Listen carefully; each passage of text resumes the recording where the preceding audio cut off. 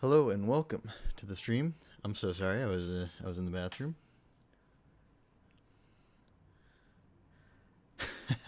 I missed the end of the song. Oh well.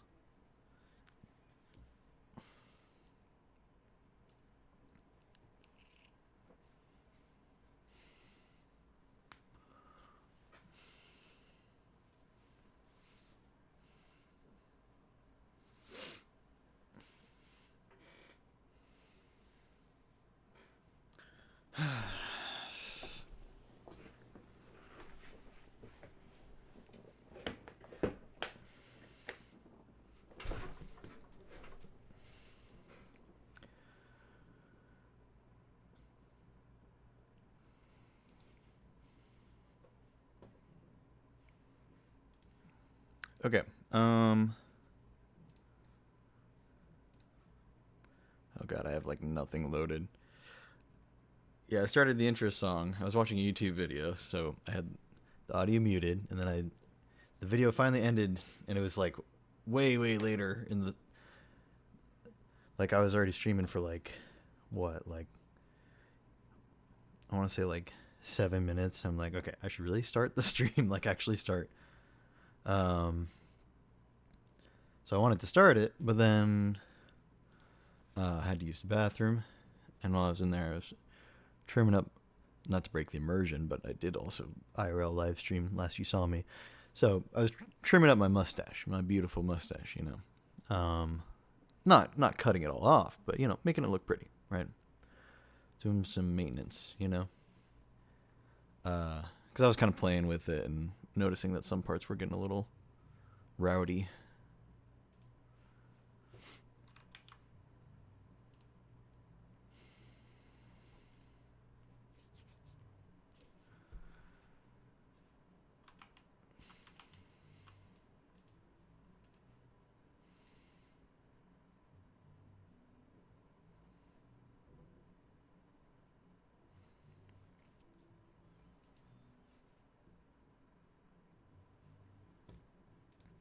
Um,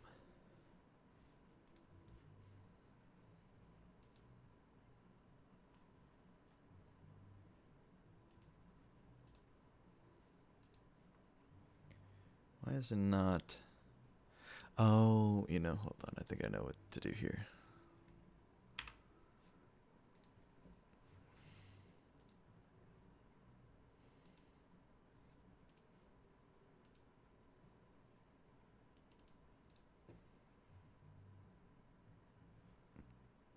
Yeah, for a second there, the face tracking was not working.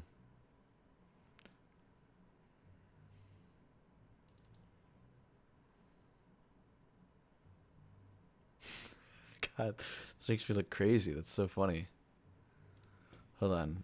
I think I need to turn down the frame rate for my camera tracking. I think it's like too high. And although that's like great for the mouth, it's affecting the eyes in a really weird way. And I've seen some people comment on it, like, what is happening with your eyes? And I didn't really pay much attention before, but I think I know what they're talking about now. And it's kind of funny. Hold on.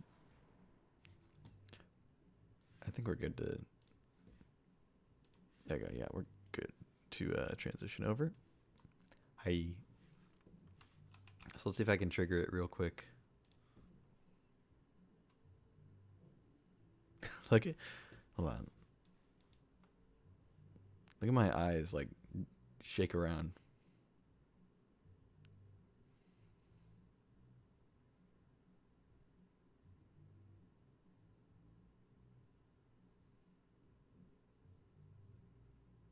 You see them like jiggling, like shaking back and forth.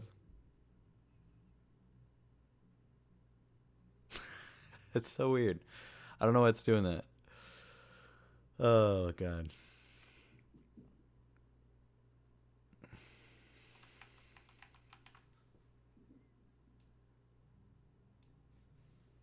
This is a good song, man. I can't believe I haven't added this to a playlist yet. I guess I just keep not being able to in the moment. Also, what's up? Hi, how's it going?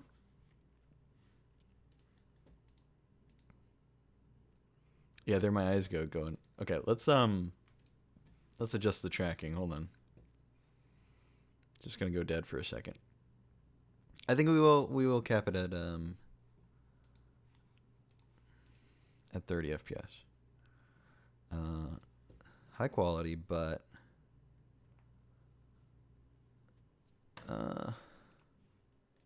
okay. Well, I can't drop that there, but we'll do this.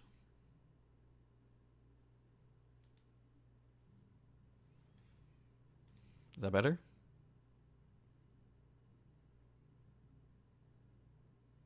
Million men, but we got a million more.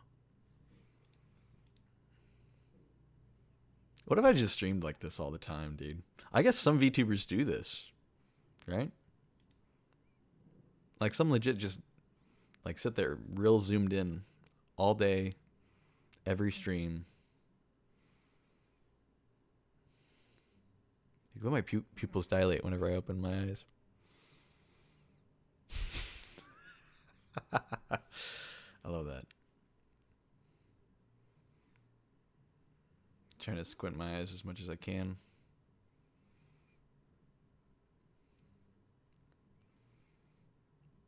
It's really hard to do because my face tracking is not the best. All the really good face tracking you see out there is done with iPhones. I have never been an iPhone lover. I've always been an Android person myself.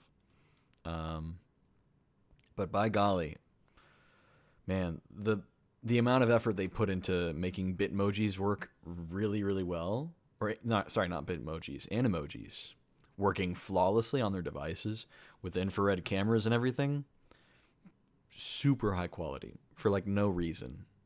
And it just so happened to coincide with being like the most perfect technology ever for VTubers, right? It's super weird, man. Okay. Let's. York, I love you, but you're bringing me down. So, like, I could probably have better face and eye tracking. And then that could lead to a more complex character model. It would require something like that. Would you freaking me out?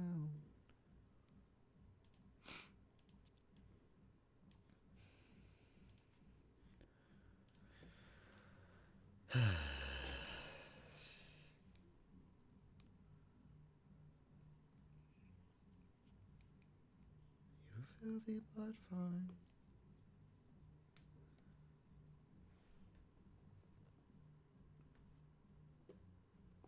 You open the doors.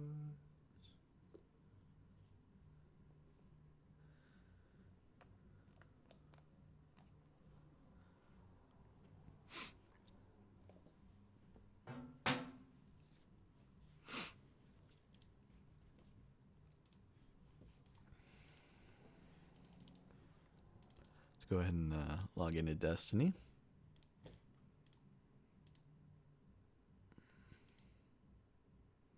Yeah, and if I have my head turned a little bit and I blink, sometimes it'll wink instead of blink.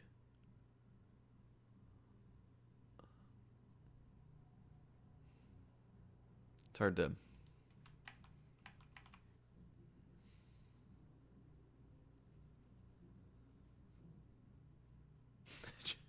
I don't know what I'm doing, dude. Alright, we can transition here. That you hear through the wall. Your color you, but you bring me down. Iron Banner. Woo.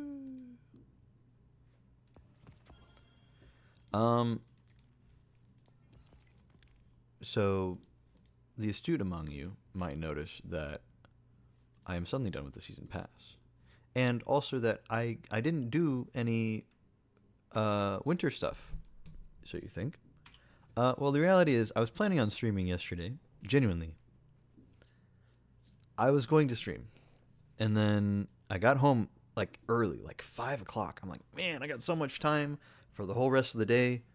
Let me go use the bathroom, you know, take a nice solid poop, and my post work poop, it's become my ritual.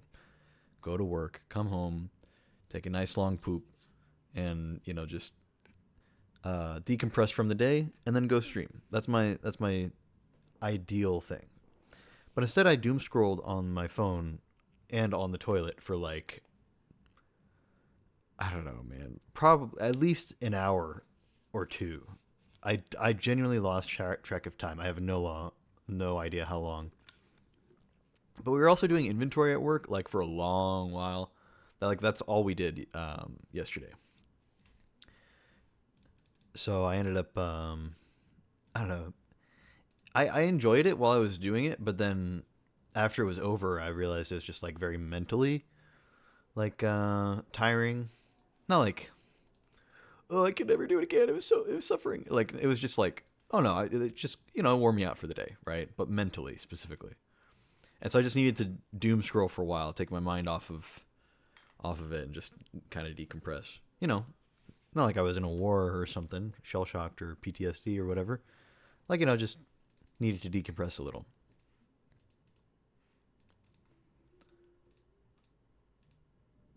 And then I ended up taking way longer to do that than I planned to.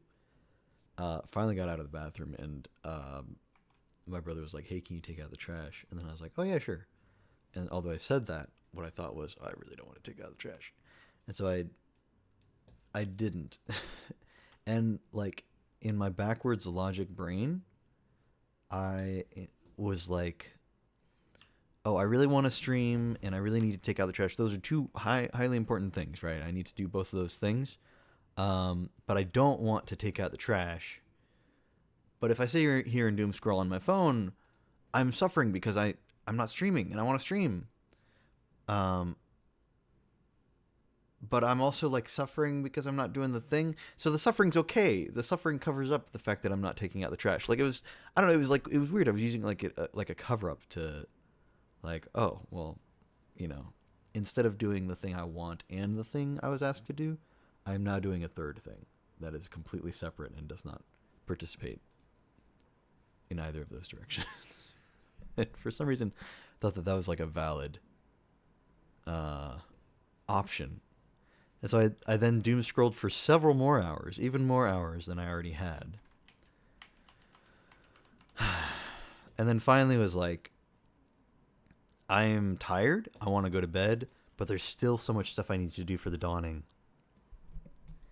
So then I did all the stuff for the dawning. It was really boring because it was just turning in cookies and bounties and things. Doing a few triumphs that were really like grindy, get so many kills with dawning weapons, blah blah blah. Nothing interesting at all. And then turning in bounty after bounty, making cookie after cookie, delivering them to every single person all throughout the galaxy or whatever. Blah blah blah. Really boring stuff. So nothing interesting happened, but I did get all of the dawning stuff done off stream. And then it was super late, and I fell asleep in my chair afterwards, and finally got out of my chair when it was like 7 a.m. and went to bed with the light on my ceiling still. Woke up not that much longer later and had to go to work. So I don't know, man. I did not get a lot of sleep last night because of all that. And I'm probably gonna retell that entire story because I don't think anybody's in chat right now. So yeah, oh well.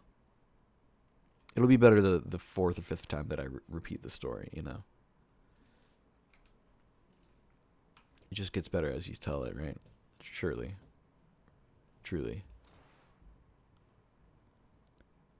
Let's fly around or fly. Let's fly around the Kel ship, the Death to Kel's, the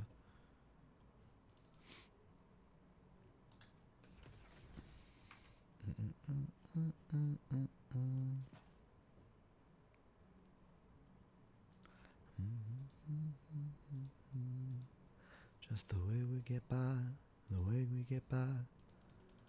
That's the way we get by, The way we get by.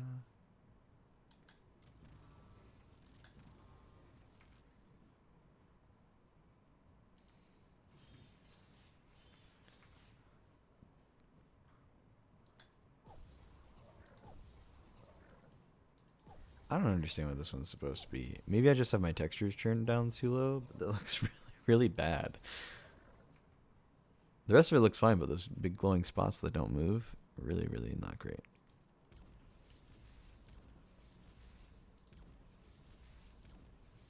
That takes up a lot of area on the screen. Holy hell, dude. Most of them are just like this, right? But that one's like the whole radius of your screen, dude. What the hell? We'll run that one for a little while. That'll be annoying.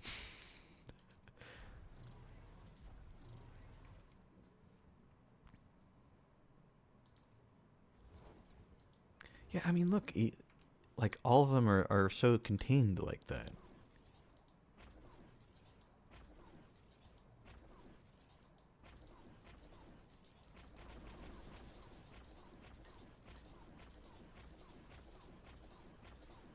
I like that it is a random generation each time. It's not the same animation that plays over and over.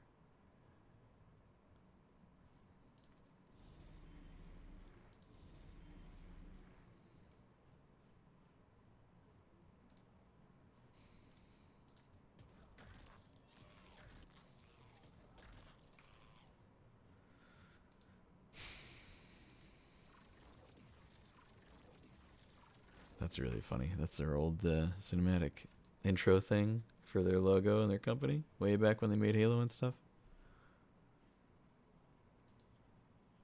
I forgot that that was even a thing. I've always liked the Murder of Crows one. That's a good entrance. Just cool. I do kind of wish the crows were better animated, but it plays fast enough that you don't really think about it most of the time until you sit there and play it over and over. That's when it starts to stand out as being a little bad. but as a concept, it's pretty cool. Also, the double ice ball effects. Let's see what the other one is.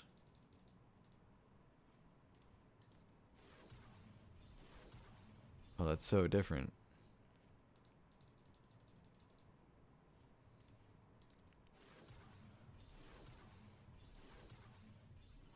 Yeah, I don't know.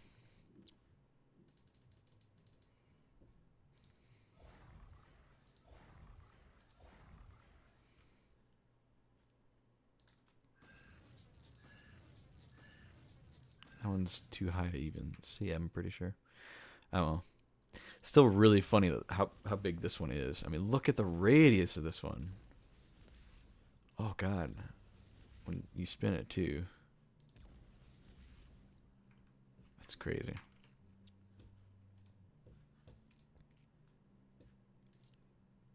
Oops, didn't mean to do that. I always forget right-clicking does that. There we go. Vidmaster. Okay. Let's go do news story stuff, because I'm sure there's something. It's probably not the main story thingy.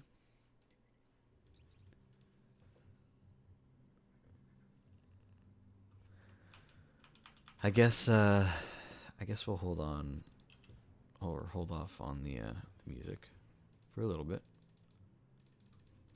Just for a bit, we're gonna get the in-game music going. VOD watchers be like, what music?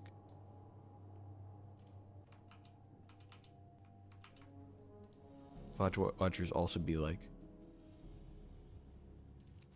because there's literally nobody watching the VODs. Apparently nobody watching the stream today too. I was here a second ago, but I think I missed him. Oh well.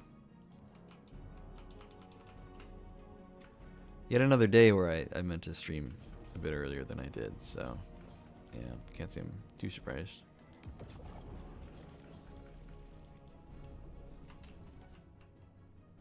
The Techians have determined the trajectory of my final egg. It won't be within our reach for some time. A fortunate delay, according to Petra. It'll be exactly 1 week. Huh, how peculiar. The Techians have a plan. Guardians complain of the nature of Ahamkara, that we hoard secrets like you hoard weapons. Then you understand us. Why demand a river flow uphill? We all have our settled natures. This is an Ahamkara's. Once, it was Queen Mara's. She's been working to change herself, altering the river's course. I'm forced to trust this new Mara, despite what I am. As are you, despite what you are. What's that? You and I will see where Thinks I the don't know what river a small rice cake flows. is because I brought it into my inventory. Weird. Okay. Thanks, Raven. I wanted to check to see seasonal challenges. Ah.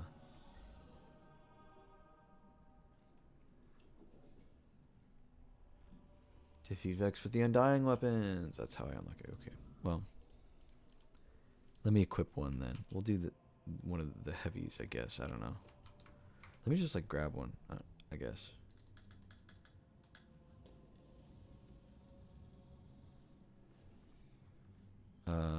There's not a heavy, so I guess what else would be good?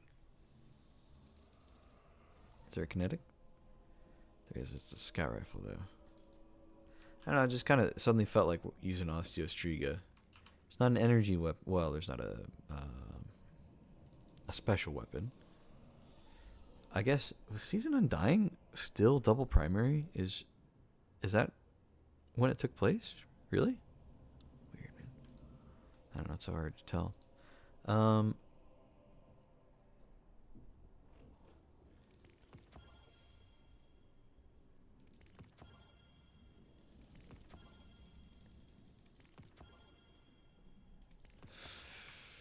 Okay, well that's a pretty bad drop rate. Right there. I know you can get red borders from that though, so I'm just unlucky in this particular instance, so not too stressed or pressed. Oh, wait, I need to go talk to someone else. Interesting. What about? Let me just grab one of each of these. Well, no, sorry. Well, I'll grab one kinetic, one energy. And then later I'm just going to turn them into red borders if I need.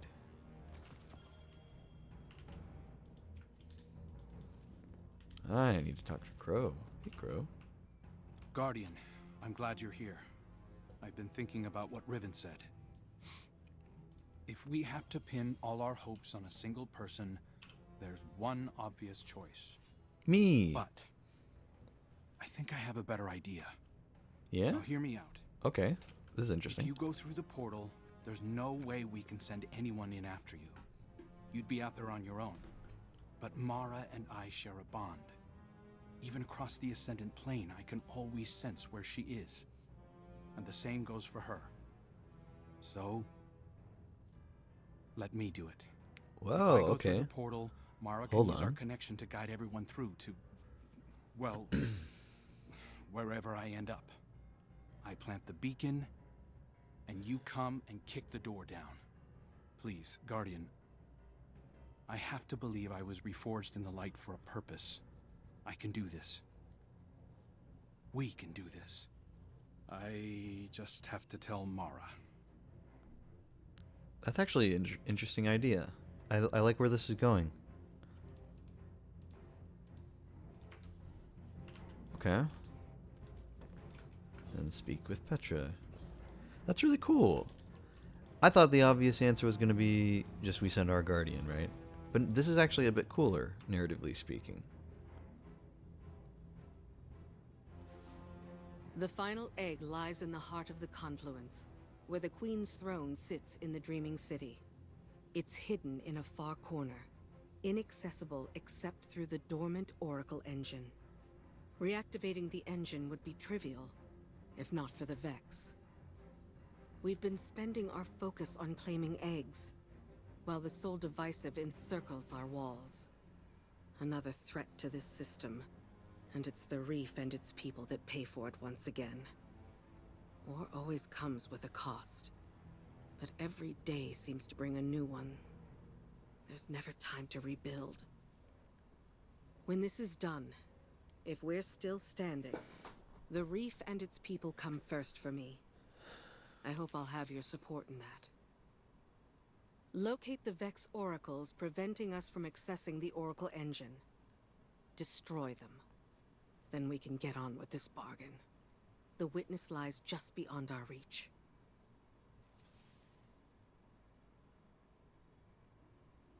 All right. Now what? Defeat commands, destroy Vex oracles in the spine of Karis. Cool. So, are there now randomly roaming Vex enemies? Perhaps? Somewhere? That'd be cool.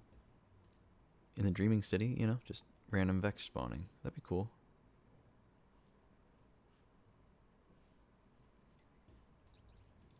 Let's find out. Doop-a-doo. Oh, what the hell was that?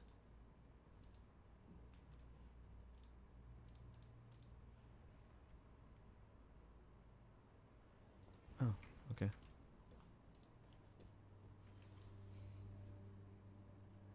If it is Vex that we're fighting, I'm just gonna swap to these weapons and just run some double primary for a bit and suffer until we get the thingy done. And actually, let's see if we can track that real quick. Okay, we're good, we're good. Oh, hey Petra. I just talked to you. Oh, okay. I love Hey, this Guardian. glitch. Ready for some field work? I'm over here, Petra. Okay. Never mind. I don't even want to run it too. There's no point in getting that. Anyway.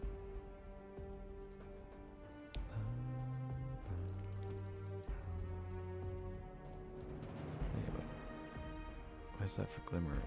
Why is it that? It must have been for some other currency and they removed that currency. And then replaced it with, and then didn't realize that now it's there twice. It's very odd. Okay, well, anyway. See you later. God,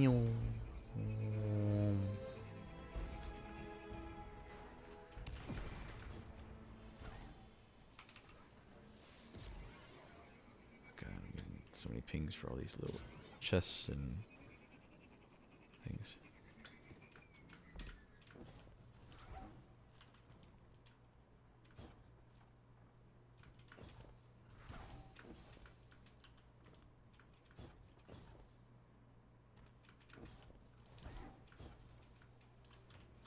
Wait a second.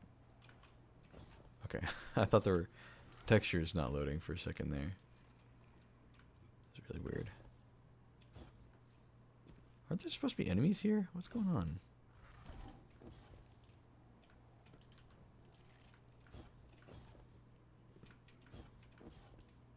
Okay, there are enemies up here.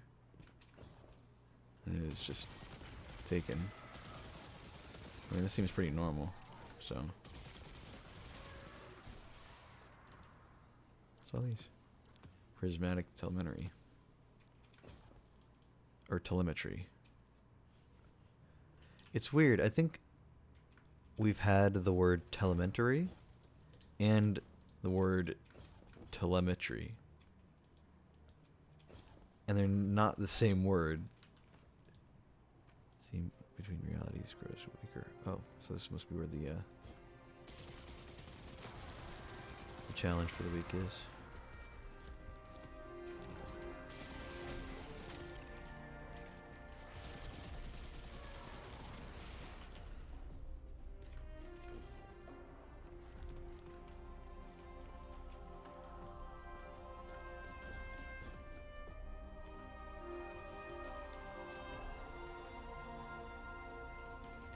Oh god. I'm only 12%, but there's like no enemies here. This is so weird. I wonder though. I kind of doubt it. I wanna see. Where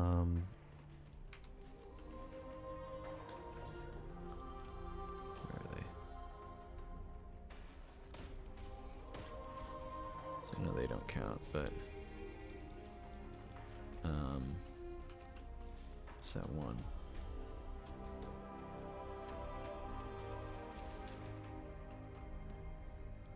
Oh, hello.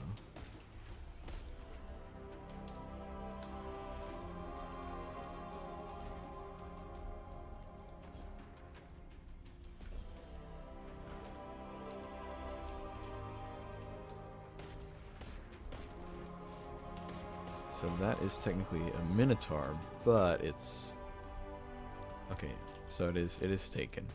I thought as much, but you know, I figured I'd test it. Because if that is something I need to get done, then I might as well, you know, try to kill two birds with one stone. Does not seem to be something I can do right now, though. God, I love... Okay. I used to really hate the Dreaming City. Because it was, like, too big. And, like, I didn't really care much for the raid. There's a lot I didn't like about the Dreaming City. But now I actually really enjoy the place. Just because, like... Unlike so many other places... Oh, there's a thing here. Unlike so many other places, you can actually just go wherever you see, like, for the most part, right? And that's really nice. Okay. Like, I don't think there is an invisible wall here. There's not. And if I had done a better jump, I would have made that. Or if I could, like, grapple, maybe.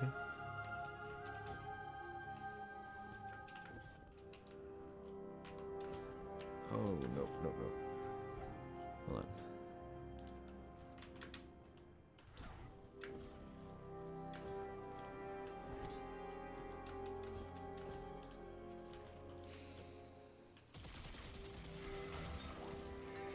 There we go. That's much faster progress there. On the thingy. I was gonna say, man, it's gotta be something better than that. Oh no, we're in the underground area. We don't need to be here. Hold on.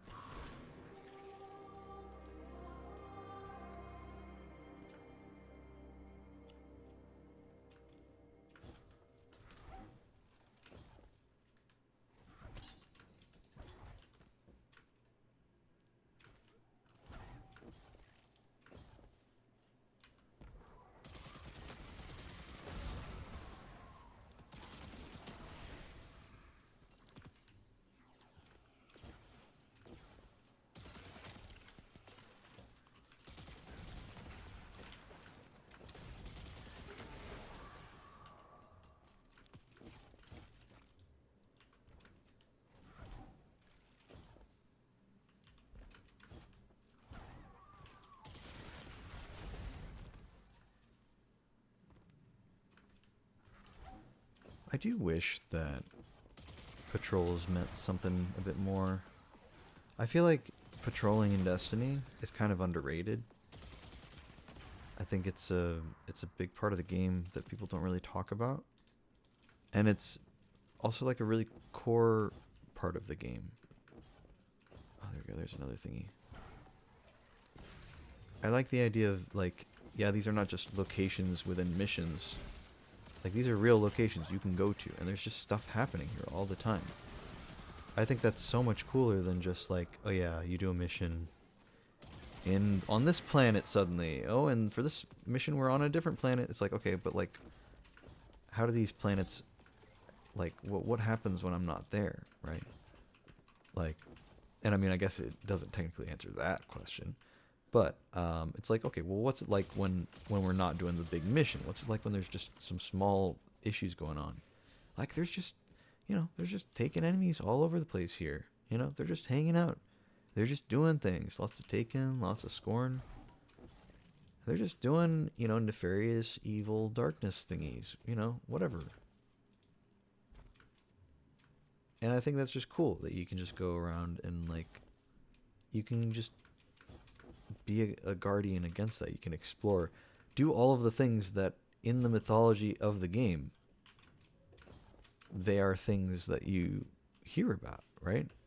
Of just like, guardians wandering the wastelands and coming across hordes of enemies and defeating them, and I certainly think there's more you could do with it, but then it would feel, in some ways, I think it could potentially feel a bit too mission like, like, it was cool that I was able to save those orphans from the burning fire, but that's just a mission I can do. I don't know. It feels different from like a quest line mission, and I think that's cool. And I'm a little worried because I understand wanting to get rid of like currencies that aren't necessary and other things like that, right? Like, I get all that. But I am a little worried about, like, now when you go patrol, all the planetary materials are just like, they just turn into glimmer, which is, I was welcome to that change. But now, what's the point of getting planetary materials? Or at least, what's the point of having them labeled as such? Why call them that in the first place? And even rewards from patrols, like, it all just turns into glimmer and a little bit of experience, right? Which is like, okay, yeah, glimmer is the main currency, and they're really driving that away, right? Or driving that home. Makes sense. But like, hold on. We were over in the west. We need to go north, I guess. So we're, I think, heading east. So I think if I take a left turn here, it'll take me through. No? Okay. Maybe it's this way. Ah, here we go. Yeah, they each have their own big signifiers. Instead of having like signs that say this way to Ria Silvia, or whatever it's called. What's this? Oh, must have been like a cat in there or something. I don't know. I think when I think of peak Destiny, both with Destiny 1 and Destiny 2, yeah, of course, like, I think of Destiny 1 Nightfalls, Destiny 2 GM Nightfalls, like, those are pretty big. But even bigger, all the raids, of course. Duh, that's like Pinnacle Destiny, right? That's Pinnacle Destiny. But I think core Destiny, which is maybe a bit different, core Destiny is patrols. Because what are the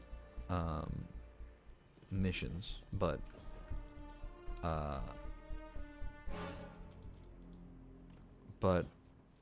like what are the story missions but things we explore within the patrol locations, right?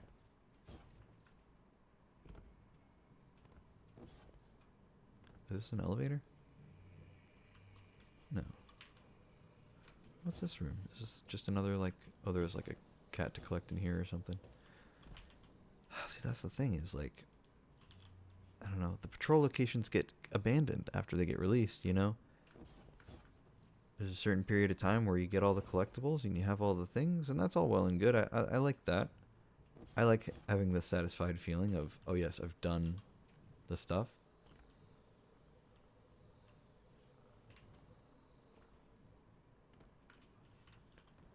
Was there a cat purring?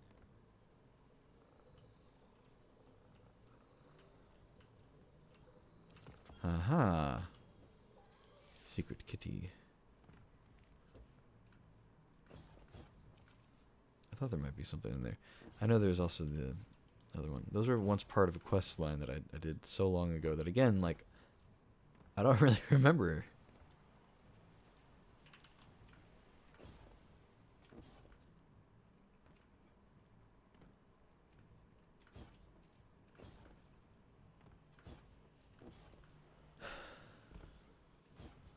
And this is weird because this is like almost an identical room to the one across from it, but this one is an elevator to take you back up in case you got stuck down here. I don't know. I think at its core everything is a patrol. There's so many missions that just take different patrol missions and expand on it. Different public events and expand on it. You know, every little thing they can and just expand on it. And it all boils down to the same formula, right? You kill some guys, you do a small objective thing to accomplish, or multiple small objectives to reach one bigger objective, and at the end of it you get some loot, right? Along the way, you gotta kill a bunch of guys, and sorry.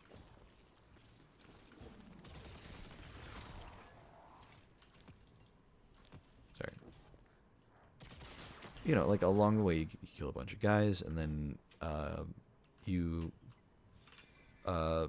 fight the big boss, and you do all the things, and then you get your loot at the end, right? Cool.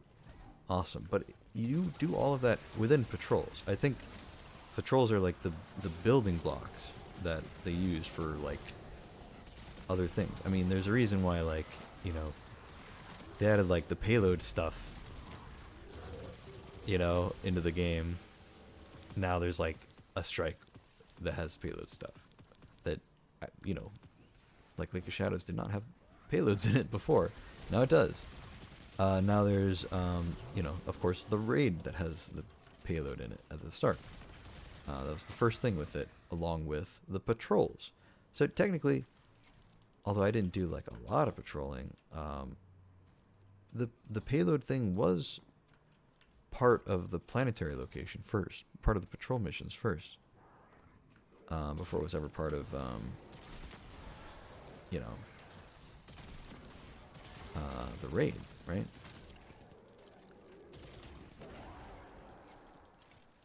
And actually, I remember that. I remember that being the case.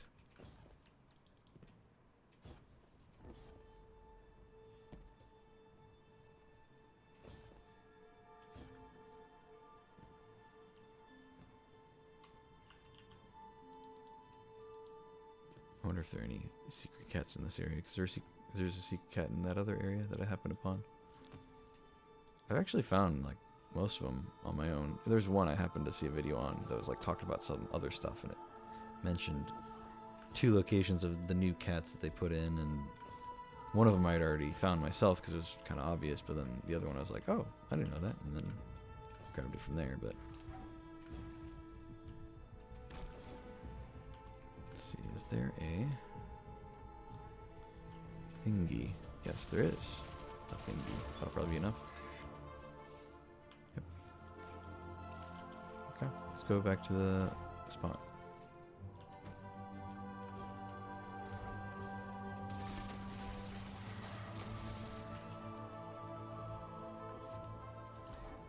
I'm curious though, is there a set of 3 in each location, or is it a set of 2 in each location? Because now I don't know.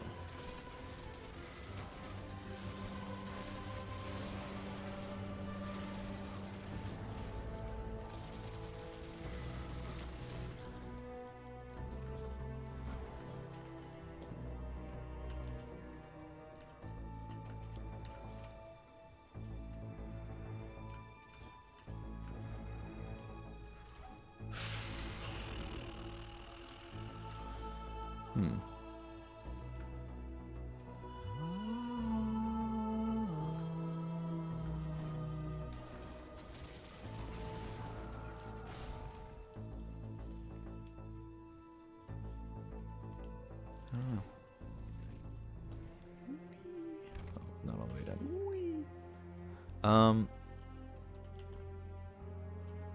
Wait, no, the cat was over here, so they wouldn't have a second one nearby. Oh well. So the next one should be due south, right?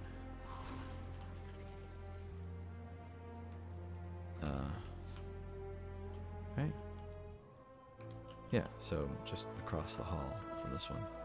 We had to turn to get to this one, but the next one should be across the hall.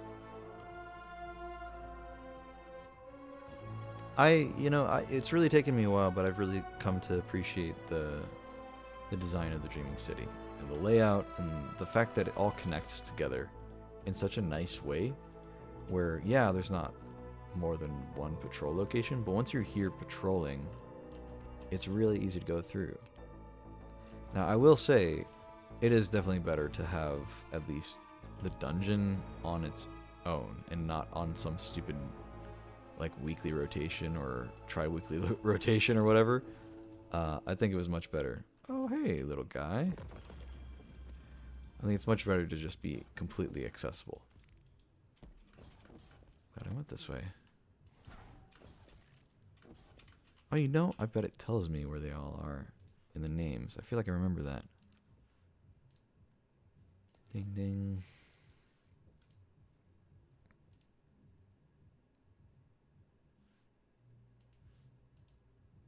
Starcat is currently beyond the bounds of reality. Okay, so that one's not collectible. Probably something during the final week or whatever. Spine of Karis. Oh, there is one. Keeps taking his company. Stare into the void. Likes to spend time with friends, so that was next to the Ahamkara. Starcat likes to root around. Likes to hide in shrubbery. Okay, so where are we going next? We're going to... Wish the names were here. Oh. Oh, I realized I just forgot what direction I'm facing now. I need to go south. I was just north. That was west. This is east. This should be south. So we'll go this way.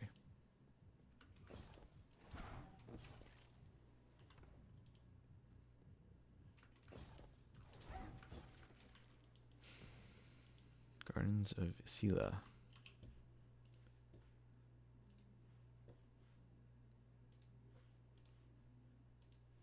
Season of the Wish. Secrets.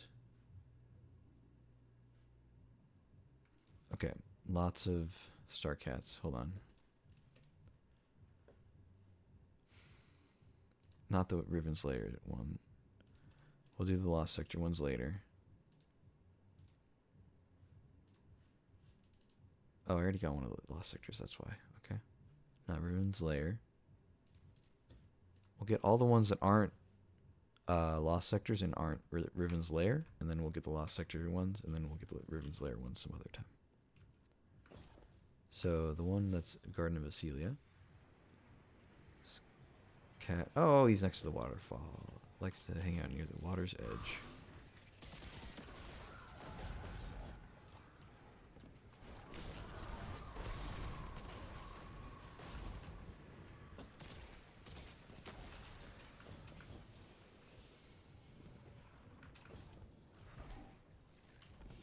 Well, there's one.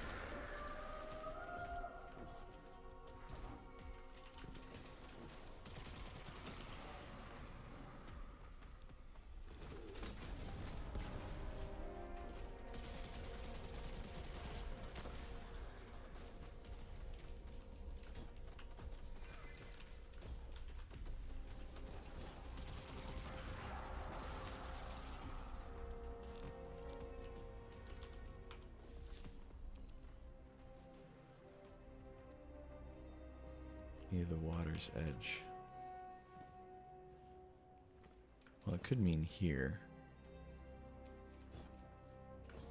But I think it means the waterfall. I don't know. I just have a feeling about that, even though it's technically not really the water's edge, I guess. There are a few other spots it might mean instead that I'll check out, because there's a lot of water in this area. So, but I think it means over here.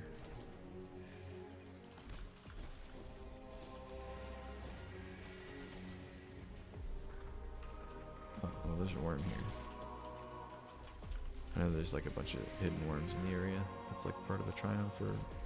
Oh no, it's part of something. I think it just spawns a guy, and then you can just kill a guy for loot. It's nothing special. I think I remember thinking it was a triumph and trying to find it. Ended up not being the case. It was just something really bland. But it still added to the cool collection of it all. Okay, well there's a waterfall off the edge here. Oh, well there's that. Hey guys, can you chill out?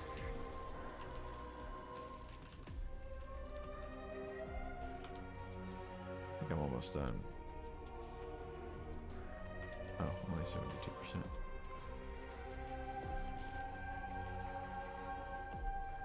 Near the water's edge.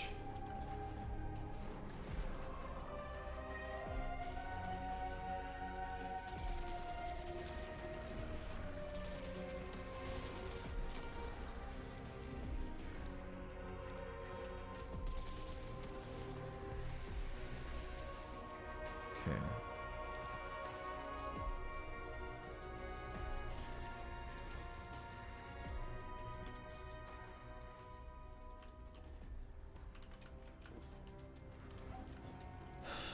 Yeah, I thought for sure it meant here.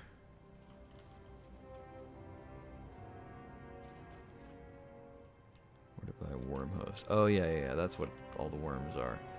Yeah, they're a bunch of just random worms you can shoot, and then when you get them all, I think it spawns a guy, and then you kill the guy, and then it unlocks the chest. And it's kind of like, oh, okay, well, that's fine, I guess. Okay, bye. Where are you guys going?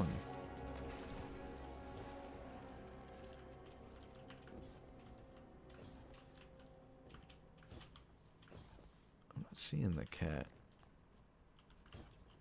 I don't think it's down there, but if it is...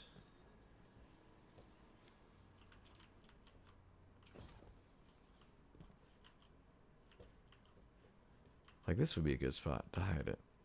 Make you think that, you know, it's too low for you to jump to.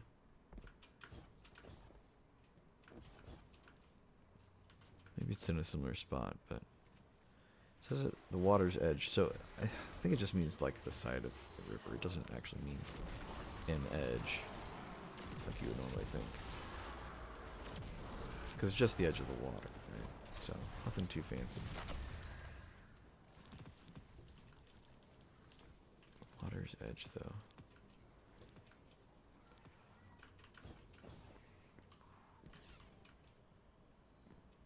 There's not really any water here.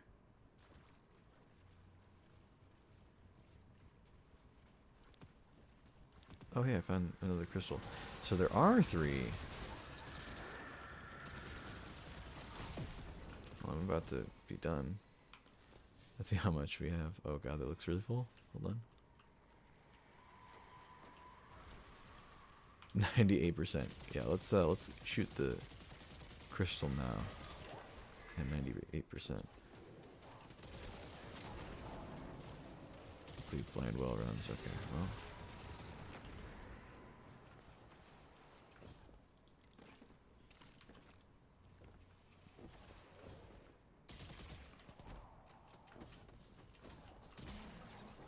Ding.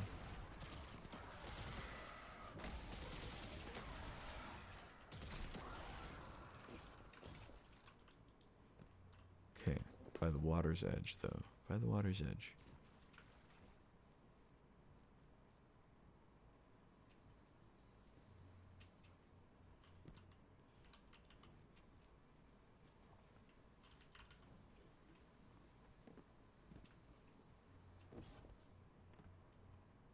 Trying to listen for purring. Because that's actually how I found that other one, so. By the water's edge. By the water's edge. By the water's edge in Garden of Vasilia. Gardens of Vasilia, I guess. These guys are still dropping the prismatic whatevers.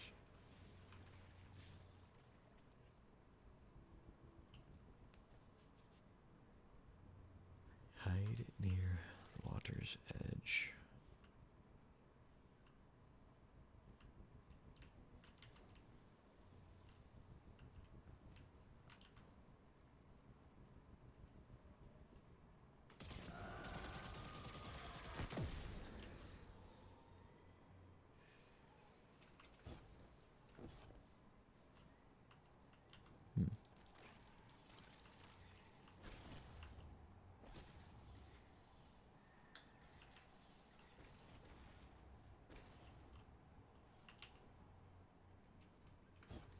Might be over this way a bit further.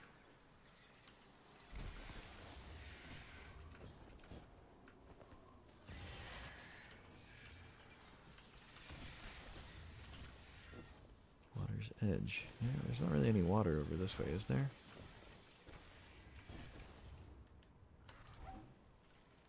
Don't think there is. So I think it is somewhere up this way.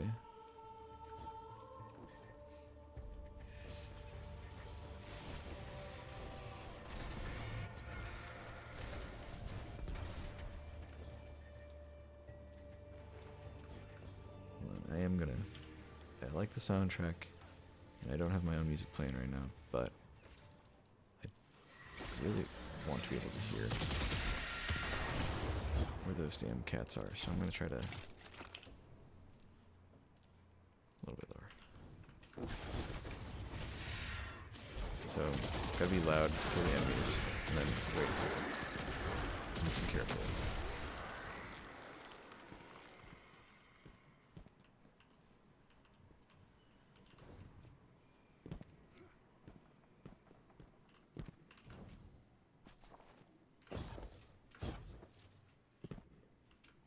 There's not really any water here.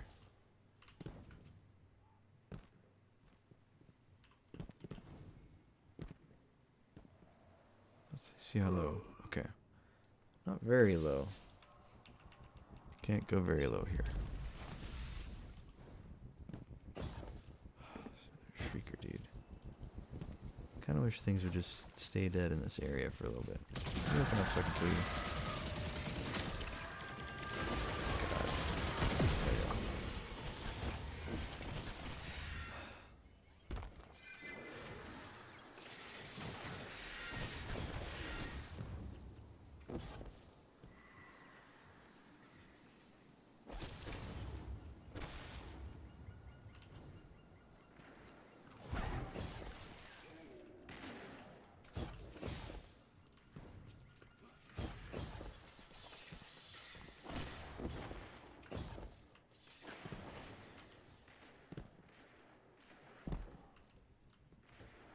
A little spawn hole.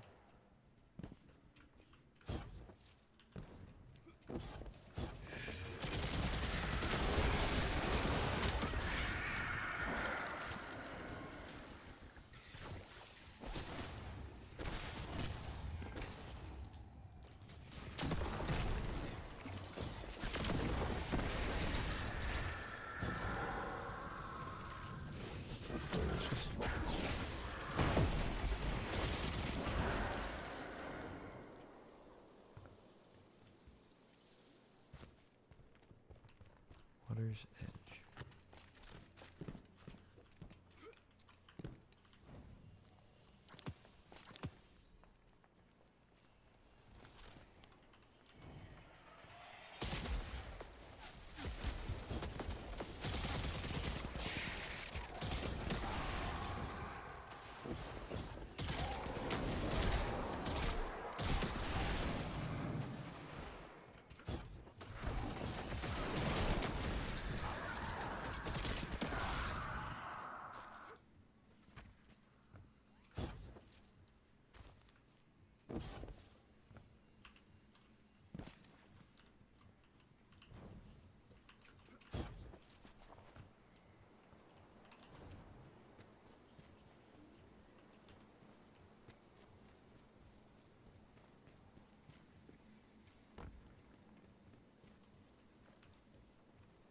Trying to follow the sound cues. Sorry. It's just.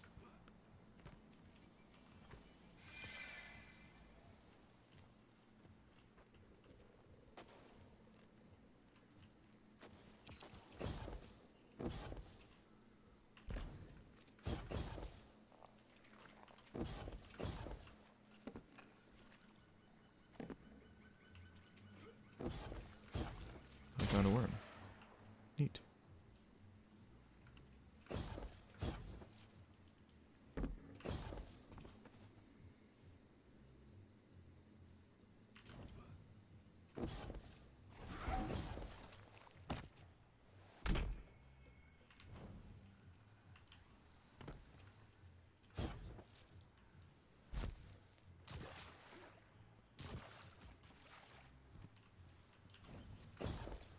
Kind of feel like I'm going crazy. Near the water's edge, dude. Okay, the only area I haven't really checked is here. Like, I just haven't checked super intensely because there is water here, but is this really what they mean?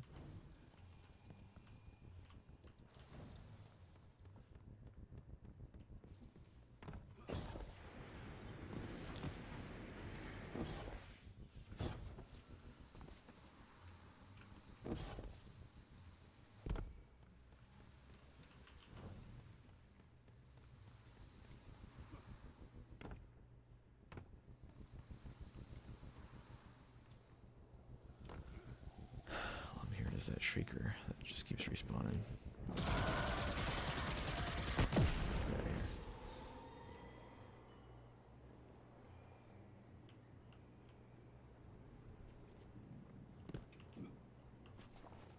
Near the water's edge, dude. Near the water's edge.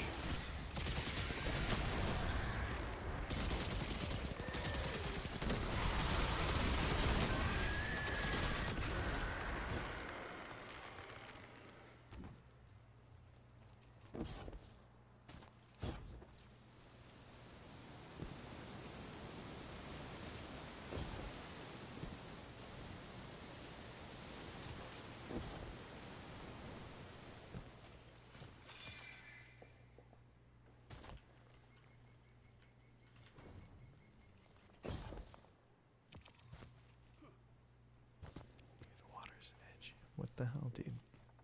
Is it like not released yet? Is that what it is? Like, I think they're only releasing some at a time, right? But it's also been most of the weeks, and I think they're doing 2 at a time. Okay, thought I bounced off for a second. Well, I found, I think, the last worm, though. That's cool. Maybe not. Maybe there's another worm.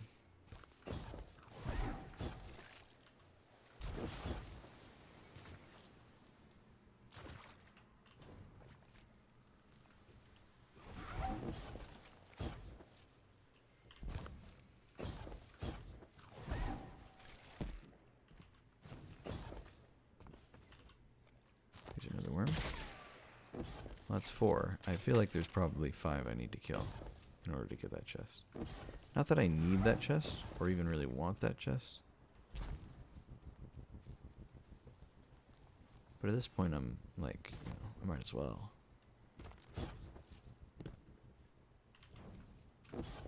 If I find that 5th worm before I find the cat, then I'm gonna just look up the location of the cat. Because this is getting silly, you know?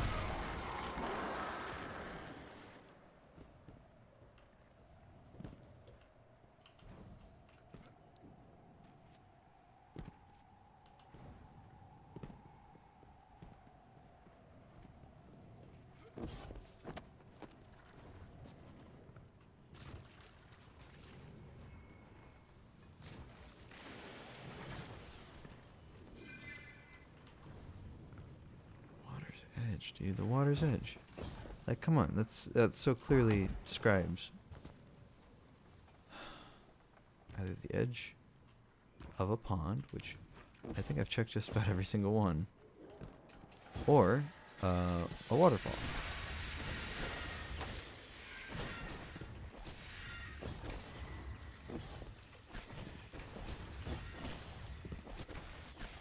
I think usually you'd use it in the context of,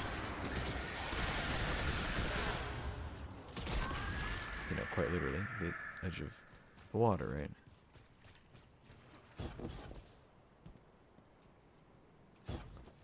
It's just like none of the water here goes like all that much deeper than any of the other spots. It could mean any of these areas with water equally.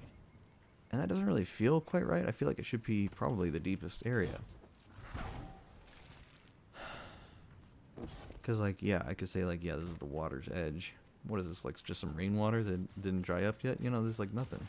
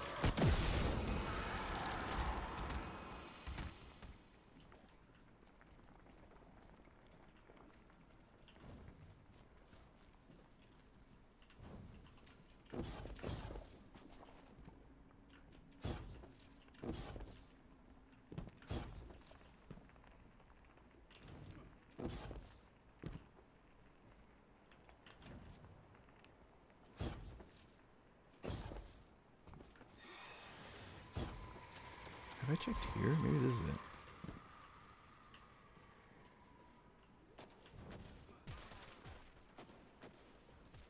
Ah, there you are. You little bastard.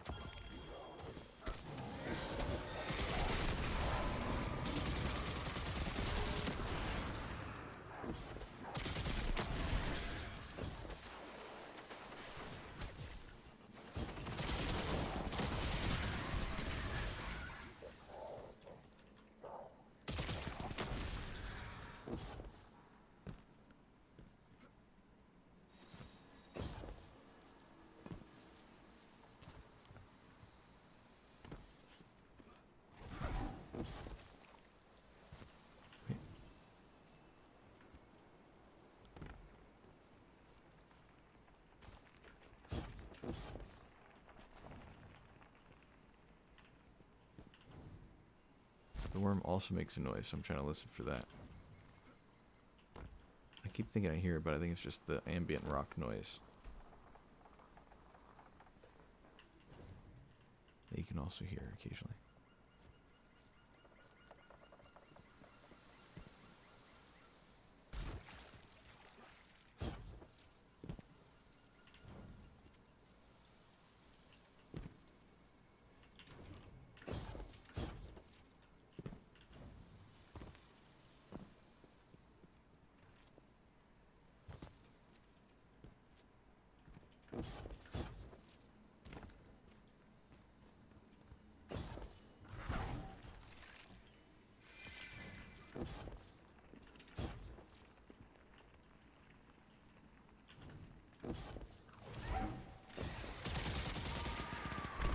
Wow.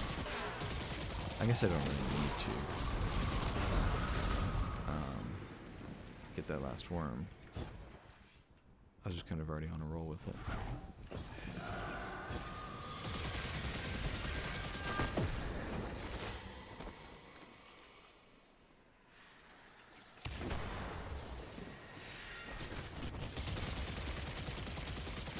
Not reaching him.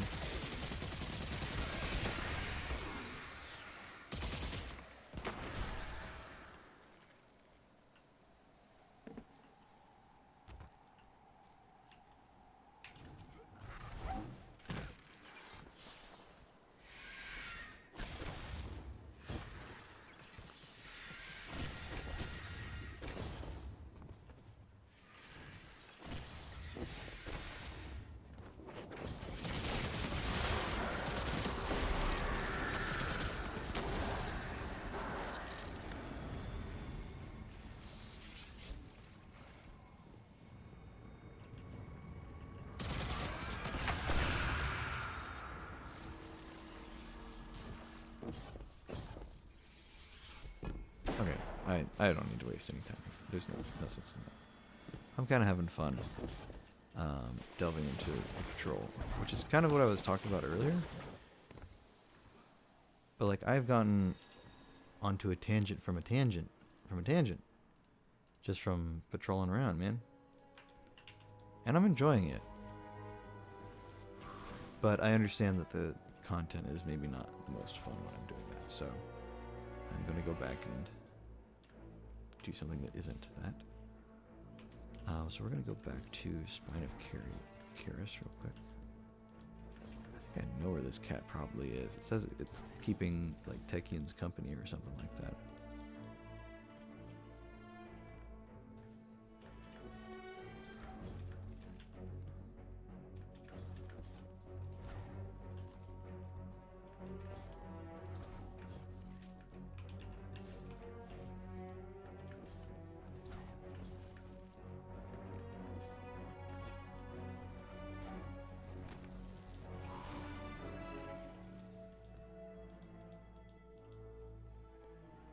Tiny bit of elevation jump and cross.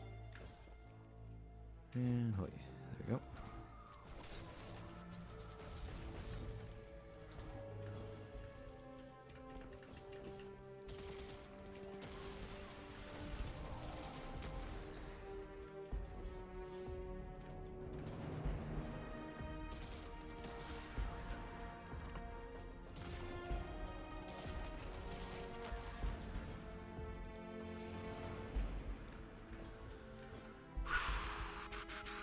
Gotta climb back up, basically. But I think we can... Ooh, not like that. I think we can jump this gap, though. Maybe save us a little bit of time. Need to get back up there. That's what we need.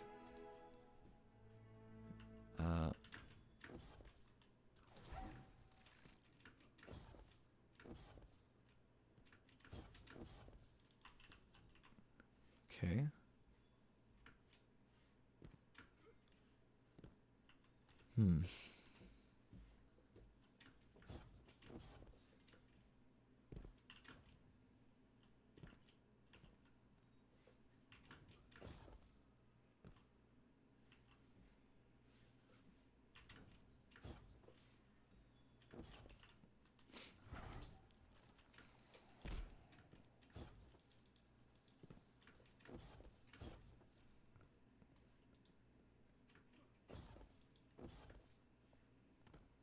I don't know.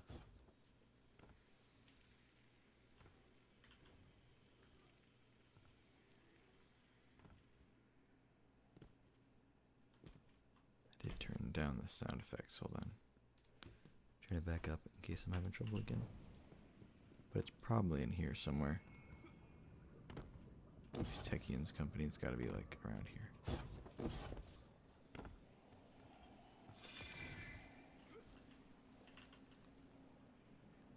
I kind of doubt that it's just in the same old locations as before, right? Surely these are new ones, right?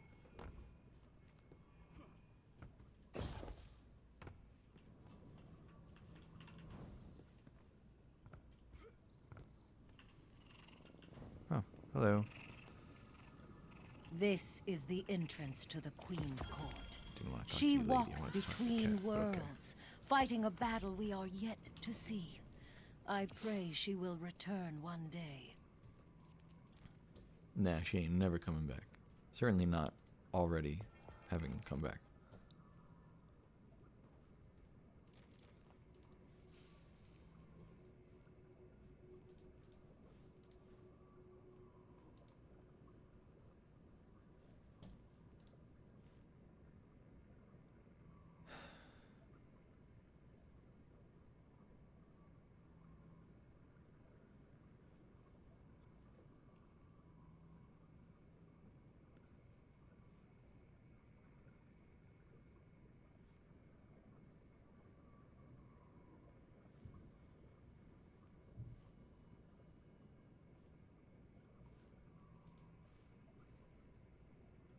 Okay.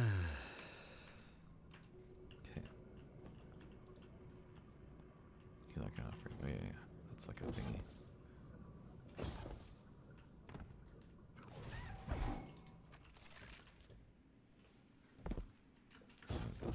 around somewhere. I think maybe that's where like one of the cats was or something. For like the original triumphs or whatever.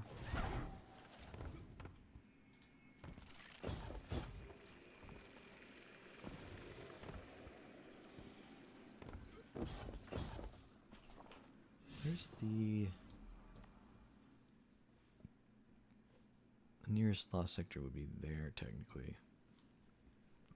Because I'm in the general region. I'm an offshoot of this region. Like there are 3 regions. Each region has a lost sector sub-region and a an otherwise separate sub-region that connects to the other sub-regions that aren't lost sectors via portals. So yeah, there's some neat stuff going on there.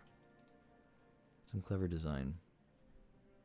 They haven't really done that as much in the other planetary locations.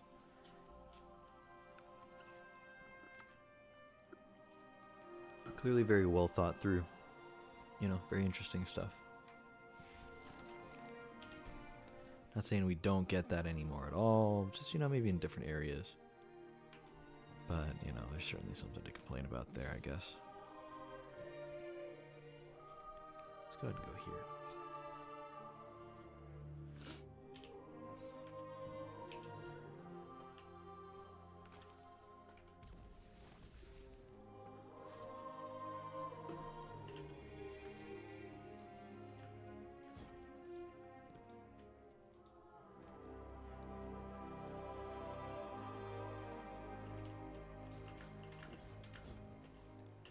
Trying to remember where the last sector comes back out at. I think like during here, right? Oh, it's got to transition over to the last sector first. There we go. Come on. Alright. And then I think it's somewhere like in here.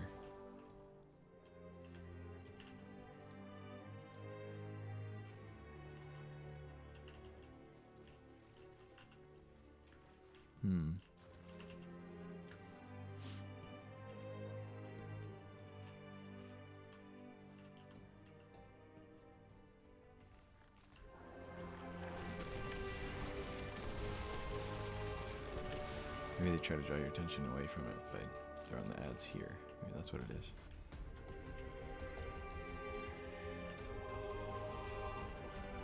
Oh, that's definitely it.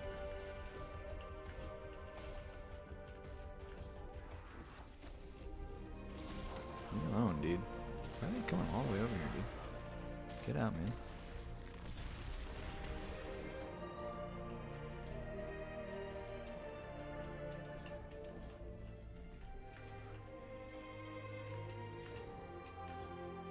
There it is.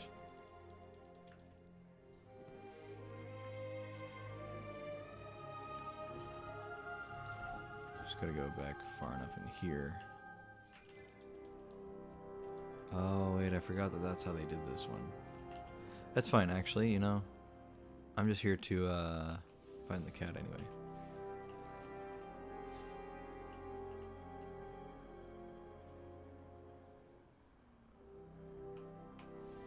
Where are we? Bay of Drowned. Okay.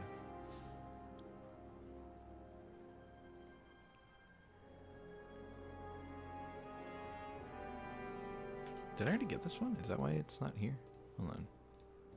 Maybe I already got this without realizing. Oh, yeah, okay. This star cat likes pondering orbs.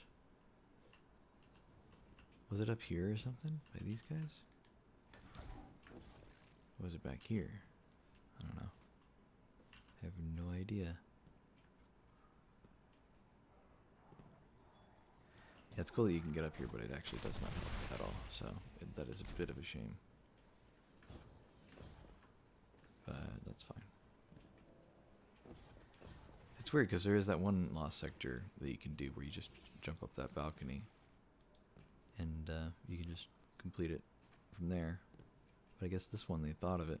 Of course, that one, whenever it's the, like, the higher difficulties, the Legend and Master, then suddenly you can't do that. So, like, I don't know, man. Sometimes they care, sometimes they don't.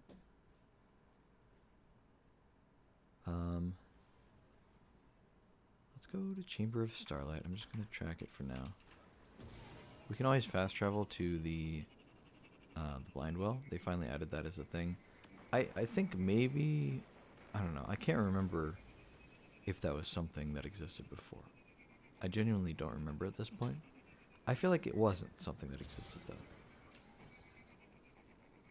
I think it would be cool if, like, if you're gonna keep the whole, there's only one spawn location, but also Petrovenge will teleport to, you know, all these different spots, right? And be in a different area. Like, that's cool. I like that she rotates. That's a neat thing. I like there are so many weekly things in this area that makes you keep playing, right? You gotta play a little bit each week, right? You can say it's FOMO or whatever, but, like, I don't know, it makes it feel more alive in some ways. I think that's fine. Like, there's always something different going on each week in the Dreaming City, like a bunch of different things all at once. And they all change every week, sometimes every day. Chamber of Starlight. Likes to calculate gravity. Okay. Well.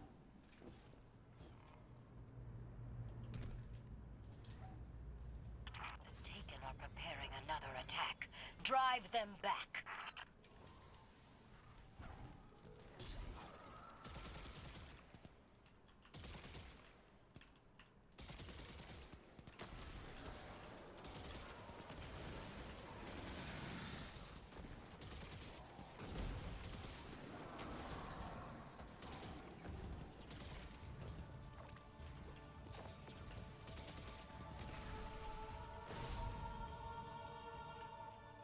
Likes to calculate gravity. Does it just mean there's a big drop here? Okay, there's a way to make this jump. I'm trying to remember. Pretty simply. I think you can go here.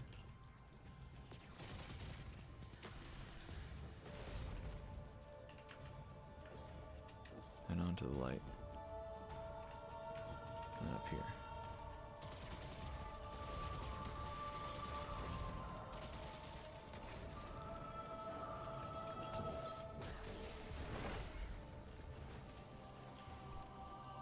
Okay.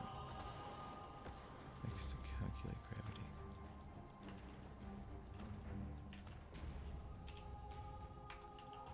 It's gonna turn the audio back up, but I'm probably about to get shot by more guys. I don't feel like getting my ears blasted by that. Oh, maybe it's up there. That's probably what it is.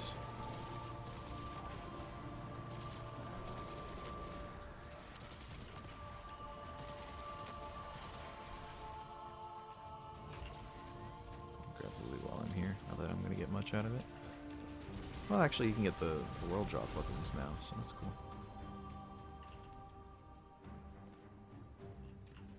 Likes to calculate gravity. Okay.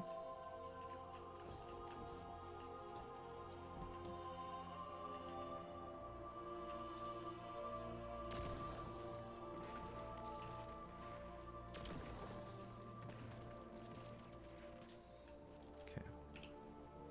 Let's turn the sound up again.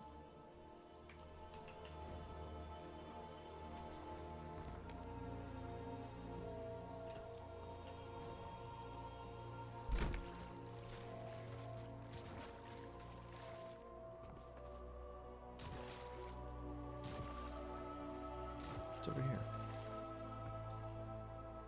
Nope.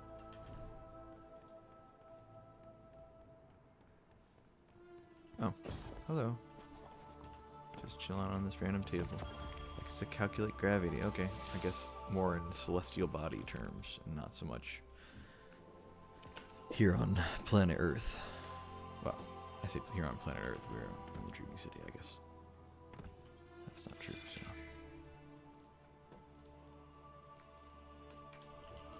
Okay, now I need to...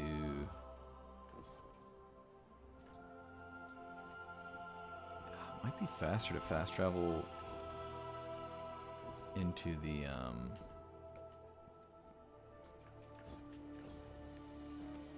don't know. Would it be faster to fast travel to where Petra is right now, the only fast travel spot, and then move over? I don't know. Happy New Year. Yeah, Happy New Year, guys. Okay, I can stop tracking that now. I was just using it for convenience. I'm looking for kitties.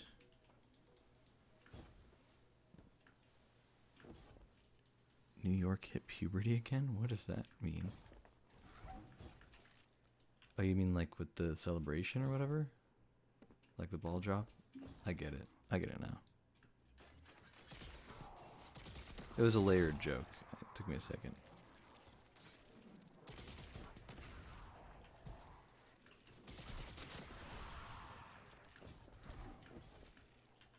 Yeah, like an onion.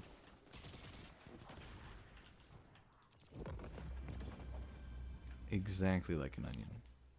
That's how your joke was. That's how you just think of your joke and then think of how an onion is in like every single way. That's how your joke was. It smelled really, really strongly. Kind of made your eyes water when you smelled it. You know. Very stinky.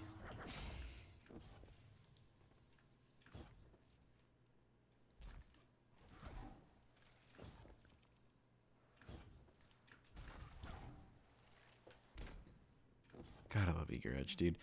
Can you imagine a world without Eager Edge? Can you imagine that? And then on top of that, imagine it, because like we lived that.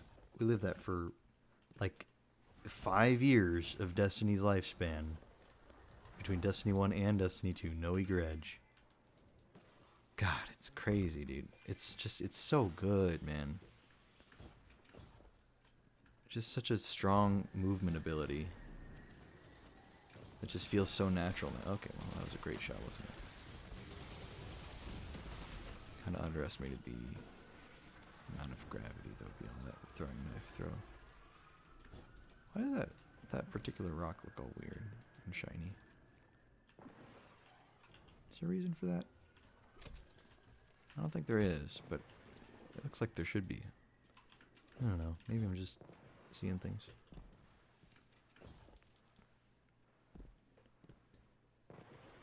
Like the new 4D PC mod that gives you scent.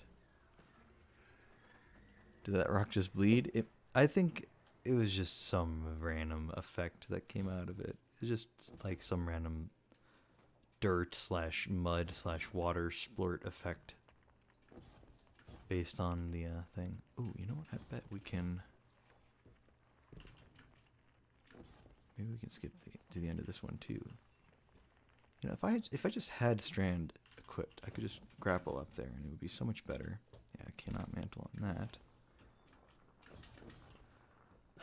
Maybe I can just throw on Stompies and be okay. Let's find out. Oh yeah, easy. Wow. No effort at all. Stompies.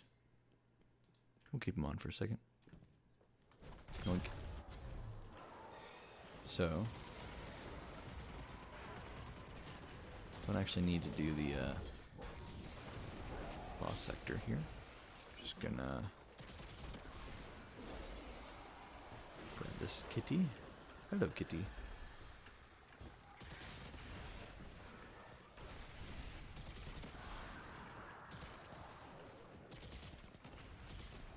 There we go.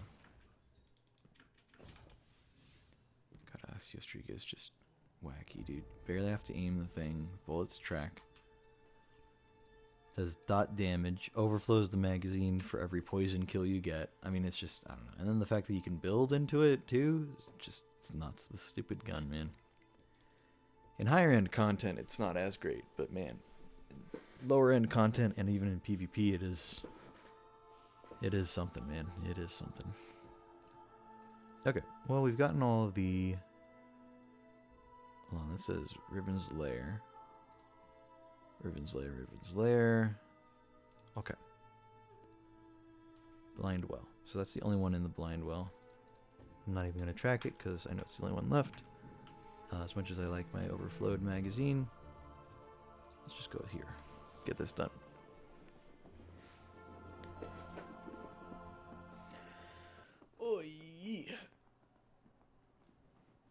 kind of warm in here, dude.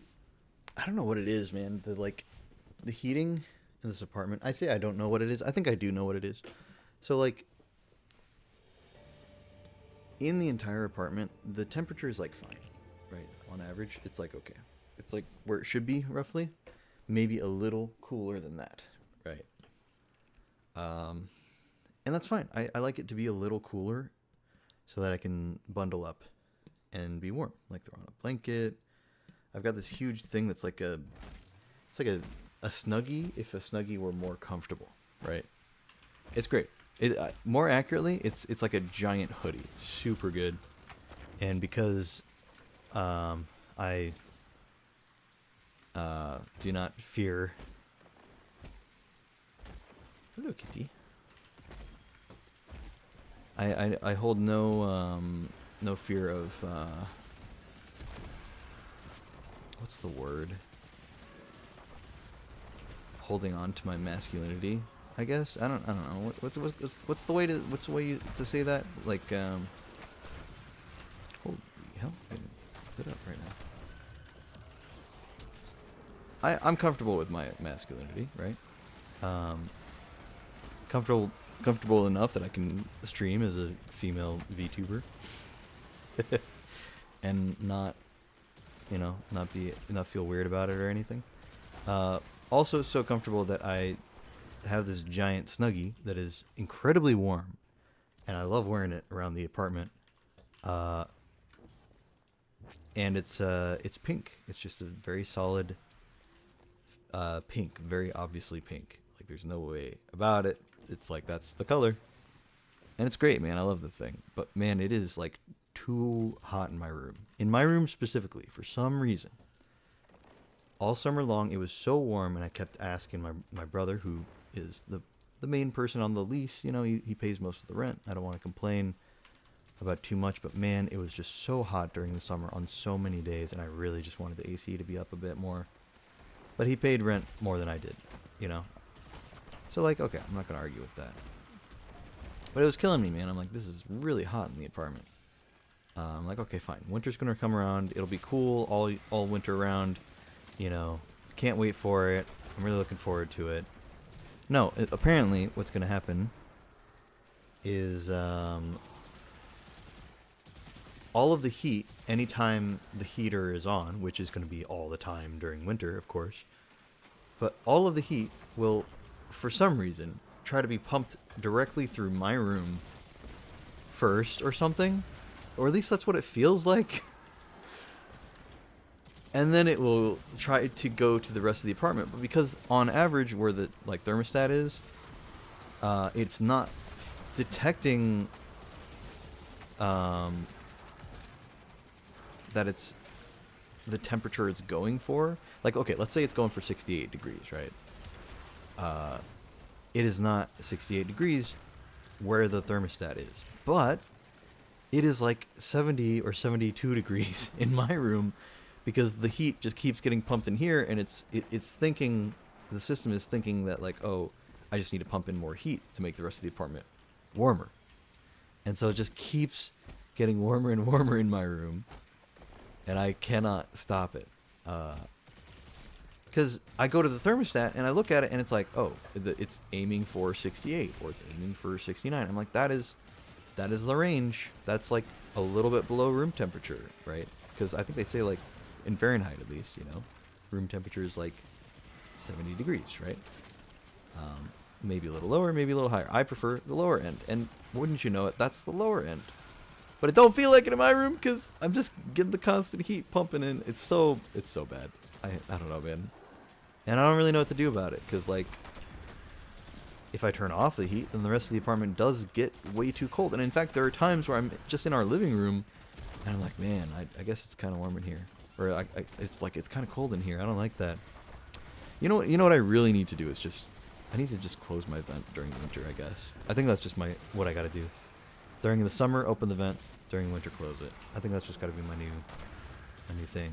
Of course, we've only been in this apartment for, like, a little over half a year now, you know?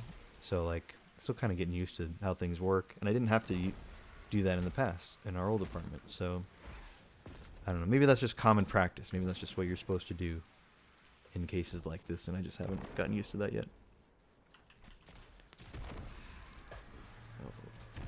I know a lot of languages. By that I mean I know of a lot of languages. And I'm very beyond holding on to my masculinity. No joke. A friend told me, with no context whatsoever, out of the blue, even without the fact that my friends tease me and like to call me a femboy, told me, you should totally wear thighs.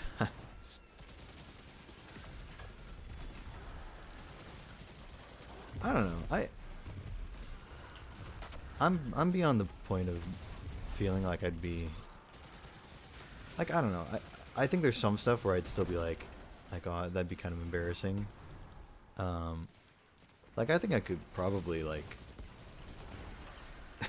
like okay. I don't have any interest in cross-dressing, if I'm being real. I just don't really care for it. You know, I don't judge anybody who does. Just, it's not really my thing, you know? But I don't think I'd be embarrassed if I was, like, in a position where I was cross-dressing, right?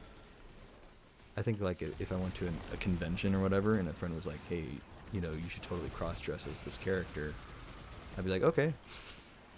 Like, I don't know. Like, me and the boys dressing up as our favorite Sailor Moon characters. By the way, I have not actually watched Sailor Moon, so I shouldn't make that joke too lightly, but just hasn't been my thing again. Don't hate it or anything, just wasn't my thing. God. Let me just heal up for a second.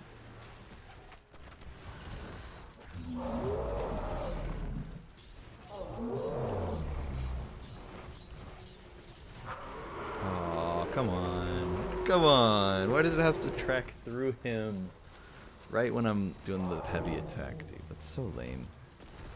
Sword tracking in this game is so goofy.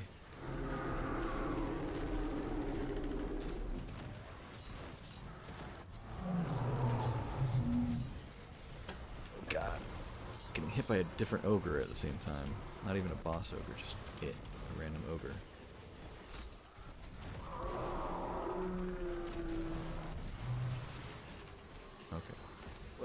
Okay, well, I didn't want to track onto that guy. Let's just hit him. There we go. That's fine. We broke the shield, even if I die here. I gotta spam my grenade, man, because there's something that's giving me grenade energy back real fast here. I gotta take advantage of that.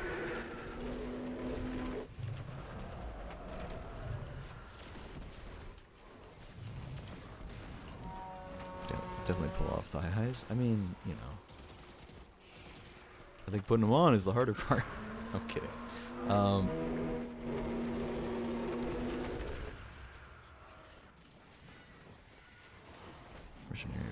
Risk of Rain 2 be like, I've not played Risk of Rain. Sorry, that reference is lost on me. Let alone Risk of Rain 2.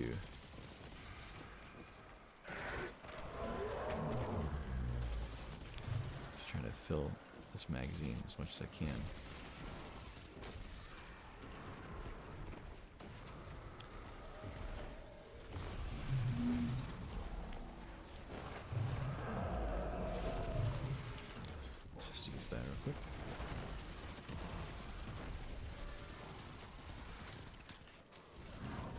Oh god, what the hell, dude? It's a little bit more damage than I was expecting.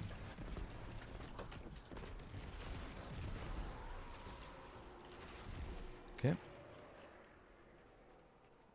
Put in one of the unstable thingies. Seems like the There it well's is. overclocking. Oh good, it's just another ogre. That's not so bad.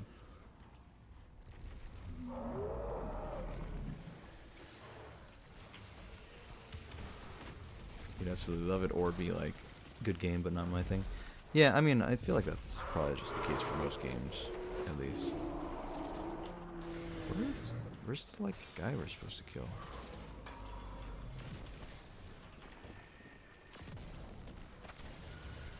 Low explosions.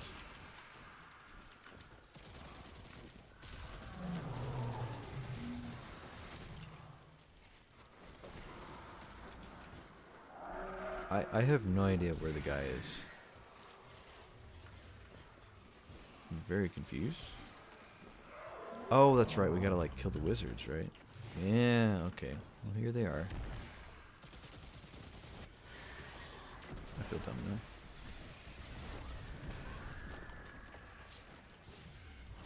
Pick up relic. I don't remember this. Dude, what the hell, dude? I did not see that exploder. The smoke actually covered it up. Pick up relic. I don't remember that, dude. Do we throw it at him? That's completely unlike the rest of the... Did they, like, beef up the enemies in here or something? To keep up with the seasonal content? I think they did, man. 'Cause I feel like I'm taking, like, way more damage than normal in the blind well. Okay, well, it'd be cool if we, like, actually got his shield down so we could do damage to the boss. It'd be, like, fun, you know? Is there another set of wizards? I think I just heard them over here. Yeah. That's not where they are. I don't know. I'm a little confused. I think everybody in this lobby is too. Oh, the boss is vulnerable. What the hell? Okay, I guess we got him. Oh, I was about to throw a healing nade on the ground. I thought I could do another shot and then reload. God, dying so much here, dude.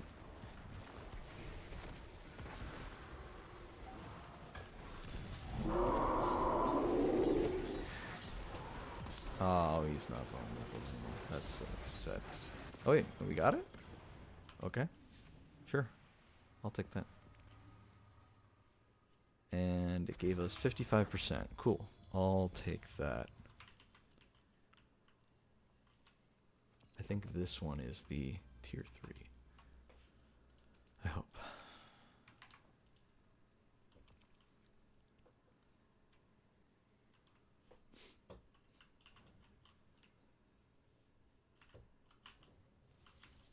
I'm pretty sure, but I could be wrong. I mean, not all games are good. In fact, there's a lot of bad games. Yeah, but I mean, like, most contemporary games, most, like, modern games, that's just how it is. It's like, it's either like, this game is fine, but it does not appeal to me, or it's like, this is, like, my favorite game ever, you know? I think that's just kind of how it is for most, like, modern games.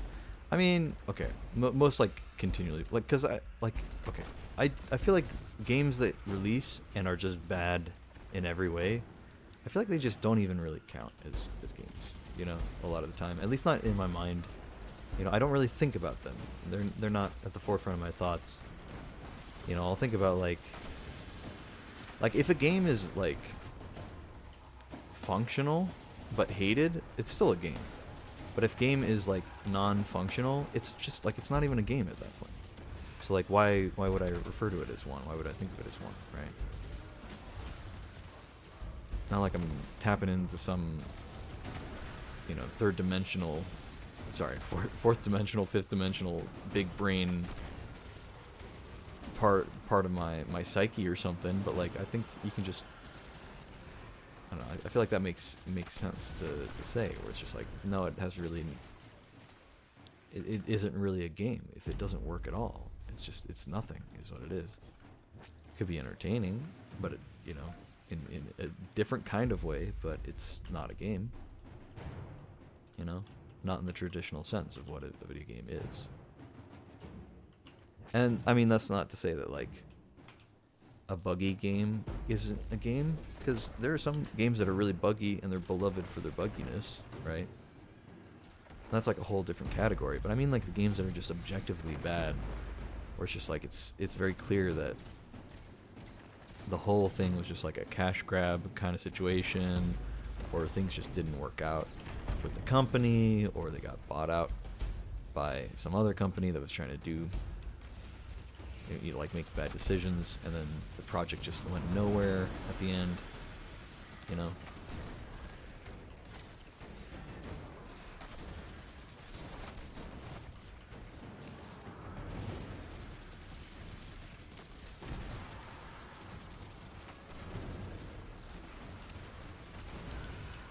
Like, I don't know, you could say, like, Destiny's a really bad game, and that'd be, like, fair, you know? You could say it's not for you. You could say it sucks in a lot of different ways, and you'd just be right. I agree in like all of the ways that it sucks, right? Well, actually, let me add an addendum. Actually, I don't agree with all of the ways it sucks, but I will agree with a good majority of them. Because there's some things that people say about Destiny, and they're like, "Oh, this sucks that it's like this," and then I'm like, "Actually, I really like that about the game, and I think that's like a fun thing." Like I was talking about patrols, like patrol zones in this game. And not to say that other games don't have patrol zones. I'm sure there are other similar games out there that have areas like that. But I just think that for the most part, Destiny does like a really good job of having it, and it's such a unique environment. But then people will complain about it as like, oh, I hate patrol zones, they're boring, there's nothing to do, you don't get valuable loot out of it, it's only for beginner stuff, you know. It's like, okay, well, it is kind of fun though to just turn your brain off and just go wander around all these areas and collect all these different collectibles, and you know, just mindlessly fight the easiest enemies you've ever fought in your life, you know, and not think too hard about it, and go zooming around with Eager Edge and driving around in your Sparrow, you know, like not. It's very low stakes content, but that doesn't mean it's bad, you know. Like I love GMs and raids as much as the next guy, and dungeons and stuff. You know, and some people like trials. I do not, but you know, some people like trials. And it's also endgame content. Like, you know, endgame content's great. It's got its place. But like, do I want to do endgame content all the time? No. Sometimes I want to just chill out and, you know, wander around the different patrol areas instead of just seeing them from the story missions and then never playing the story missions again. It's like, no, I can just kind of go to that area that I played those story missions in and just run around and fight enemies and not think about it too hard, you know? It's much more laid back, you know?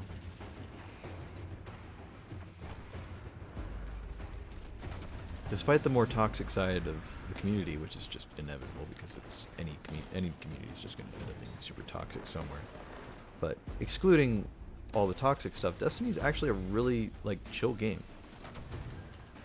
Very low stakes a lot of the time. It's not like that difficult to play for most people, you know, especially most like, I don't want to use this word, but gamers, you know. And I just mean literally if you've played a game before, right, then you probably are familiar with the mechanics in Destiny and you won't struggle to do them. I've seen people who are very low ranked ELO players of various multiplayer games, and I know they exist, but I think even they can handle things in Destiny. And I think that's a valuable thing, having a game that can do all of it. A game that can do, I don't know, I've always wanted the game to cater to the hardcore audience, but at the same time, like, I respect them for making it accessible to people who aren't interested in raids, or maybe aren't able to do raids for one reason or another, you know? I think that's totally fair. They're well within their rights to do that, you know?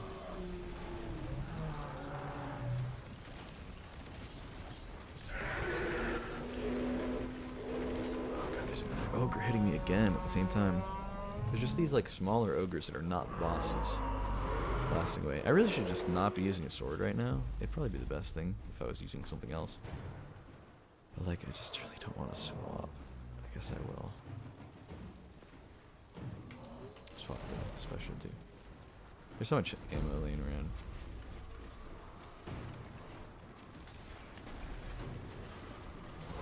God, dude.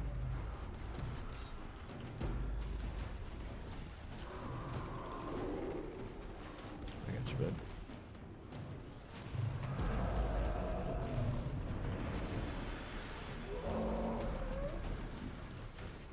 Ow! Leave me alone. Getting shot by two of them.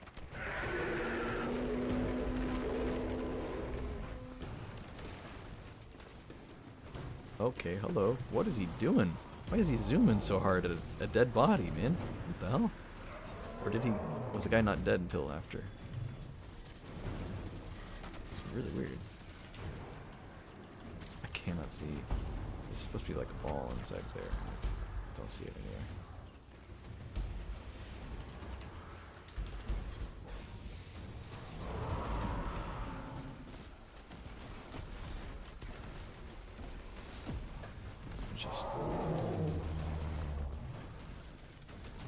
Just gonna sit perfectly still and do damage. And hope that nothing goes wrong, because I'm sure something will go wrong. So actually, let's move. Okay. Primary wells ready to push past max. Where's Max? We're really pushing past him.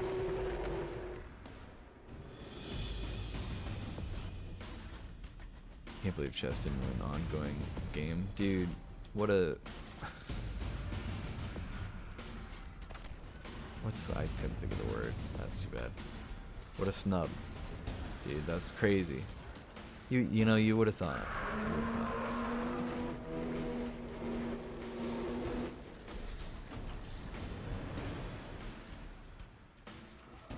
Technically, it's the game awards and not the video game awards, so checkmate.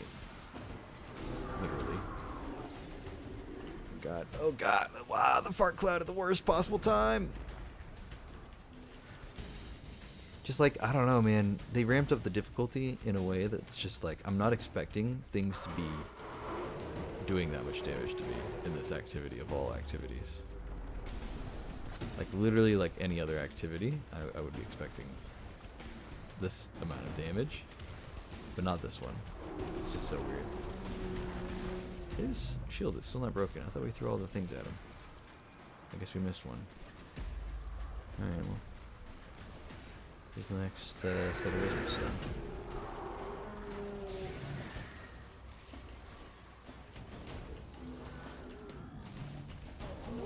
I'll just save a little bit of trouble there. Oh, I get it. So there's wizards on one side, but then ogres on the other.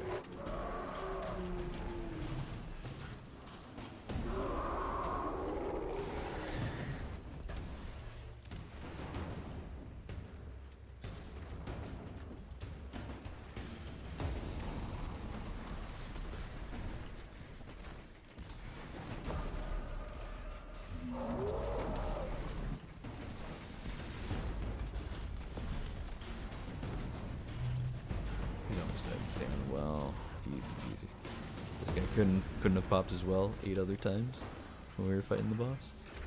Had to wait right until then. God, so much stuff. Don't fill up my postmaster, please. I think we're okay. Not too sure. Wow, repulsor brace destabilizing rounds on a shotgun? That's kind of fun.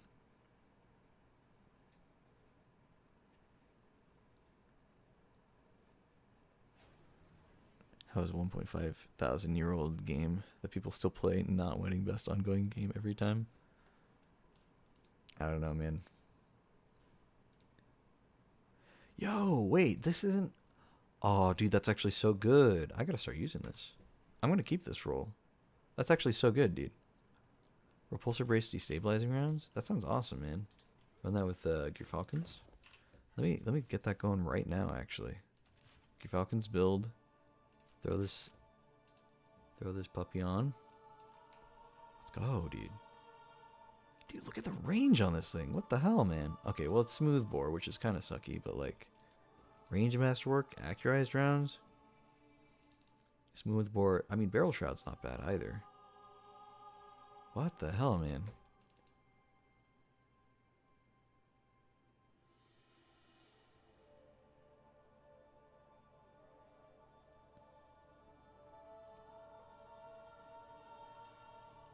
So, take damage, ADS, and then you get mobility, handling, and charge rate. Which, I mean, charge rate doesn't affect this, but you get the mobility and handling. That's neat. Also, welcome back, hi. I'm actually waking up. I was trying to watch stream while I was half asleep earlier. All good.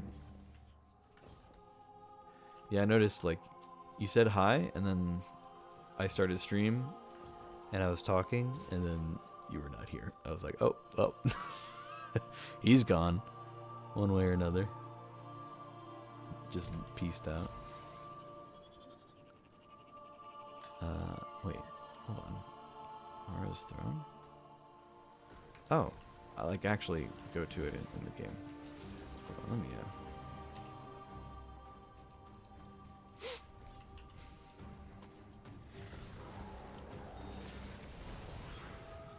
okay, hold on. Bam. No?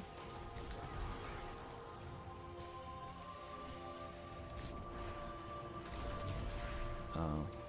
Well, that definitely isn't as good as I thought it would be. There we go.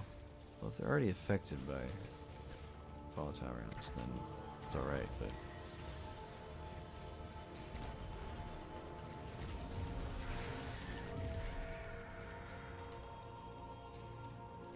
I don't know. I think that's fun in theory, but I think maybe that... I was excited about the shotgun, but I don't think it's actually going to work as well as I thought it would. I mean, destabilizing rounds is still interesting, just maybe not with repulsor brace. You know, like repulsor brace is really good with destabilizing rounds on a primary weapon, but when you're burning through special ammo like that, maybe not so much. You also have to like cause damage to an enemy that's marked with volatility or with volatile rounds. And although the shotgun will mark them with volatile rounds from Gear Falcons, it will also just one-shot them. So you won't technically get the kill with volatile rounds, you'll get the kill with the shotgun. So it won't turn you invis there unless they're already marked with volatile rounds, which works if you use the destabilizing rounds perk and kill an enemy next to the guy and then kill the second guy and then it turns you invisible. I don't know, whatever. It is too much trouble is what I'm saying. So I think this is actually not that great, unfortunately. Let's go back to this in case there's a funny cutscene.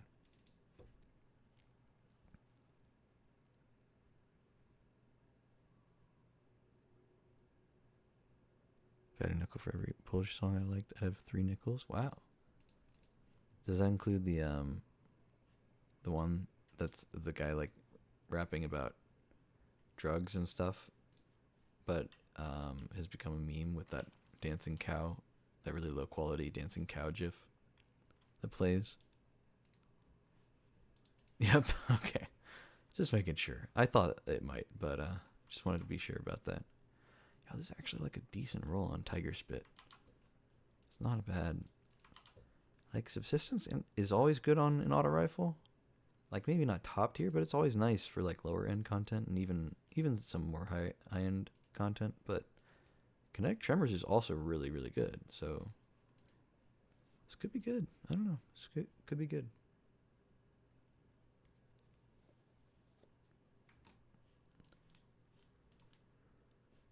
My post faster is so full right now. I really want to pull some stuff, but at the same time, like, I don't want to go through the trouble of making space. I guess I'll make some space. Hold on. Let's just do that real quick. We can get rid of that. We can get rid of that. So we'll do that real quick. Toss that one. Toss that one. And then we've got this we can get rid of. And we've got there's a heavy I can get rid of as well. Grab that sword.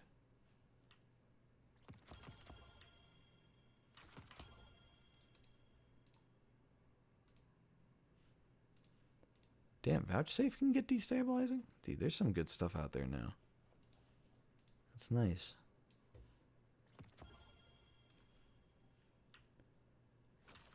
You can get destabilizing. I wonder if we can get repulsor brace, because they keep throwing that combo out there. It was like super rare to get that combo. Like there were 2 perks that existed in the game, but not like a single gun had it as an actual combo you could use. Okay. I don't think there's going to be a cutscene, at least not until next week, so I'm not too worried, but there you go. This is the entrance to the Queen's Court. She walks between worlds, fighting a battle we are yet to see.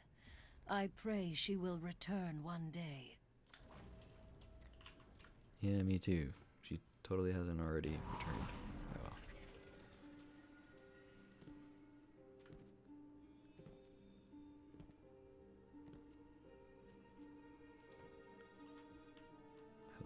offering.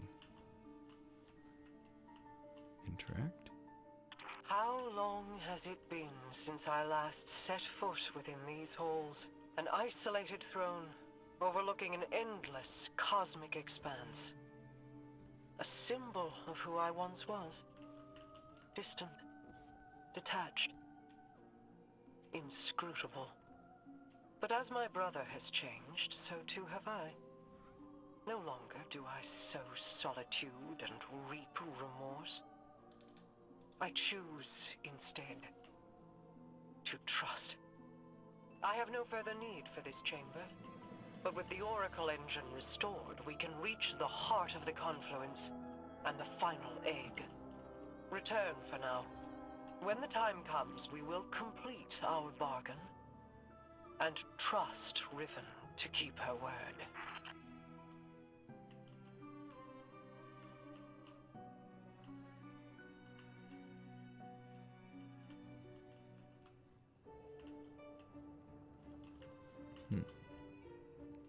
Curious if there's a secret cat somewhere in here.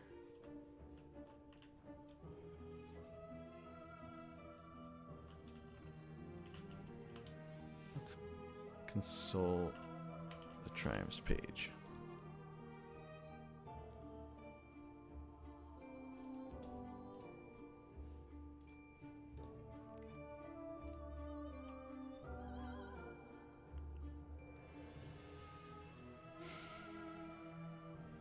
Within the temple of the Queen's Wrath in Riven's lair. The star cat likes to hide in nooks.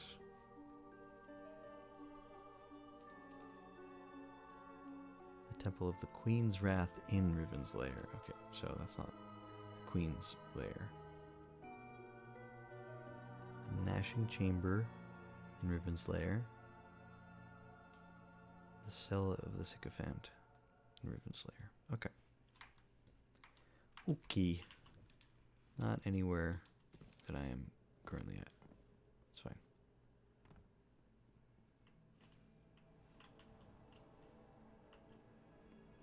There's like definitely something making noise over here, but I think it's just some ambient stuff. So, whatever.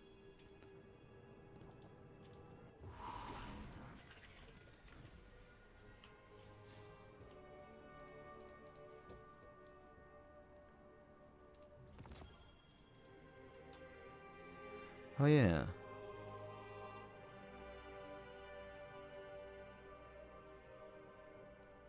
This is an old emote, dude.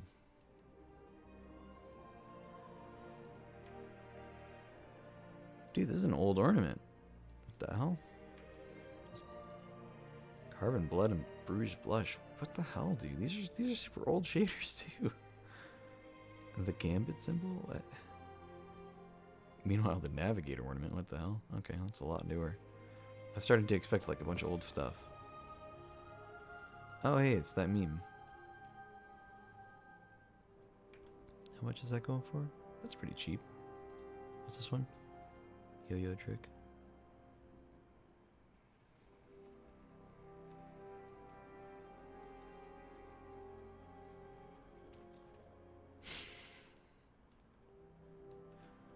Okay, that's kind of funny. I'm not getting it, but it was kind of funny. I think I'll grab this, though. And actually, for once, ghost projection actually kind of killing it. I kind of like it. I dig it, you know? I dig it. Throw on our little boat. I had the lightning bolt on it, because I thought that was funny. It's like lightning striking the boat. But I think we're going to run the side-eye thing, just because I think that's also funny. Just on its own. God, why do I have so many of these ghost projections, dude? What the hell? Didn't think I collected that many. What the hell, man? Where did these come from? I guess that's the main thing you get from drops, is just useless stuff like that that nobody cares about. Oh well. So we did get this emote. Okay, hold on. I got it. Nope. Nope. Oh, it was this one. There we go. I just had to wait for it. That's actually so good, dude. it's a shame I had to spend real money to get this emote, but if there was an emote to spend real money on, I feel like this is the one. You know, I feel like this is there, man. That's funny. I like that. I'm gonna definitely use that one.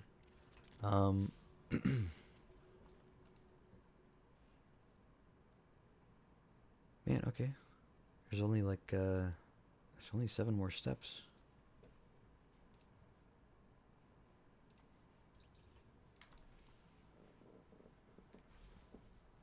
How's your day?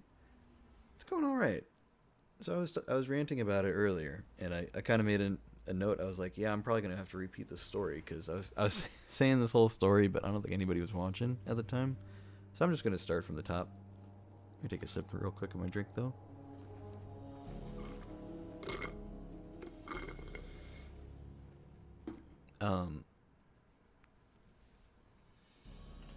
Yeah, so like earlier today, or sorry, starting yesterday, right?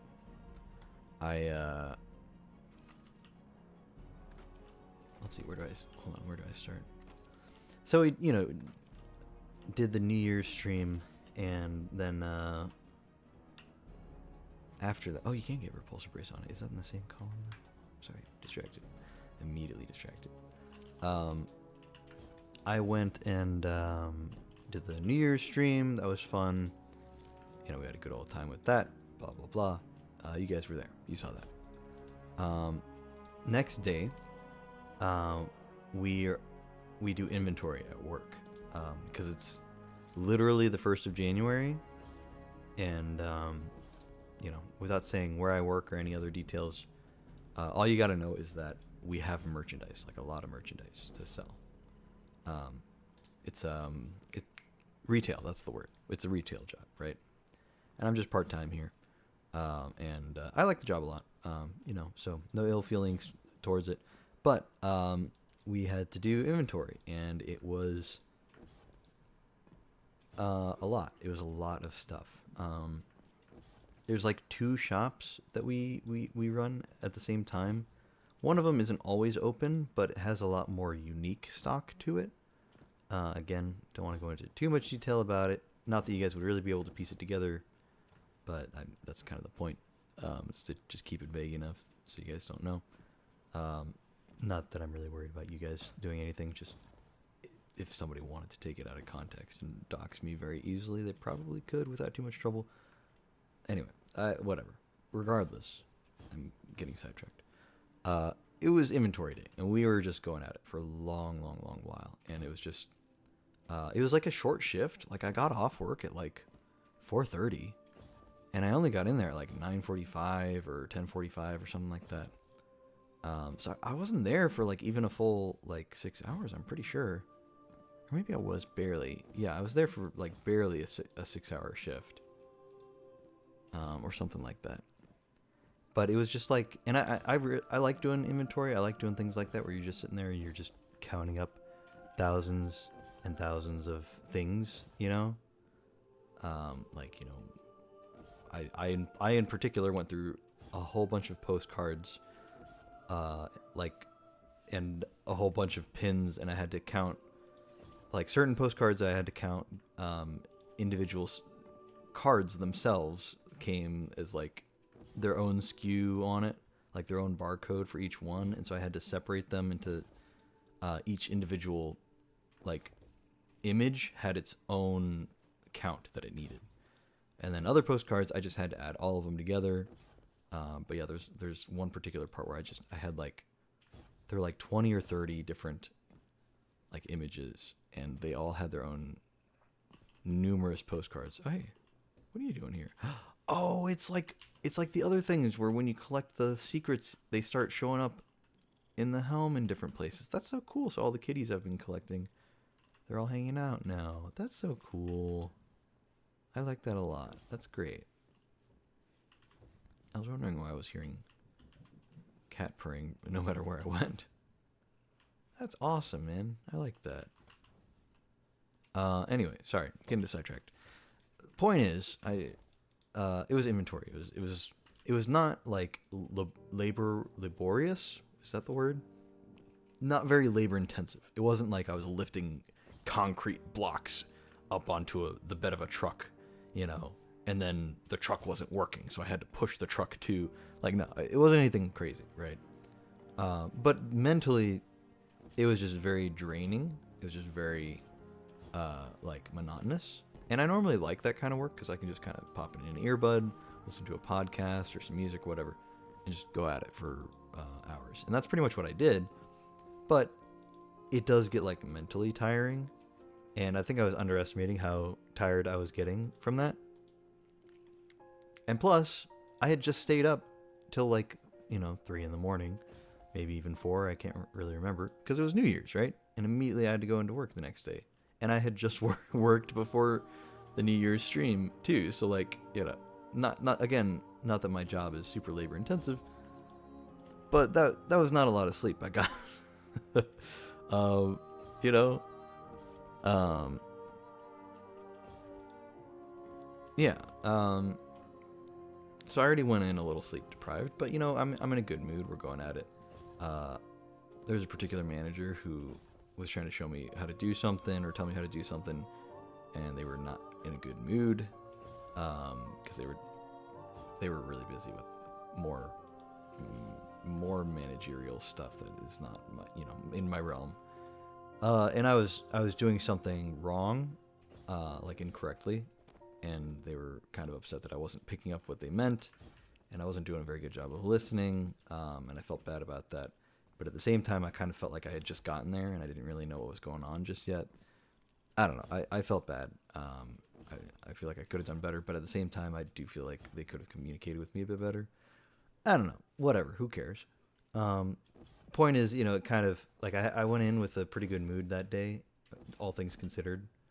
And that kind of spoiled my mood for a good little while. So I think that played a part into it. And then, even though I started, feeling better, after a while, then it became mentally tiring, right, for the task, right? It droned on for so long, and it was fine. I mean, everybody's sitting around, occasionally chatting, but it's hard to chat and count up things at the same time. So there's not like a lot of chatting going on, and like somebody ordered a bunch of McDonald's for everybody to share, but there's also just like a lot of like stress of like, oh, did we get this? How are we gonna do this? How are we gonna do that? What did we do last year? And I'm like, I don't know. I wasn't here last year, all this stuff. And so, yeah, at the end of the day, I'm just very tired. And I go and I finally come home, and I'm not physically tired, like, at all, really. Even considering I didn't spend a lot of time sleeping the night before. I'm just not super tired, really. But mentally, I'm done. I'm, like, done with things.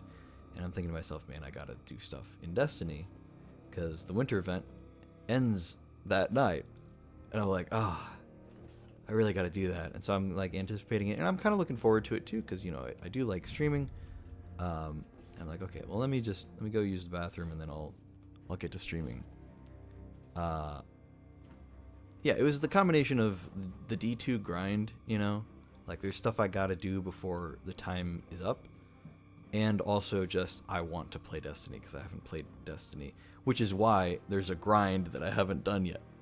It's because I haven't really been playing a lot of Destiny lately. Barely been touching the game lately. So there's just a backlog of just a few things for the winter event that I hadn't done yet, and so I was like a little worried I wasn't going to do it in time, and I wanted to make sure I did it in time. So I'm like, all right, well, I got home at like 5 p.m. Like, plenty of time, dude. There's plenty of time. Got so much time to work with. I'm like, all right, let me just use the bathroom, and then I'll stream. Well, little personal detail that it's gonna seem kind of gross, like I'm going to a gross extent, but it's really not that bad. When I get home, I think like many people on this planet, when I get home from work, I'm tired. I want to sit down. I go take a poop because I haven't pooped all day because I've been at work. Unless it's a particularly bad day, or I don't know, or if I need to, whatever. We don't need to get into it too much. I was pooping, right? And I'm not going to go into anything too gross, but I just started doom scrolling while I'm sitting there on the toilet. And I don't know if you guys can relate, but I tend to doom scroll for a bit longer than I intend to a lot of the time. I will sit there and just scroll for a little bit longer than I mean to, and that happens a lot. That happens a lot, and it's part of the reason why sometimes I just don't stream at all. And that's kind of what ended up happening yesterday, because I am sitting there for at least an hour, and I'm like done pooping. Like I've been done, and I'm just still sitting there, on my phone.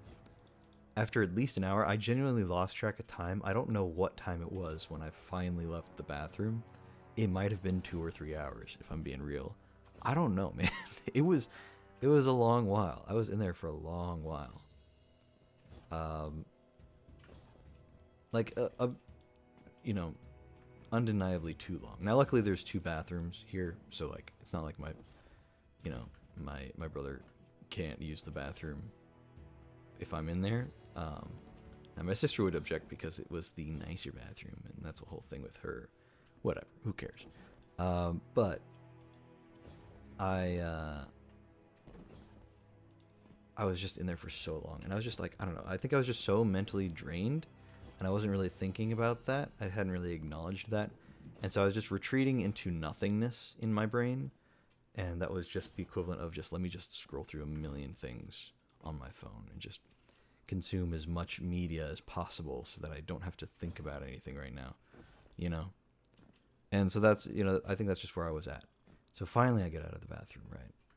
And like the moment I get out of the bathroom, I walk into our kitchen, and my brother's like, hey, can you take out the trash? And then I'm like, oh yeah, sure. And that's what I say, but in my head I'm like, I don't want to do that. I don't want to do that at all. I don't want to do anything at all.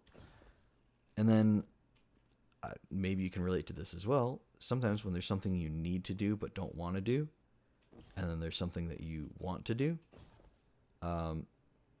you will put off doing both of those things for some reason. Your brain will decide to put off doing both of those things, and your excuse will be, well, I'm also putting off the thing I want to do, so I am justified in putting off the thing I don't want to do. Because I'm making myself suffer, I guess? I don't know.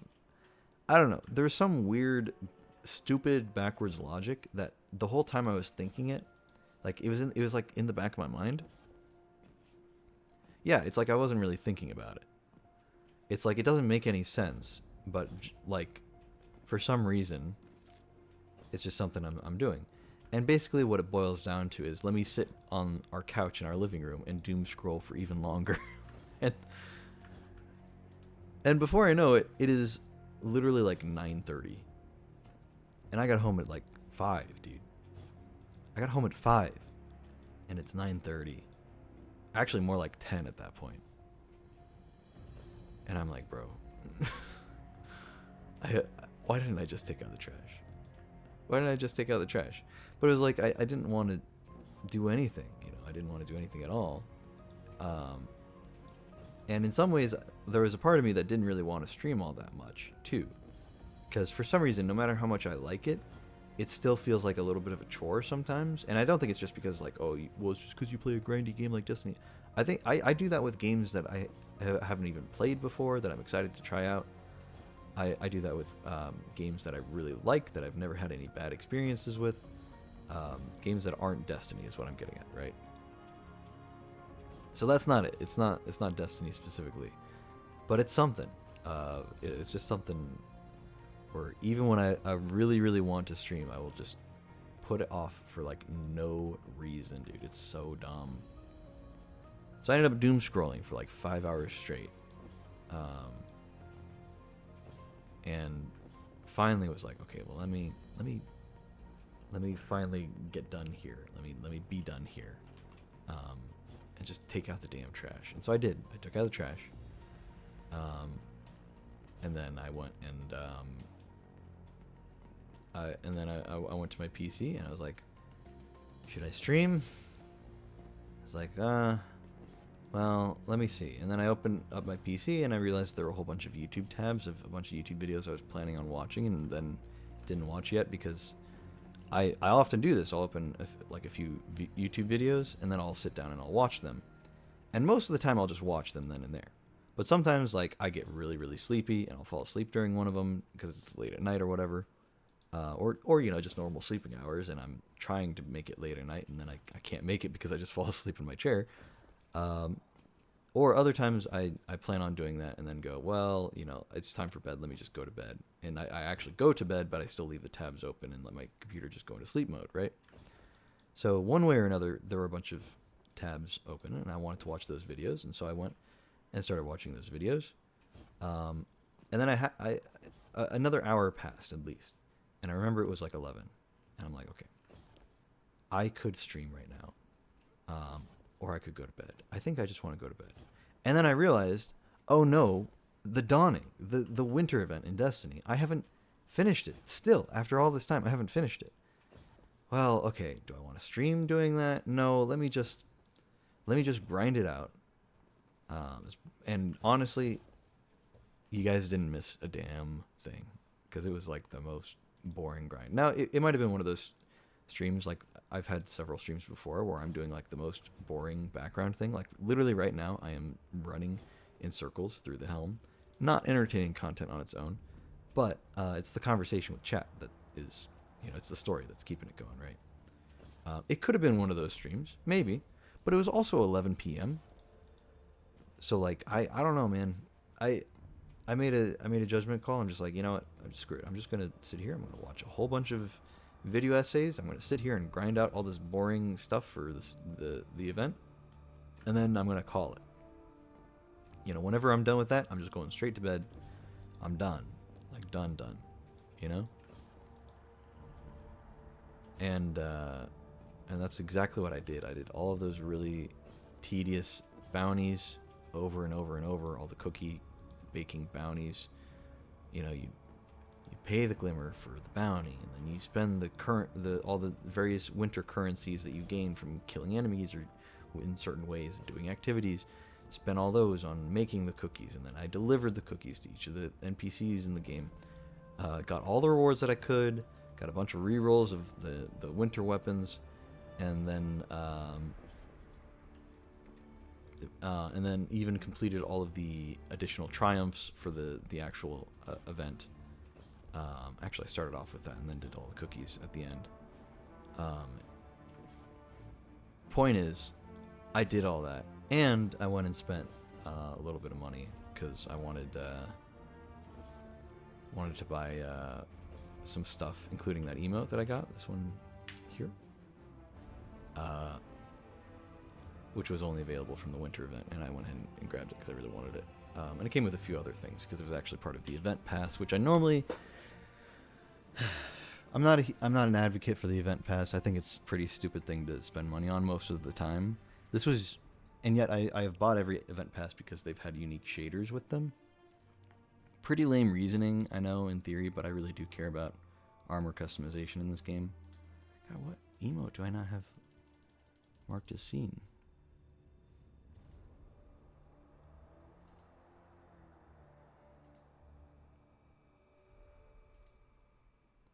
Oh, there it is.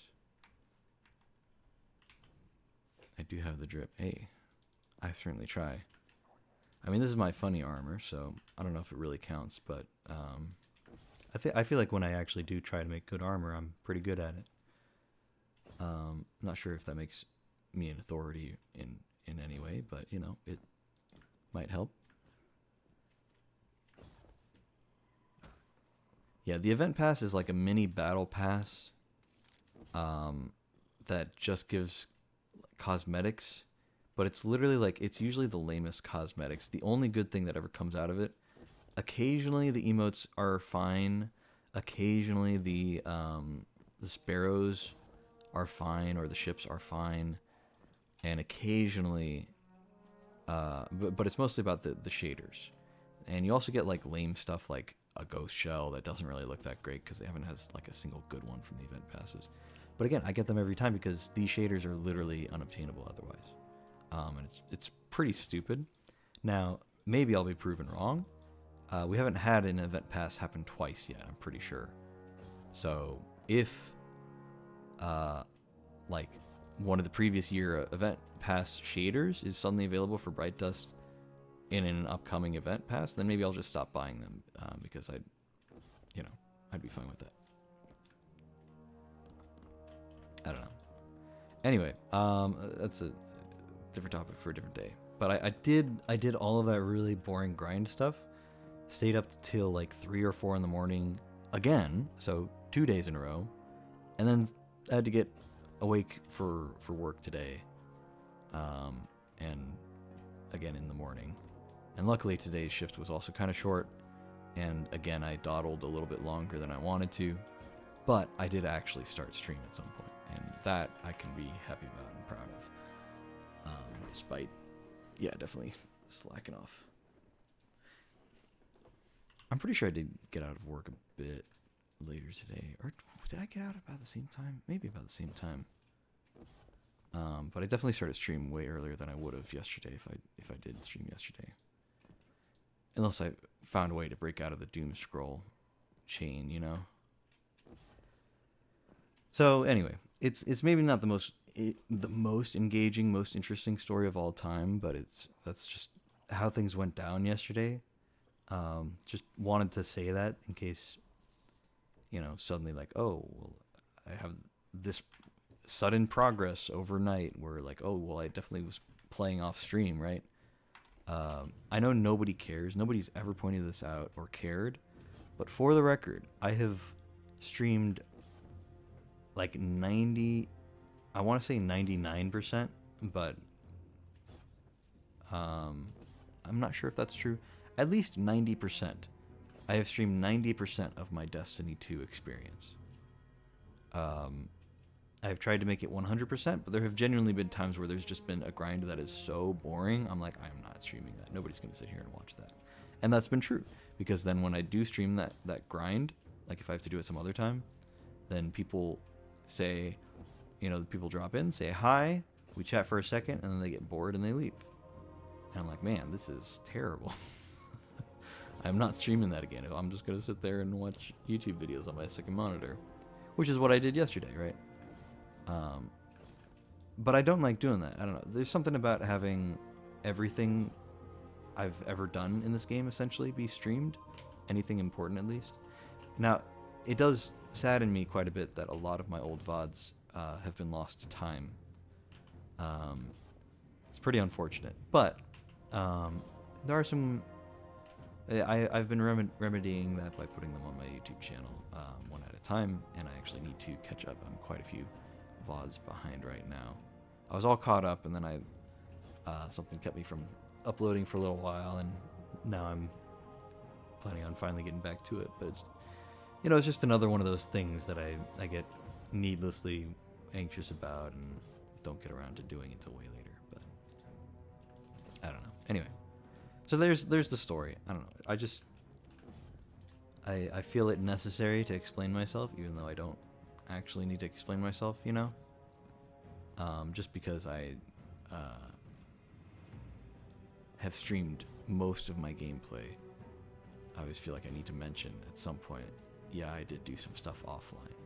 And then on top of that, the whole relatability of the doom scrolling, it is just, you just keep going, man. It's just so weird. Doom scrolling is like, it's weird that it has existed for so long, and yet I don't think anybody ever put a name to it until, like, I swear, like last year or something, man.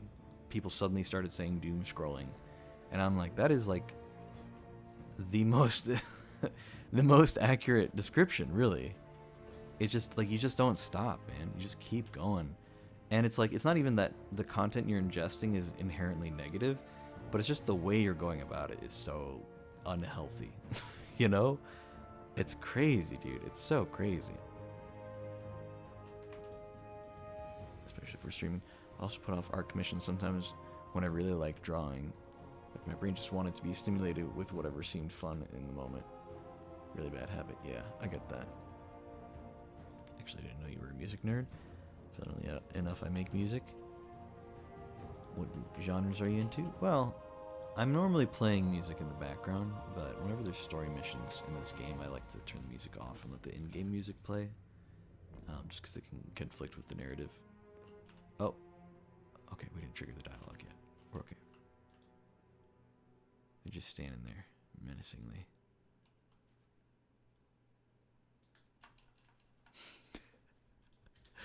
Mostly like indie stuff. I like rock, but not like classic rock, which I know is weird. Like, I don't really like classic rock. Not really a big fan of the Stones or something. I like stuff, pretty much anything newer than classic rock is what I really listen to. I've said for a long time, I don't listen to the greats, but I listen to the people who listen to the greats, you know? And I think that doesn't really mean anything when you really take it out of context, but like, I really like all those bands that like try to replicate the sound of older bands, but I don't really like the older bands that they're inspired from a lot of the time. So it's, I don't know, it's a weird thing. I feel like not listening to in-game music is a crime unless you're playing Cruelty Squad. I think it depends on the game. Like this game has some really, really good soundtracks. I've always thought that Destiny 1 and Destiny 2. To the listeners of the greats, evolved to have some interesting music.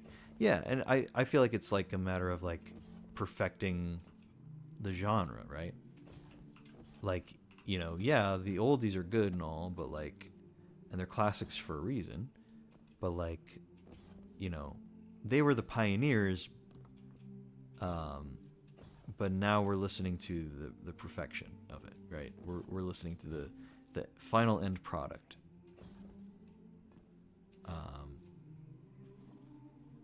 Where it's like this is the pinnacle of what that music could be, I don't know, something like that. Maybe not exactly in those words, because I mean, truth be told, like every time I do listen to like the Beatles, I'm like, yeah, this is a good song. And I don't know, the Beatles are a bit of an exception for me because I think I have always liked their stuff. I think just specifically like the Rolling Stones and all the other ones. I don't know why I can't think of any other bands right now except for the Beatles and the Rolling Stones as far as classic rock goes. Anything that's just classic rock, anything in that genre, I really don't care for. Just not big on it. I've never been super big on country, metal, those and rap. I think are the three main categories. But I have over time developed interest for specific artists within those genres. Big fan of King Gizzard, which are, I'd say, like 50% rock and roll, 50% metal, and then 50% literally everything else. They're, and not to say that like I only like their other stuff. No, I think I like all of their songs. I don't think they've put out like any songs that I don't like. Of course, I haven't listened to their most recent one, which from my understanding, is actually incredibly keyboard oriented.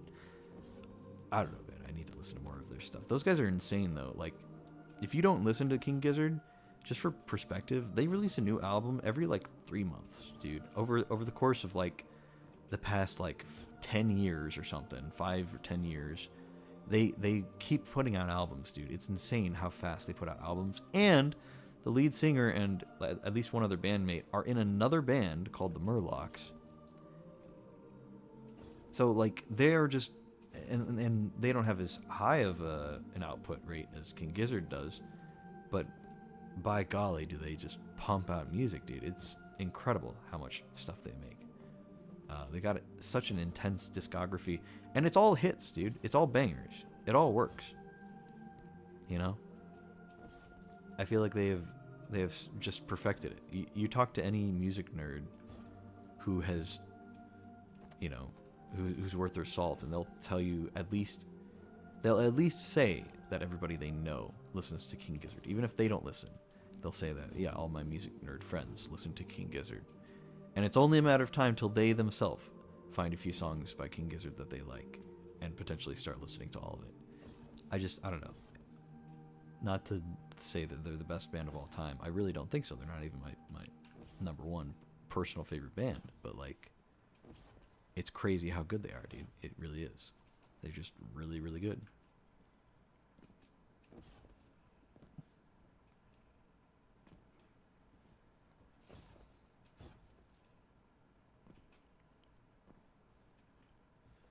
Queen, AC/DC. Okay, Queen's good too. I mean, Queen is one of those bands. I feel like, okay, it's weird because I don't think I would say this about the Rolling Stones. I think the Rolling Stones are like, whatever, right? I don't care about them. But I feel like there are some bands where you're like, yeah, they are just objectively really good. I maybe Rolling Stones, but for me, Queen is one of those bands, right? And you know, they have some like some pretty like meh, this is kind of lame stuff, right? Never been a fan of Love with My Car, you know, that's kind of lame. Despite the name, you'd think I would really like that, but I really don't care for it. And you know, and like the Beatles, I think as well. They're just two objectively good bands, which is why I think it's a lot of people's go-tos when they're talking about classic rock songs. I guess AC/DC is fine. Journey's all right. I don't know, man.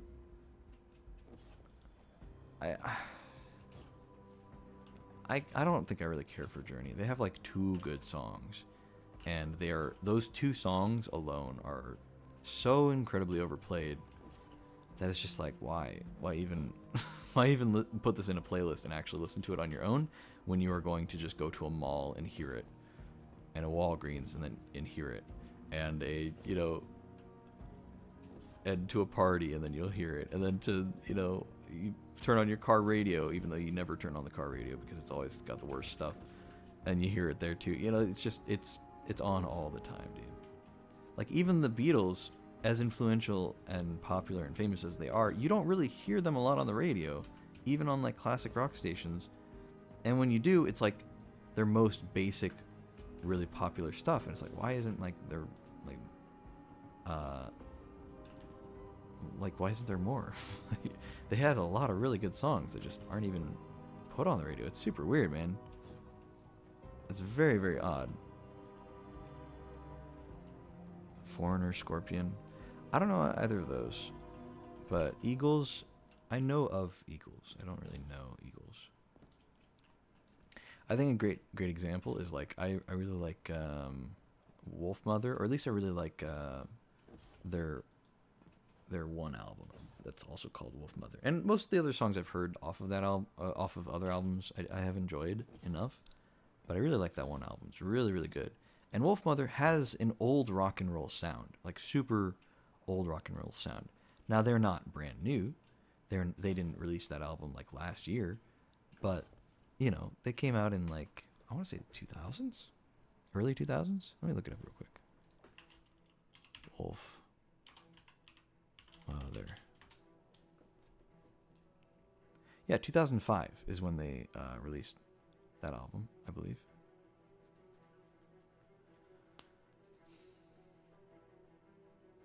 Of course they're an Australian band, dude. Of course they are, because so is King Gizzard. It's always the Australian bands that do a better job at rocking out, dude. I swear. I don't know what it is, man. They're just better at it. King Gizzard, Wolfmother, etc. There are a few other good ones, actually.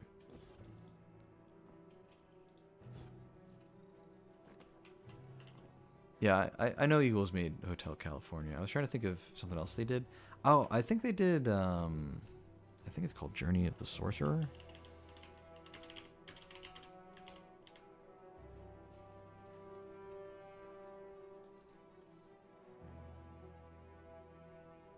Yeah, they did Journey of the Sorcerer. The only reason why I know that is because it's the intro song to Hitchhiker's Guide to the Galaxy, which is a series that my dad loved. It was like a radio series. If you don't know what it was a radio series. Just a silly British sci-fi series. And then they adapted it into various different things, including a few different books, um, recordings of the radio show. I believe a really bad TV adaptation way back in the day, in like the 80s or 90s or something. And then, because it was BBC, and BBC always does kind of bad quality adaptations of things. Not the best sci-fi effects in the world. Case in point, Doctor Who. But it was even worse. It was like literally one of the worst things you've ever seen. I've tried watching it, having been a fan of the series.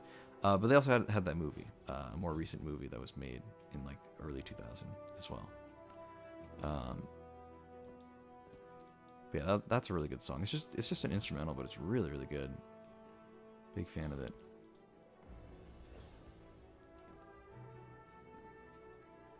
Boston and Bon Jovi are also fun. Yeah, Bon Jovi is just another one of those. It's just like,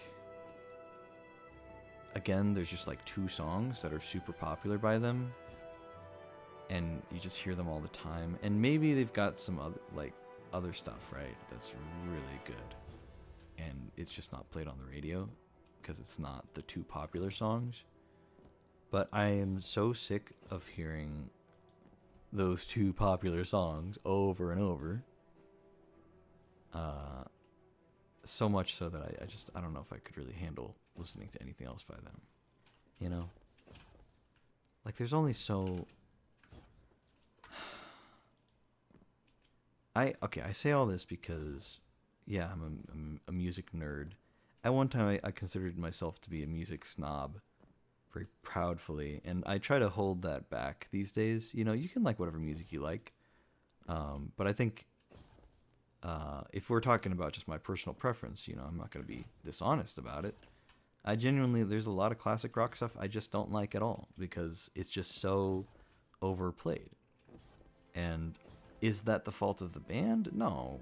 Well, unless you're constantly selling it to the radio stations to play 24/7, and paying Spotify payola to, you know, be put on every classic rock playlist ever created, even though there are probably a lot of artists that nobody's ever heard of that could also go on those playlists. You know, just some random band in the 70s that did a really good job of rocking out that made one album, didn't take off at all, and, you know, now nobody's ever going to hear about them because they don't get a chance to be heard, you know? I don't know. It's silly. That's a whole other topic, though. I feel like we've gone down such a rabbit hole, and I should really... Let's hear the story, and then we can get back to our conversation. Why is your first inclination ever to charge headlong into danger? Because you're always keeping an eye on me. You have fallen from my sight before. I may lose you. It is impossible to know the probability of success. But, Don't give me that. This is exactly like something you do. yes. Queen Mara. You are not sending him, Osiris. No, of course. But, if he were to reach the other side, your connection, like the traveler in the veil, was forged in a collision of light and dark. It is a tangible thing. We do not know that it would remain so. Whoever goes, more than likely goes alone. Our problem has always been focus.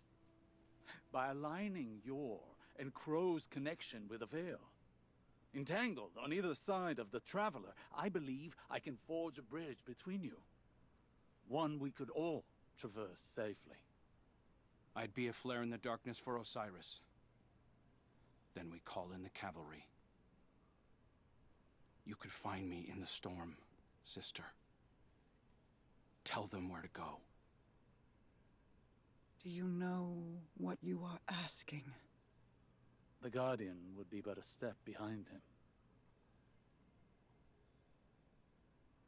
I cannot keep you from your purpose. I cannot control this. And so, I put my trust in you. All of you. You will return to me. Let's get to work. How do you propose we compensate for the quantum? You won't be but a step behind him, will you? Take care of him. Standing in the wrong spot.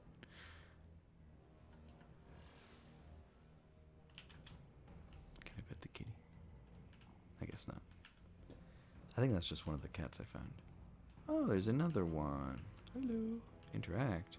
What were you hoping Oh, to it's achieve the by radio. threatening Riven? Okay. Had I not been there to stop you? Osiris, I admit I was Was this last week's radio angry. message? I'm seldom able to express my emotions openly. But I had no intention of harming Riven. I only wanted her to believe I might. Perhaps you could warn me first. I was worried you lost sight of our goal. Have I ever been one to miss the forest for the trees? Quite the opposite. While I tend to find myself mired in the details of the leaves. Both sorts are necessary.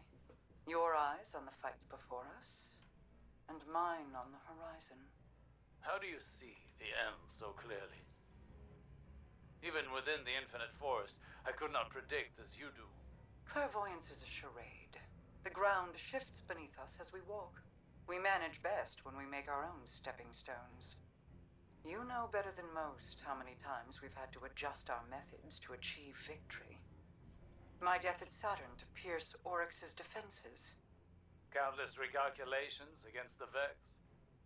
Stealing Savathun's secrets from within. The planting of the silver tree on Io. I took some convincing on that. But it truly was the beginning. Sagira's death, Crow's choices, your new perspective, none of these were part of the plan. Each adjustment came at a cost. I wonder what costs the witness has yet to extract from us. Whatever they are, we will meet them. And persevere. All right. Okay, I think that might have been last week's message because I still need to go in here and talk to Riven. So this is actually pretty cool. If you missed earlier, the whole plan with the Traveler being like torn into by the Witness and the Witness going through a big old ominous portal, right? And we've been just twiddling our thumbs, waiting around to figure something out, you know. The whole idea has been like, okay, how are we going to get in that portal, right? And finally this season, we've got like an answer. It's like, okay, we got to get Riven to help us out. And then Riven's like, okay,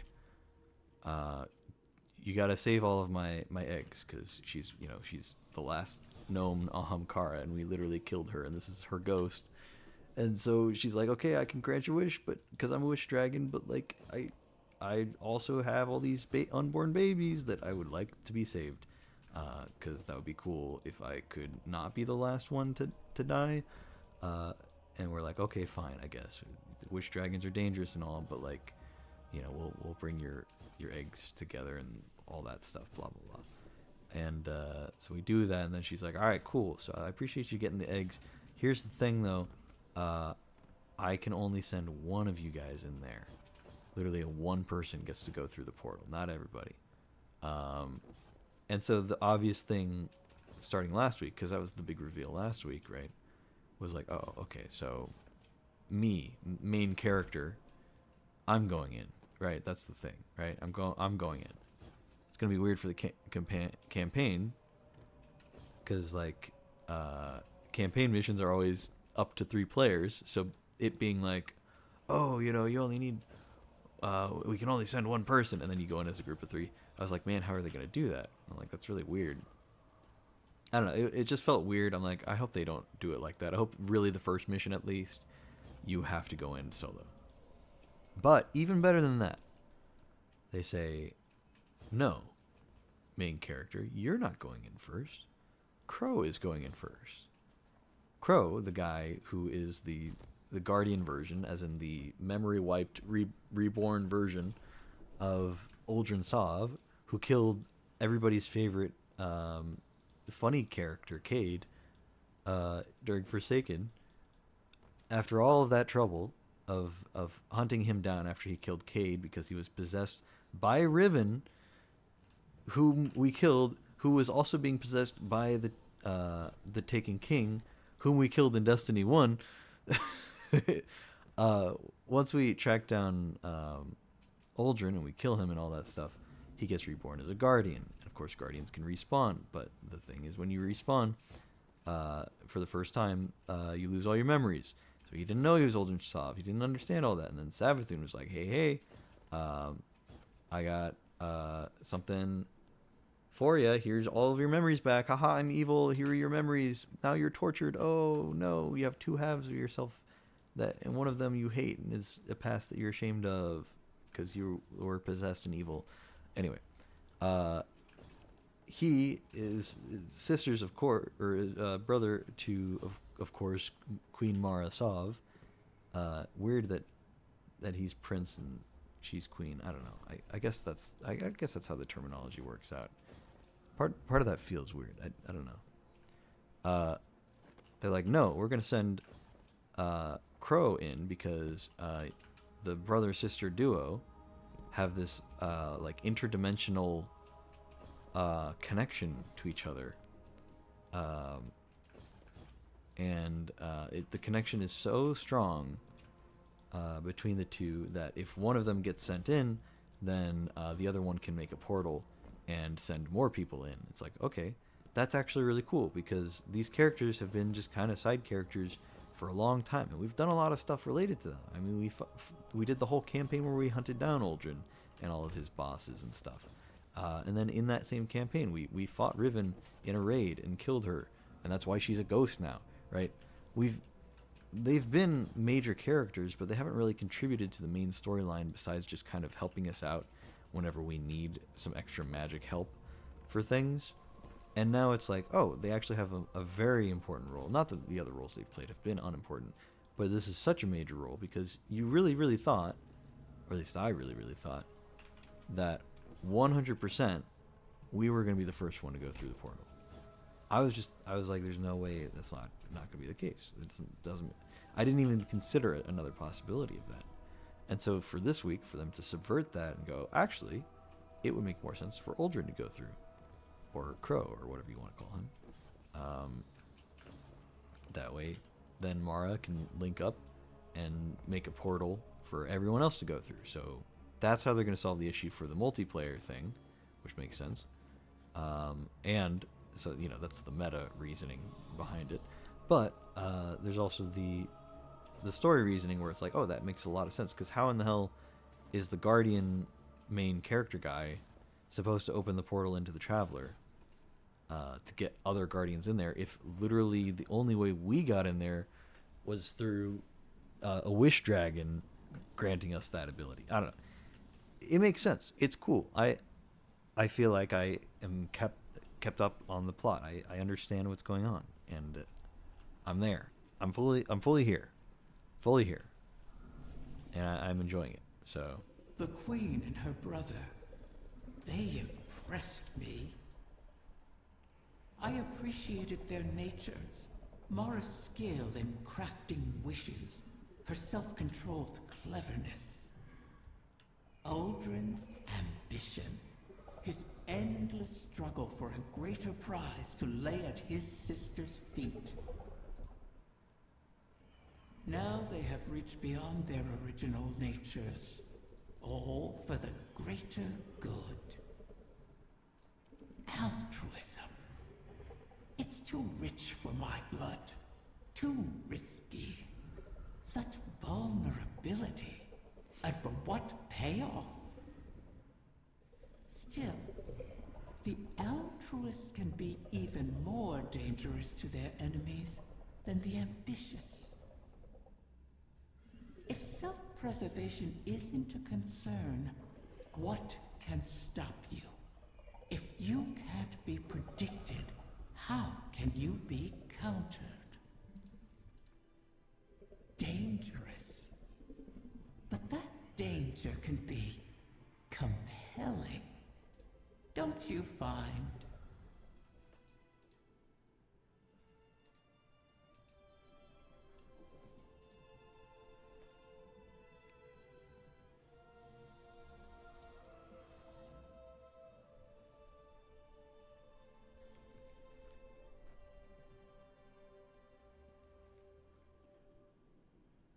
Referring to that one guy, I mean. I said kind of, but I meant lightly. Very lightly, there's only vague similarity. Yeah, I can see the similarity. That makes some sense. But it does feel like a little bit of a stretch. There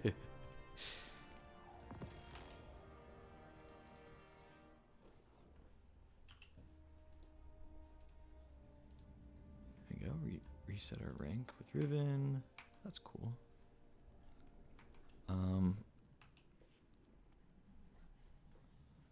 Alright, well, we're done with all the story stuff. What's the...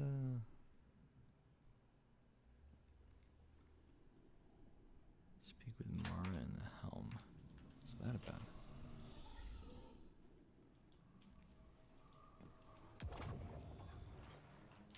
Oh, hold on. Radio message probably first. Are you sure you want this? So this is this week's Osiris radio. thinks it's the best shot we've got. You didn't answer my question. I don't know. I've been trying to find what I want my whole life, even as Uldren. I used to think the Traveler gave me purpose. Uldren thought his came from you. I never meant to twist you so, only to keep you safe. My protection turned malignant. For that, I am sorry. It wasn't just you. Uldren heard your heartbeat and chose to make that his core. He mistook impulse from meaning. I won't. So... Hello, young lady. I need it. I believe in TBG Hunter, it. welcome. Even if I don't make it, everyone else just might. I sacrificed you before to preserve a chance for a future. I can't do that again. I'll be fine, as long as you and I stick together. Remember, Rega? Still subsisting off stories of hope and bravery. I have missed you. I guess I always have been one to fill my head with nonsense, right? Your hope is not nonsense. It is a vital line of sustenance. One I have learned through our people. Fill your heart with it, and I will keep you in mine until you return to me. I will. Go then. Find purpose of your own, and not one of mine or anyone else's making. Thank you, sister. You'll see me again. And this time, I'll remember you. Oh, that's good. I like that line. Hashtag Crow's forbidden for words. I think I know what you're talking about. Hope your night's going well. It is. I'm having a great time. Talking about any random little things that are coming up in my mind. Is there a kitty hanging around somewhere? I think it's the one from upstairs that I'm hearing. It's cool that as you collect the cats, it fills up the helm with things. Yeah, I think she's supposed to be here right now, and she's not, because it's being all weird and buggy. Because she was like just in here, and then it unloaded her character model. Let's try fast traveling, see what happens. See if that makes a difference.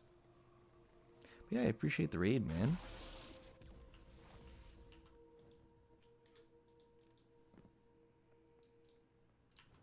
Yeah, there she is.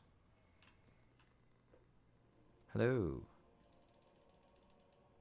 Ding. Okay.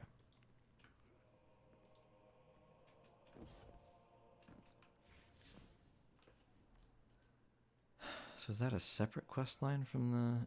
Yeah, okay, so I guess that's the... Constellation Tower, Constellation Lock. Yeah, okay.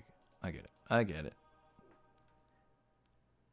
The fact that we can't pet the cats like we can with the dog is criminal. Yeah, Did you see the You ever see the video they put out of the making of petting the dog though? It looked like a lot of it looked like a lot of trouble just to incorporate that one thing.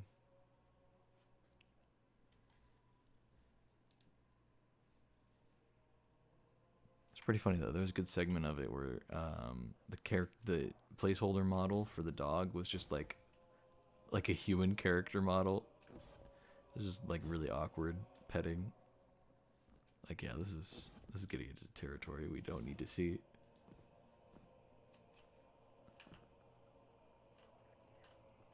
What is that? Like a little, it's like a bundle of, similar to a ball of yarn, I guess. Probably the only in-universe item that they had.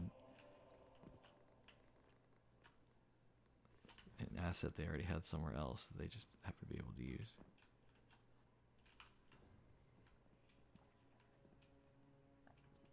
I feel like I've collected so many more of those cats, though. I have not found that many. Have they bled into the other seasonal areas?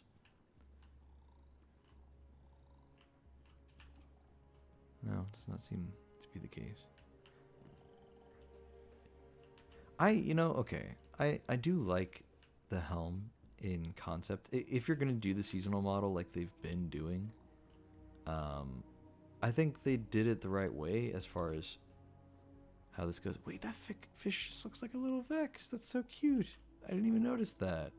I haven't looked at any of these, dude. I caught all these fish and didn't even look at them. Are they all little Vex? Are they all like different? It's so hard to tell because I can't zoom in with my gun. Like I can't ADS when I'm in the helm. That was the most interesting one we've seen so far, I think. All the others just look like normal fish.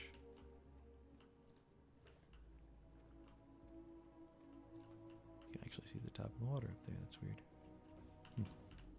But I like that as you collect certain things throughout the season, any of the collectible stuff, it'll appear in the area. They've been doing that for the past few seasons in the helm.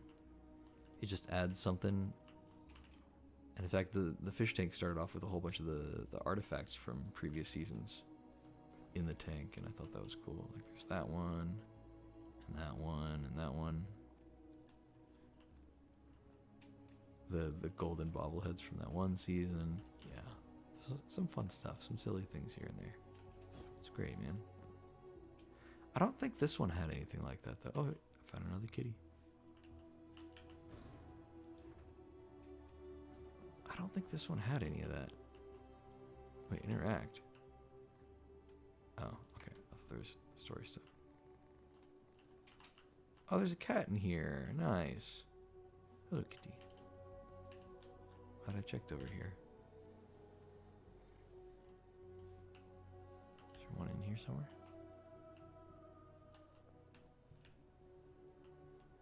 Ah, up here. Of course. Why would a cat not go on top of a bookshelf?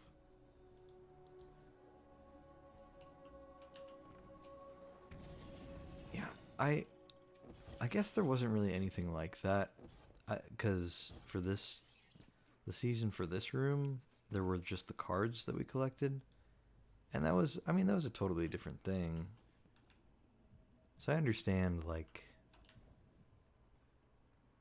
I guess maybe you don't need to put the collectibles on display because the collectibles are just kind of the cards, and the cards are already on display. I don't know. It would have been neat if maybe there was something else like that we could do at the same time, but I don't know. Also, I think let me just fast travel. It's gonna be faster than running there. I think the first season of the expansion too didn't have any collectibles at all, from my memory. Which is probably why it's the only season that I have all of the triumphs done for. Of course, I don't know. I have all the collectibles for the other seasons, so it's not like that's a thing. Where the hell was it? Defiance?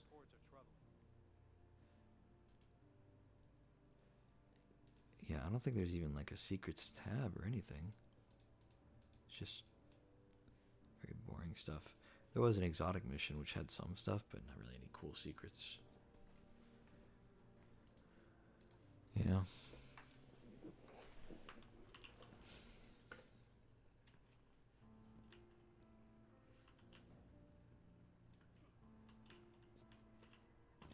I don't know. I like the idea of the, you know, as you do the weekly story missions, you can collect different things and little secrets here and there, and you can scatter them about, about the place.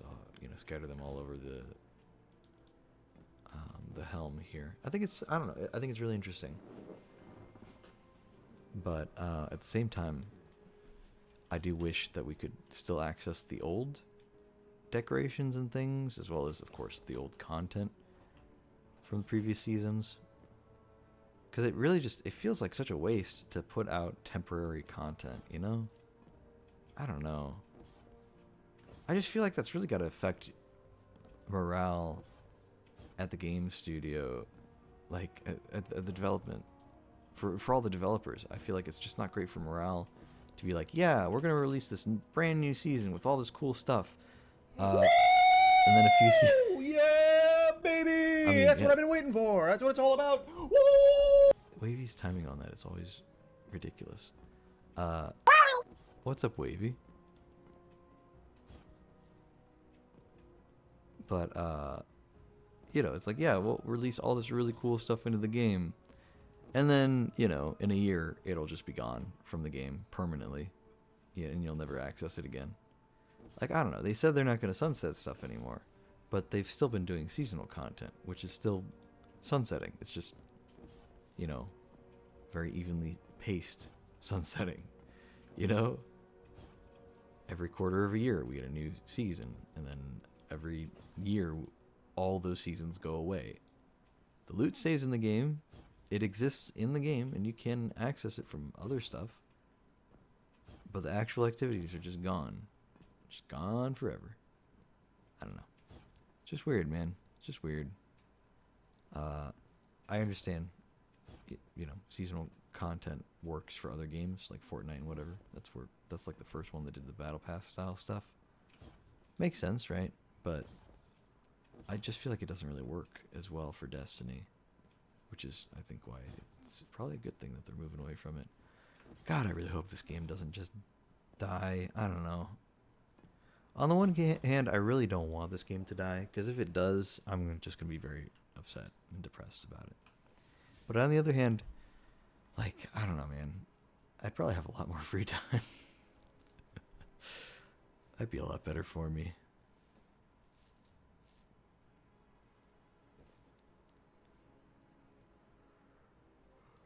Just go to Garden of Salvation. It's just a bunch of X there. I could just get those guys.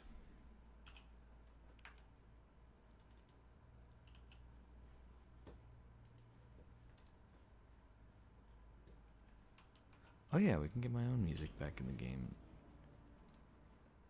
You don't have to... They take us for fools. The artifact you brought back from the pyramid began emitting a signal. One that reaches deep into the Black Garden. Once again, we are beckoned into their trap. They expect us to follow the signal, to discover where it leads. Fine. We will play their games, but this time with caution, not curiosity.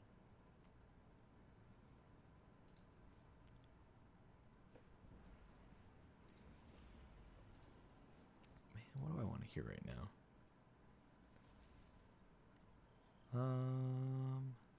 How about... Man, I don't know.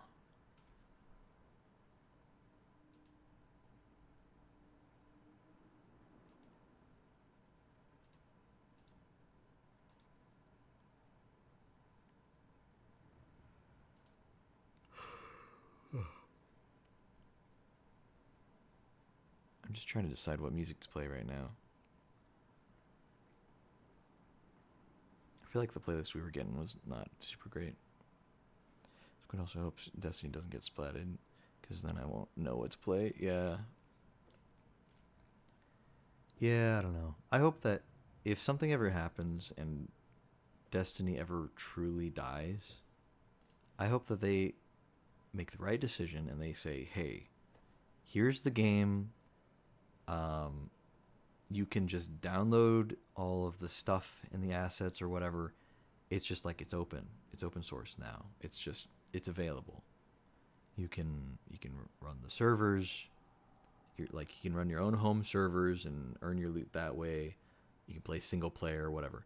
I don't know. It'd be cool if they did something like that, because otherwise it will just be a game that will be lost to time when it inevitably dies, right? I say inevitably. It's been going strong, man. What, 7 years now? We've been going at it, you know? Or 10 years maybe.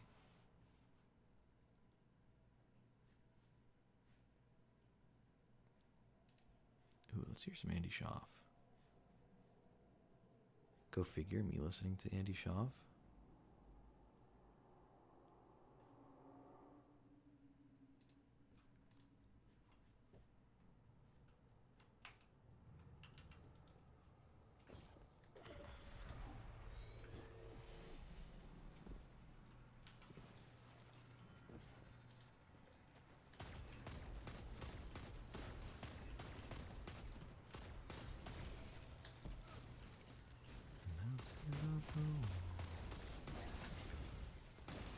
Ooh.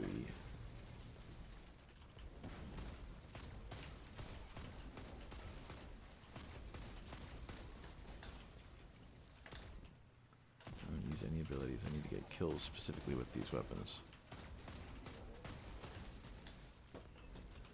Am I tracking it, by the way? I am, and I'm making progress. Good, good, good.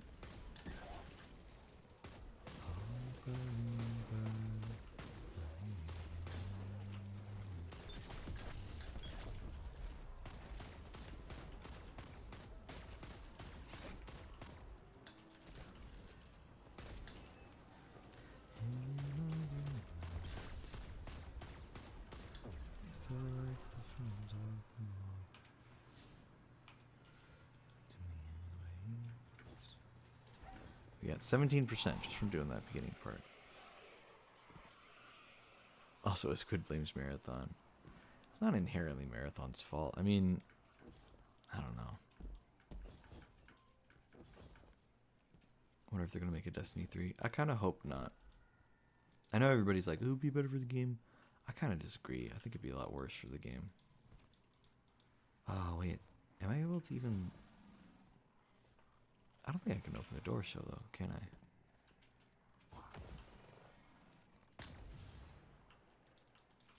I'm definitely not able to open the door so though. This is about as far as the laser connects. I think maybe I can. I think if I shoot the guy, it'll start as well. Oh no, if I kill the guy, he's eating. That's right. So there'll be some ads I can kill at least.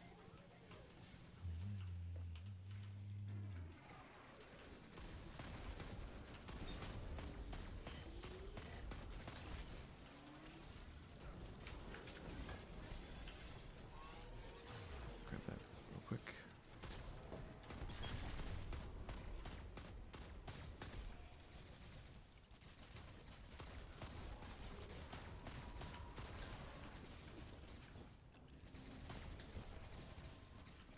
Okay. I went from 17 to 22%. I got 5% out of that. Wait. No, we got a little bit more.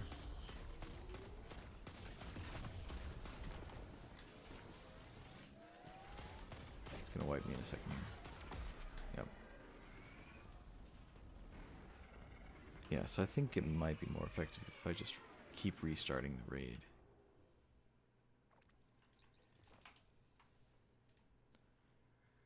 I thought I didn't hit the start radio button for the playlist at first. We're all good. They take us for fools. The artifact you brought back from the pyramid began emitting a signal, one that reaches deep into the Black Garden.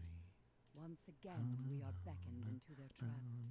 They expect us to follow the signal, to discover where it leads. Fine. We will play their games, but this time with caution, not You can actually dismantle that. curiosity. What would you buy? I'd buy a ticket for the Thursday night. and try to win twice.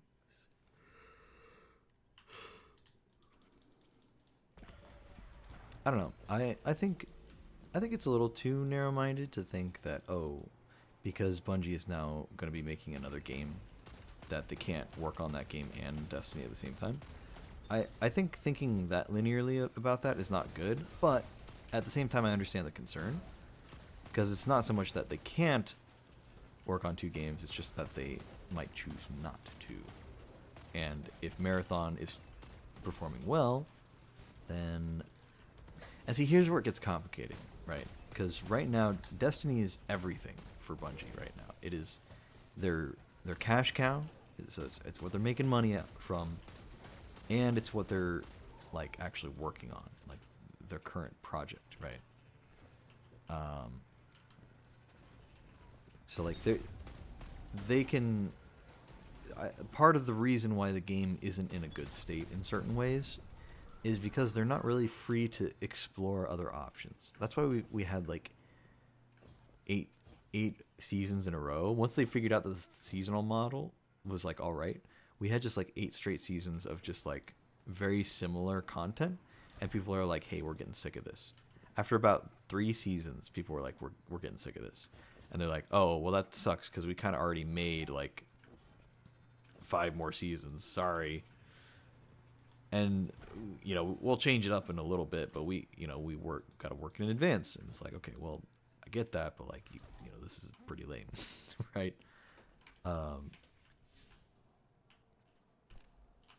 Okay, 39%, that's good. Alright, same thing, just keep restarting. So like, I don't know, it's tough because like I think the seasonal model was interesting from the perspective of somebody who only really started playing D2 specifically after Beyond Light. I enjoyed the seasonal stuff. I thought it was really cool. Again, the thing I don't like is the fact that it's temporary and that it goes away. Because there were some really cool experiences in previous seasons that now nobody can experience. You literally cannot play that content anymore. Even though, again, some of the armor, some of the weapons, and some of the other rewards here and there are all still in the game. You just have to go do other, like, more specific activities to get them. It's so weird, man. Like, why? Why is it like that? I don't know. So it's tough because, like, the game could benefit. In a perfect world, here's what would happen, right? They release Marathon and release that other game that I think is like codenamed Gummy Bears or something. I think it's supposed to be like, what was it, like a Teamfight Tactics similar game, right? Maybe not Teamfight Tactics, maybe it's some other. It seems like a mobile game, like one of those, like, this could be a mobile game or it could be one of those games you play on PC or on mobile, you know? Like Super Auto Pets or something, I don't know.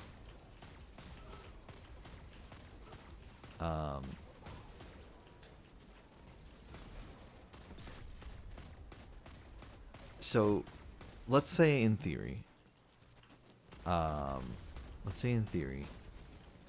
Marathon and that Gummy Bears game, whatever it is, right?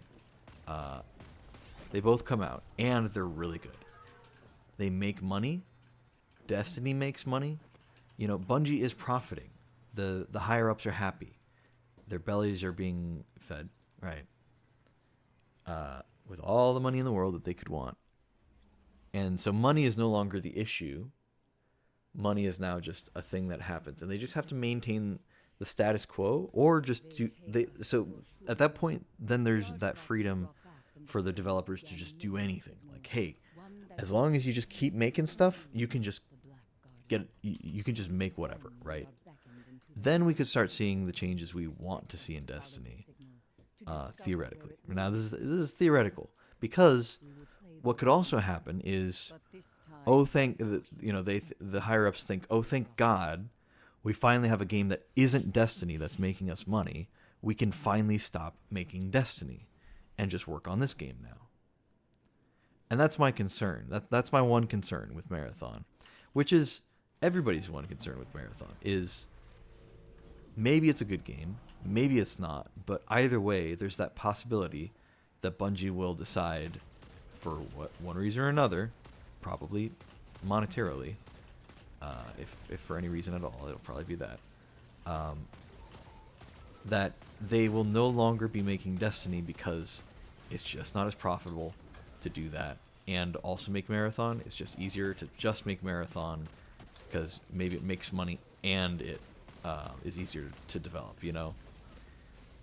Because let's be real, like, no shade onto PvP developers, right? But despite meta stuff, I feel like it's not that hard to create new content for PvP. At least not in the current landscape we live in, where new content is justified as being new skins for the latest season and and new cosmetic rewards and maybe a new game mode every 2 years, you know. That's kind of the landscape we're in with PvP, right? For most games. Like, no real changes get made ever, but regularly there's new content to grind for, cosmetic stuff that nobody really cares about, or that people care about just enough to keep them interested in the game. That and maintaining their rank, even though the rank is just a number and nobody really gives a damn at the end of the day what rank you are in League of Legends, or Overwatch, or Valorant, or Destiny, even, you know, Apex, the finals, you know, Rainbow Six. I'm trying to think of every single game, Dota, any ranked game at all, literally any game ranked at all. Nobody really cares. Now, the people playing the game in that moment might care, but they're more so going to use it as leverage against you. They're going to say, "Oh, you're good, you should be carrying me," or "Oh, you're good, you're better than me, so I'm just screwed." Or if they beat you, "You're supposed to be better than me, you suck." Or if you're worse than them and they're on your team, either way, if you're lower rank, they will say that you suck, right? And if you're a higher rank, then they will say that you suck as long as you lose to them. If you win against them and you're a higher rank, then they'll complain about the fact that they shouldn't have been fighting you in the first place, you know? And very rarely will you ever actually play somebody who's at your rank. That's just, for some reason, how it is in every competitive game. You will never actually play people who are at your rank. You will never play people who are incredibly high or incredibly low when compared to your rank. Because for some reason, developers think that that's a more fun experience. But whatever, you know. But anyway, that's a side tangent I have. I don't know. I don't mean to. I mean this in no way. I just think genuinely, if you're gonna develop a game and you want to have the least resources put towards maintaining it, and you want to consistently make money periodically from this game, the easiest way to do that by far is to make it PvP only. I genuinely feel that, because it really just comes down to having an art team. You got the game balance team, you got the server maintenance team, and then you've got the art team, and that's it, man. You don't have to do any story stuff. You don't have to do any plot stuff. You know, just those three things. And most games make do with only one of those things. Either, you know, a really good art team, or a really good server maintenance team, which I don't know if I've ever seen, or a really good game balance team, which I've rarely seen as well.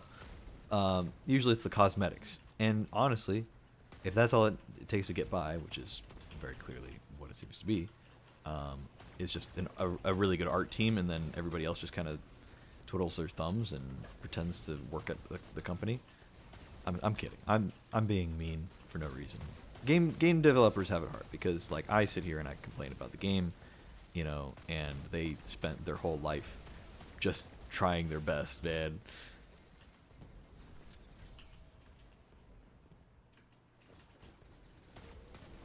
So I don't mean to, like, this is not a personal attack. I'm more, my gripe is with the the industry as it is, right? I'm making fun of the fact that the most profitable thing you can do is make a PvP game and just keep refreshing season after season, and never actually do anything innovative, never actually do anything interesting, never actually do anything unique or different. The only thing that can be unique or different is the initial game mode that you make. That's like the only thing. And even then, you know, it's going to be a combination of other things that you've seen before, right? Like you could say, like, oh yeah, you know, the finals. Like this is kind of how I felt about the finals. I think it's a fun game. I enjoyed it. But how it genuinely felt was like, well, this kind of feels like, what's the word? Like, also, did I already spend those engrams? I don't think I did. Okay, good. I held on to some. It felt like it had a gimmick. You know, it has the gimmick. The gimmick is that it's similar to most other shooters you've ever, like almost every other shooter you've ever played in the modern era. Okay. But what's its thing? What's the thing that makes it stand out? Oh, it's the game mode. The game mode is very different. It's like, oh, okay. That's cool. Anything else? No? Okay, well. Everything else is exactly the same cookie cutter as every other game that is PvP right now. Okay, well, great. Great to hear it. I thought it felt like Apex Legends. Yeah, it did. It felt like Apex Legends. It felt like Rainbow Six Siege. It felt like a little bit of Counter-Strike, because of course it does. You know? It felt like a lot of things, man. And that's kind of the point, is that it's supposed to be an experience you've known before, but in a different format. That's the idea. They don't really want to make any new games. I mean, okay, nobody wants to make any new media these days. No big company does, at least. The only thing that's allowed is remakes, and that's a whole joke, blah, blah, blah. All right, yeah, so funny, haha. Very original, Carnome. Hell, like, the joke I'm making is so unoriginal, right? But no, genuinely, like, you know, it's more profitable to take an existing IP and reboot it. That's what Disney has found. Even though all of their live-action movies suck, every single one, without exception, I will argue that to a T. I don't care how much you liked any of them. They all suck, right? Maybe they had some enjoyable parts, but, you know, overall, it's just not a good movie. I promise you.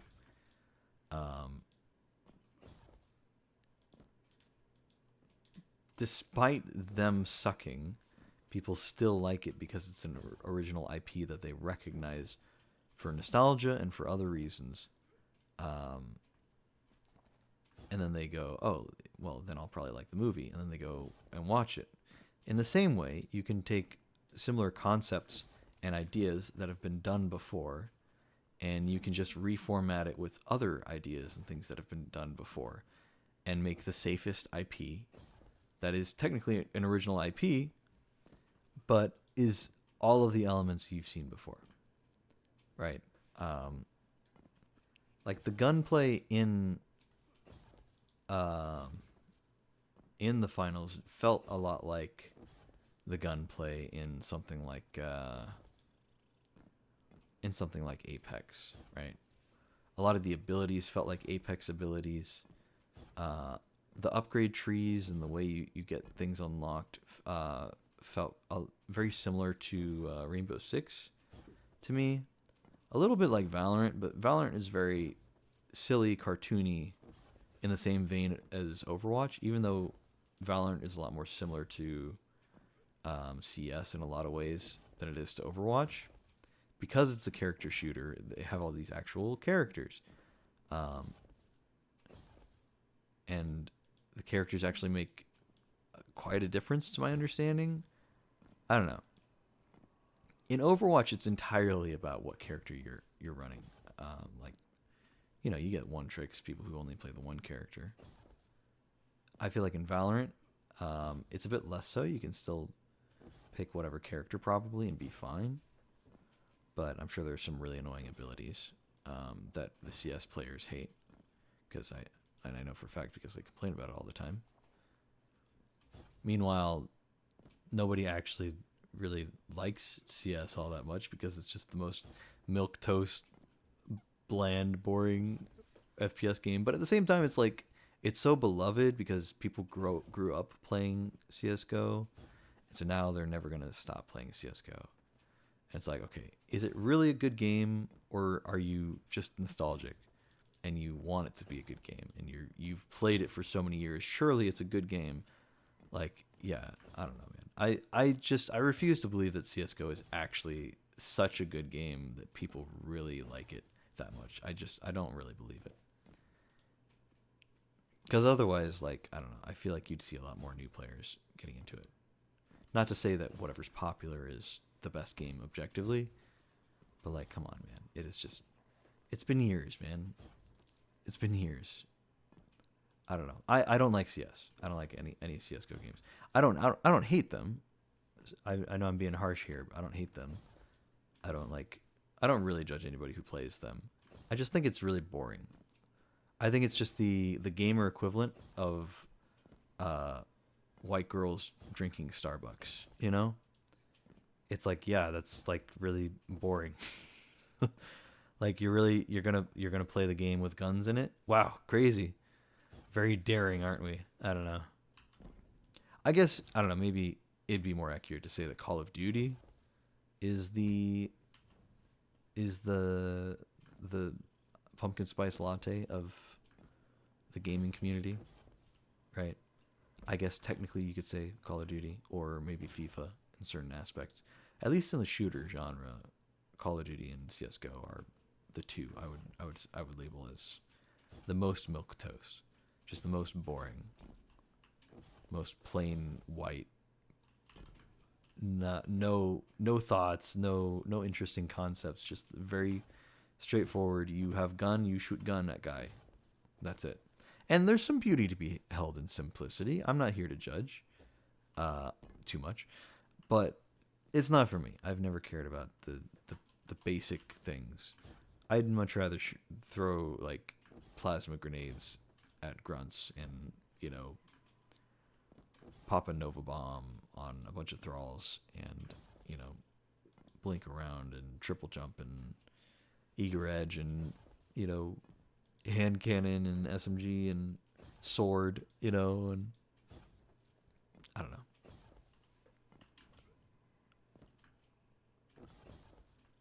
It's such a different thing to me. I don't know.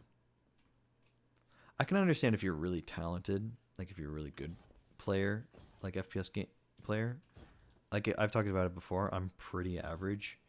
I think at one point maybe I was above average when it came to FPS ability, and now I think I'm a little below average, but overall I'm at least average, I think. As far as just FPS talent goes, right?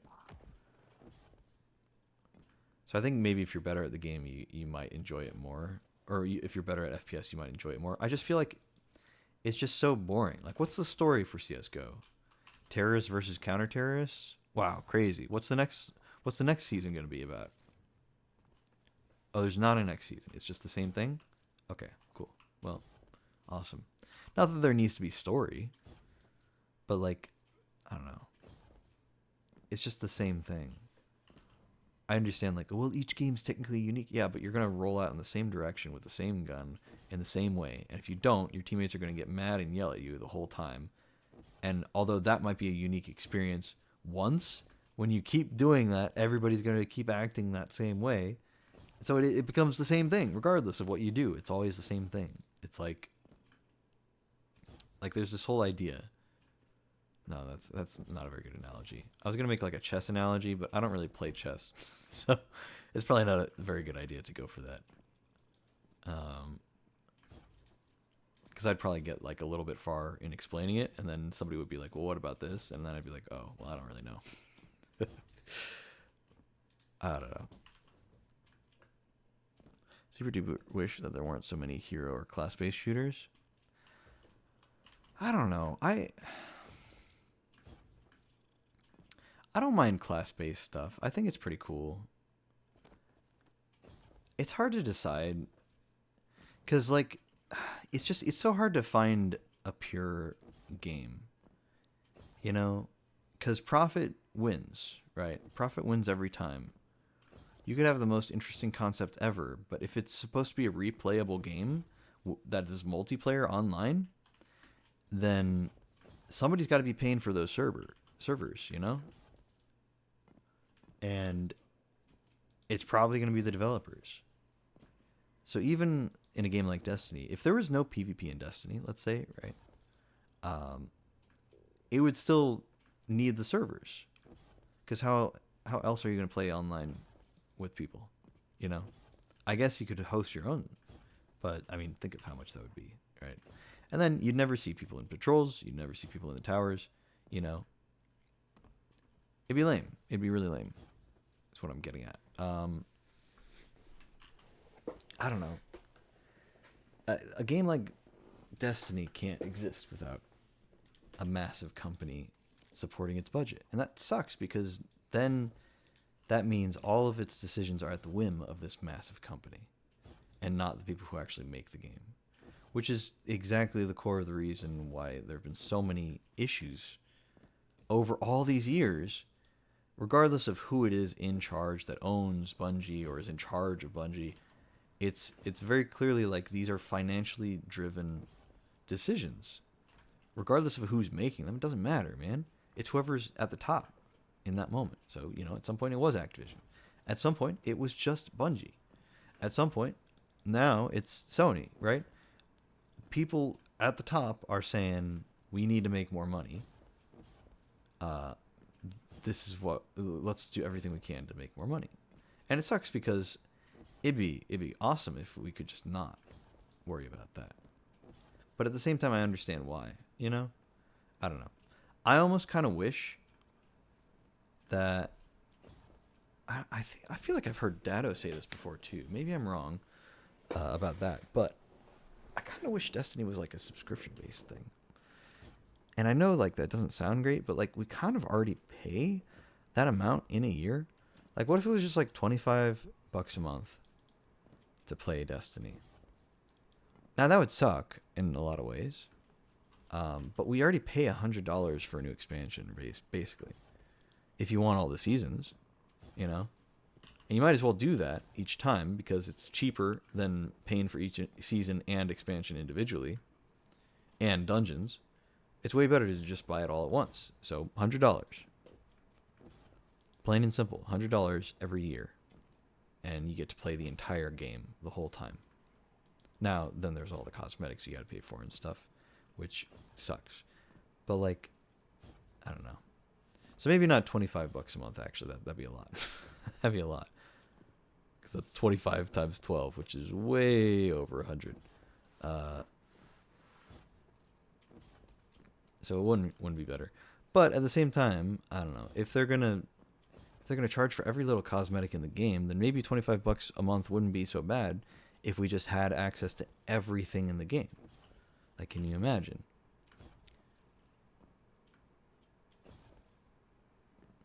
And maybe like every time there's a new expansion each year, you tack on another $50, right? To play that expansion or something. So it'd still be pretty expensive. But then they could go back to the system where, like, oh yeah, if you pay for the current season, or if you pay for the current expansion, you get all of the previous expansions on top of it, right? And that's cool. I don't know.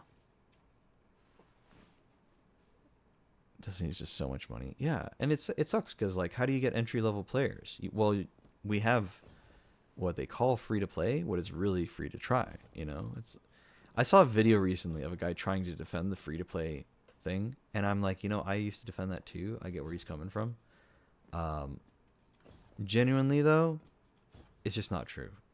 It is really free to try. I really used to think, like, man, you can do Vaulted Glass. And this was back when it was like 2 dungeons and 1 raid that you got free when you were free to play. And now we have way more than that. I still don't really think it's free to play. Because, like, yeah, you can do Prophecy, all of the exotic missions, King's Fall, Crotozan, Vault of Glass, and Grasp of Avarice. Right, so 2 dungeons, 3 raids that were all in Destiny 1. And I think you get the exotic missions, as well as all the Vanguard, Crucible, and Gambit stuff. But, to be fair, Gambit, nobody gives a damn about, so we're not even going to count that. Vanguard has been kind of slowly been ruined by all the Vanguard ops garbage that they've been shoveling in over and over. All the stupid battlegrounds that they keep insisting is the same thing as a strike, even though it's completely different and doesn't feel as good and has much worse pacing. And I don't know. I don't like them. They're just boring. Like, I already played so many battlegrounds from each season. I really don't want to do more, you know? And there were other seasonal activities that they just got rid of that, like, they could have brought back, but they didn't, and they only brought back, like, certain random ones. It's so weird, man. It just feels so weird. And now they're making GMs of these battlegrounds. I don't know. I'm not a fan of it. I'm really not a fan of it, man. It's just so lame. It's not even that, like, oh, it's harder. I think, like, a lot of the time they're actually easier to do than actual strikes. It's like, it's worse, man. I don't know. It's just, it's less fulfilling. You know, it's really way less fulfilling. But at the same time, you know, it does harken back to the whole, well, you know, we removed that content, but the developers worked so hard on it, so we want to hold on to some of it. You know, it's like, okay, you could have kept the season in the game, but you're so insistent on getting rid of the season each time that the year ends. You get rid of all 4 of its previous seasons. Like, do you know how good Season of the Seraph was, people? Like, come on. Anybody who played during that season unanimously agreed it was, like, one of the best seasons we've ever had. And now all of that content is just gone, dude.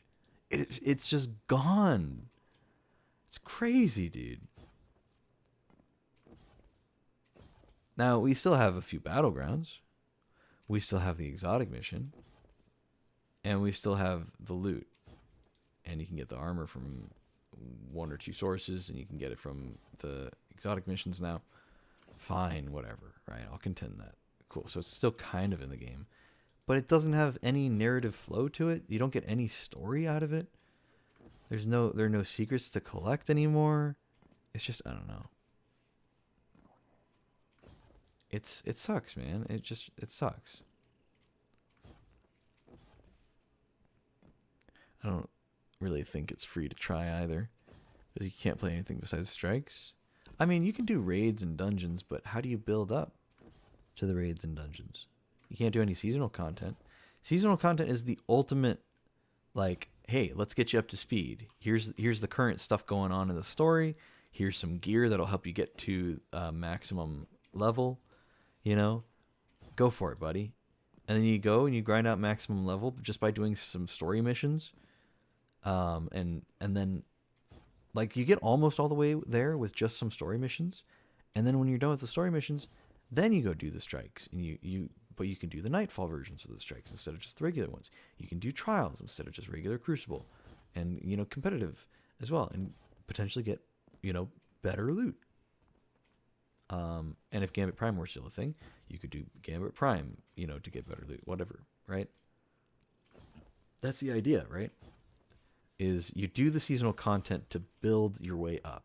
So you do the introductory content. You know, every game has that, you know, the beginner stuff, tutorial stuff, right? Initial story missions, a little quest line to do, right? That just takes you around, teaches you about the game. You do that, right? And then you knock out some seasonal stuff to get caught up with the latest story, some you know, expansion stuff as well, maybe. And then you're like almost max power, but like you still got some levels to grind out, right? Okay, cool, fine. You can do that just by doing some strikes in Crucible and Gambit. And hell, at that point, you're probably ready enough to go into a raid or do trials or whatever endgame stuff you want to do, right? A dungeon, maybe. Some GMs, right? You don't have to be max power to do those things, but, you know, being higher max power helps out a little bit. It makes sense it works well. But you know what doesn't work well is saying, oh yeah, we're free to play, and then the one thing that helps you bridge the gap between, like, new players have the tutorial stuff and they have some of the end game stuff, as in like they can access raids and dungeons. How in the hell are they supposed to make it from point A to point B? How do they get from tutorial to raid without the seasonal content to guide them there, without the expansion story missions to guide them there? Because those are the two things that are supposed to guide you there, and it's like this big gap. It doesn't make any sense, dude. So no, it's not free to play unless you're willing to grind out patrols for so long, which I love patrols. I was just talking about how much I liked them earlier and how I wish they were more rewarding, which, I mean, could help solve the solution. Could be a solution for the free-to-play issue. Like, you could do patrols, but it would take you forever. You could do strikes, but it'd be way harder at a lower level, especially as you start doing nightfalls. And same thing with Crucible. If you do trials or something that has power level enabled, and actually you can't even do trials because you have to have the latest expansion in order to do trials, because that helps combat cheaters, right?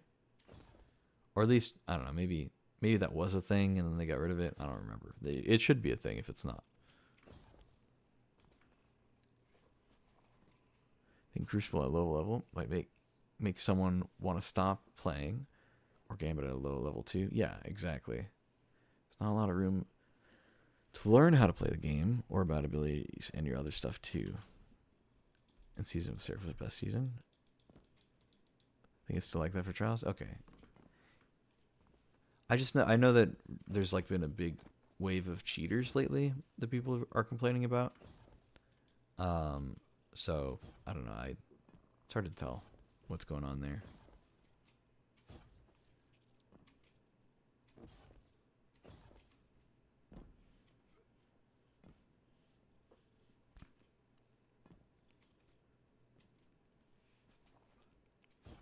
I don't know.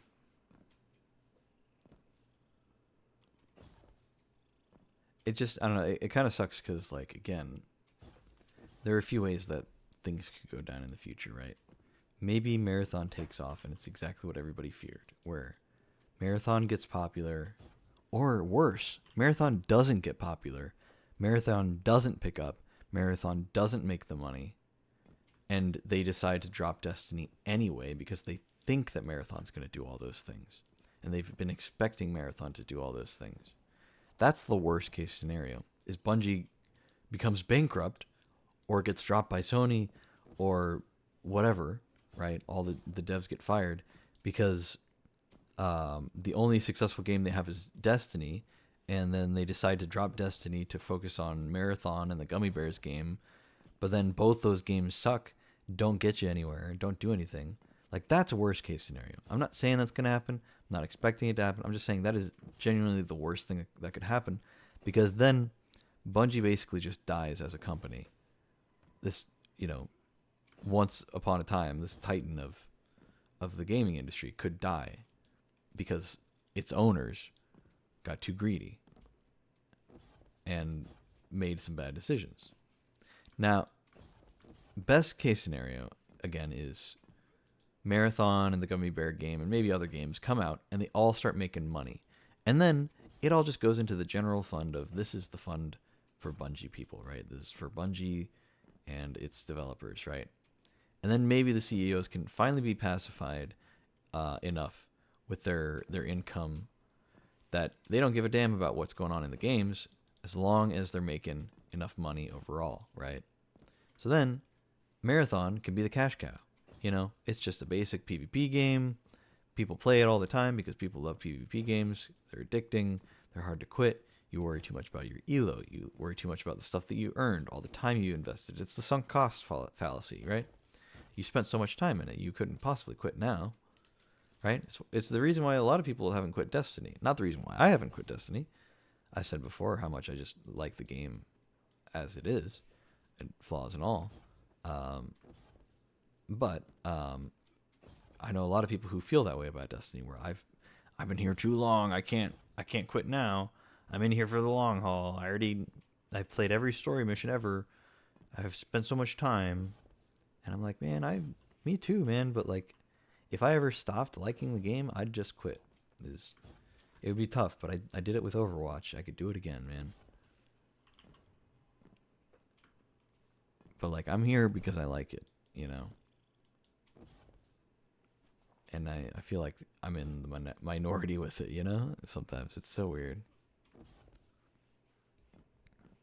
I wonder if Destiny would be an easier time, or have an easier time getting new players if they did the free-to-play weekends like Call of Duty does.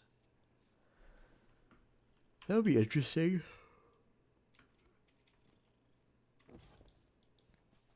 That would be interesting, but I don't know. I think it would be way better if they just got the bundles under control, man. The way it used to be in Destiny 1 is every time there's a new expansion, and I mean, this is, you know, back in my day, but genuinely, this was such a good way to get new player engagement, right? Every time there's a new expansion, you know what they did? That new expansion cost, what, like $40, $60, something? Whatever the rate was. Awesome. That, you know, it's annoying that, you know, I spent $60 on the last expansion, and now I got to spend another $60. That sucks. Oh, well. But you know what I get? If I'm a new player, I get the new expansion and all previous expansions. Now, wouldn't that be a deal right now? If you could spend your $100 or, you know, just tack it on for another 10 or 20 bucks, man. What are you really paying for these days to get Forsaken? The Forsaken pack, right? What are you really paying for to get a Shadowkeep pack? Are you really getting that full experience? Does anybody care about that anymore? No, people care about the current story stuff going on.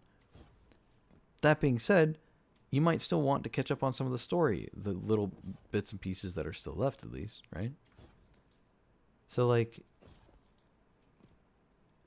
you know, it'd be nice if you could have access to that. And the way that they've been pacifying it is so lame. I mean, look at, like, okay, it's an interesting idea. Look, this whole tab that tells you the timeline of how things happen. Except it leaves out all of the stuff that happened in Destiny 1. Literally everything that happened in Destiny 1, not even a blip on the radar in the storyline here. All right, cool, awesome. Just tells you about the expansions that came out. And then only some of them have missions you can go play to test out. And on top of that, 2 of the 3 missions, there are only 3 missions you can actually do to try out the different stories, right? Only 2 of the 3 missions, or sorry, 2 of the 3 missions are in expansions that are in the game still. Forsaken is not in the game, so this mission being here is a big deal. It's a cool thing. It's like, okay, new players can go back and try it out. Why the hell did Shadowkeep not get a mission? I don't know. There's some pretty important stuff that happened in Shadowkeep. You'd think they'd mention some of that. There's some important stuff that happened in Warmind and Curse of Osiris. We could throw on a little mission to combine the 2 if you really don't want to do one for each. I mean, is it really that bad to have 1 mission per expansion? Just one? Just 1 mission? Is it really that hard? Because, like, look at Lightfall, too. Is Lightfall going to get that? Are they going to get it at all? Did they care? Because they don't seem to care about Shadowkeep. And Red War even, man. Why don't they give us the 1 mission? The only mission that people liked from Red War, which was the very first one. People look at that so nostalgically. Like, oh, hey, and it would tie things together so much better, right? It doesn't have to be the whole storyline, right? You could splice together a bunch of the cutscenes and give a summary after it, which is what they did for Forsaken, right? They did, like, you get a cutscene here, and then you play a little bit of this one mission, and then you get a cutscene there, and then you play a little bit of another mission, and that's what you get from Forsaken, right? Why don't they do that with Red War? It doesn't make any sense. Not why they wouldn't, right? Why not? Go for it. Add a Red War version, right?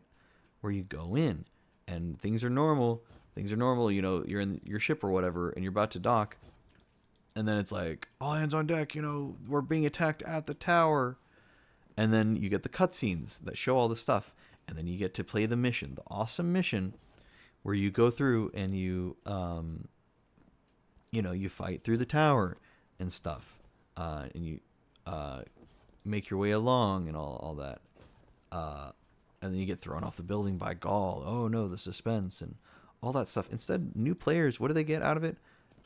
What do new players get for this whole experience that we had from Red War? Not saying that I liked Red War. I actually really did not like Red War for a lot of reasons. But what do new players get from Red War? They get this. They get this little blurb. 2 paragraphs. 2 paragraphs. You know how much stuff is still in the game that references the Red War? You know how much stuff constantly talks about the Red War in this game? Because it was such a major part of the game? It was the base story missions, dude. At least play some cutscenes or something, man. Well, why the hell, like, Just Forsaken gets a mission. And you know why it is? The reason why is because of Cade. They're bringing Cade back in the final shape. So of course they have to bring him back and let the new lights know who he is. Otherwise they wouldn't care. But why would they care anyway? Because he was in Red War. You could add that for Red War too. Instead, we only get to see a little bit of him, and then he dies in that mission. That's literally it. That's the whole mission. You see him a little bit, and then he dies. Like, good God, man. It's so bizarre. Also, what's a vamp? How's it going? We're complaining about Destiny. You know, same old, same old. Why do they have a movie player in that menu? Yeah, it doesn't make any sense. And they're archiving all of their cutscenes on their YouTube channel. They've been advertising this in every, like, TWID. How they're archiving their old cutscenes. Like, brother, we've been doing that for years for you. That's not where your content's supposed to be, is on your YouTube channel. You're a video game company. Put it in your video game. Like, what? What are you doing? It's so goofy. Doing great, just woke up. Hey. Well, good morning.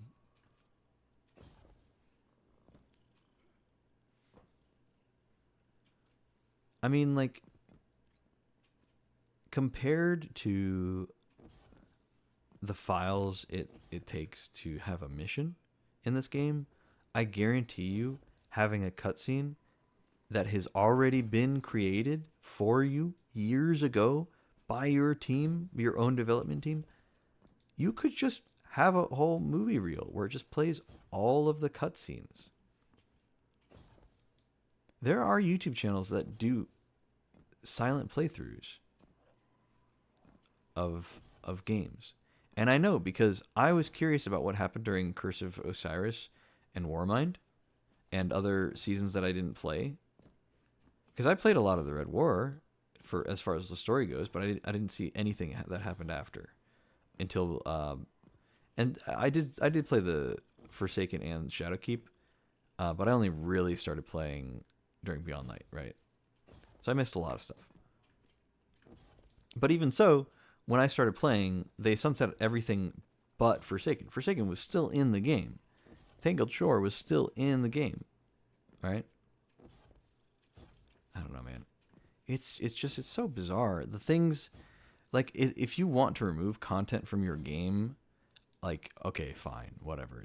I can't stop you. I don't want you to, but I can't stop you. I don't think anybody wants Bungie to remove content from their game, but they have decided that that is their most necessary thing for them to do, is to remove old content that people want to play and not even give an option to play it in some other facet, right? It's just going away is how it is. Is how they phrase it. It's just gone. It's just gone forever. Sucks to suck. Big whoop. Get over it, right?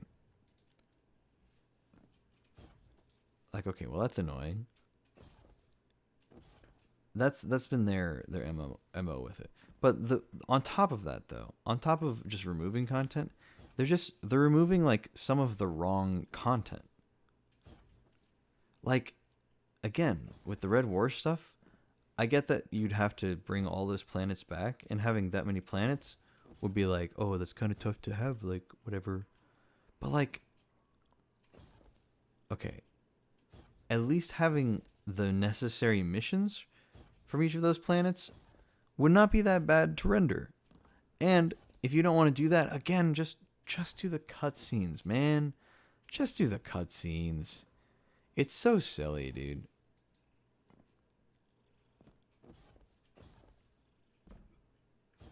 Now, I don't know.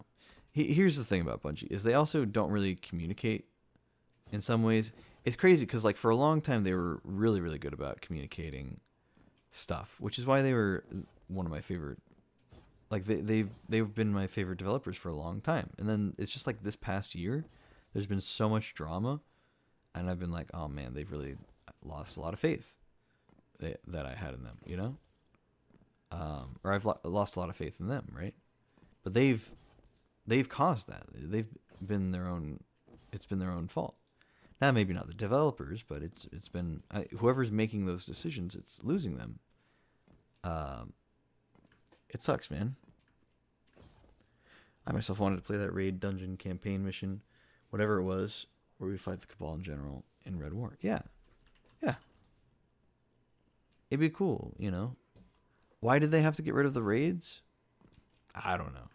Why did they have to get rid of every single mission? Even though, like, okay, think of all the missions in the EDZ. Really? You got rid of all the missions in the EDZ, every single one? That's where the majority of the campaign from Red War took place, dude. Is the EDZ. You know what happened to the EDZ? Did that get sunset? Let's take a look. Did the EDZ get sunset? Oh no, it's still here. The whole thing. And now it's just empty. There's nothing there anymore. It's so weird, man. And like, some of the strikes are still in the game. Like, what? You know? But not all of them. Can't keep all of them in. Yeah, they had to get rid of the Tangled Shores. So that meant all the Tangled Shore strikes also went for whatever reason. They had to get rid of, Titan. They had to get rid of Mars. You know, all those planets that they didn't need to remove. They felt like they had to remove them because there's too much download size, is what they said. I don't believe that for a second. I feel like they just had some other ulterior motive for it, and that was just like a minor thing. And even if it was, I want to show you something. Have you guys ever seen this before in the store tab? If you go all the way down to expansions, look at this. You can see what expansions you own, and you can buy new ones right here through the store, right? That's pretty cool, right? That's neat. I think that's fun. You know what they could do with that interface? They could make it so you could customize what expansions you have downloaded onto your console or PC. And instead, they have decided to just sunset stuff. No more Venus. No more Mars. No more Titan. No more Tangled Shore. No more Mercury. You know? It's all gone. It's all gone. Potentially forever. But you know, I have a theory that I've kind of been developing, and it came to mind just now, just a second ago. Hold on. Once I saw a video, wanted to do Leviathan so bad, but then realized that Bungie removed it. Yeah.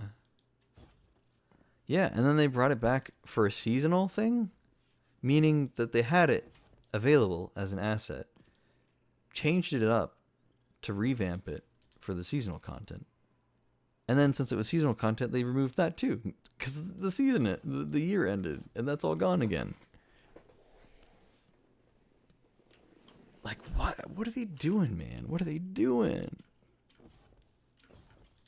It's crazy, dude. You know, but here's my theory, right? This is my theory. I don't know how true this is, right? Because I'm literally just making this up.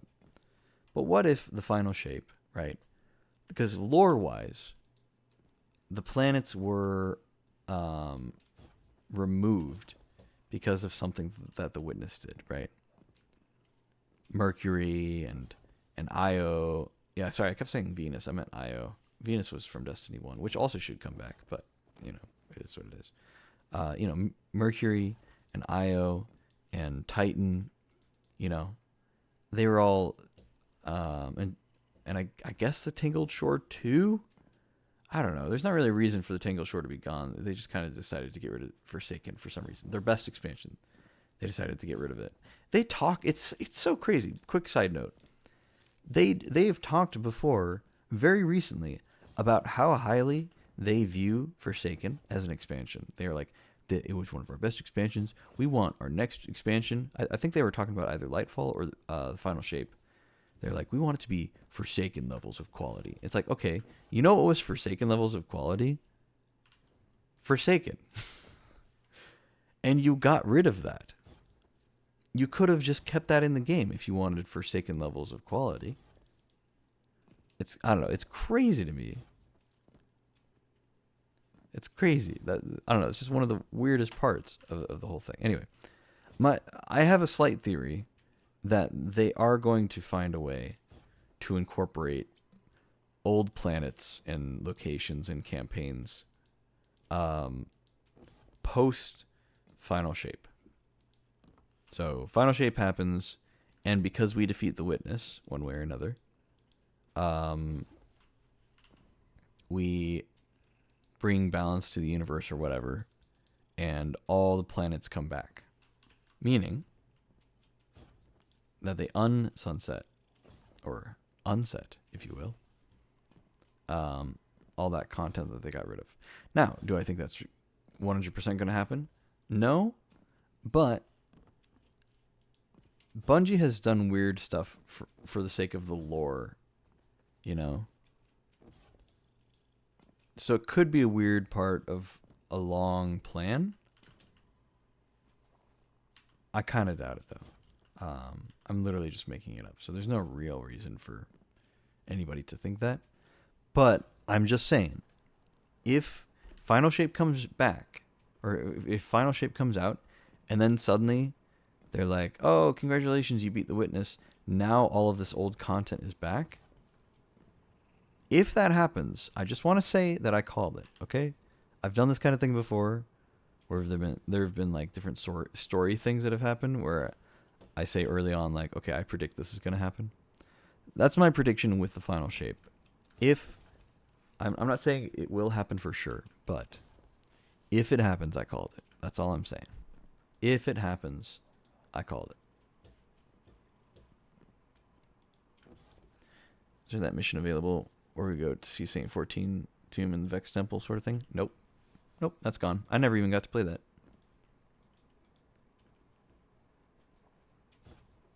Yeah, I think that was Curse of Osiris.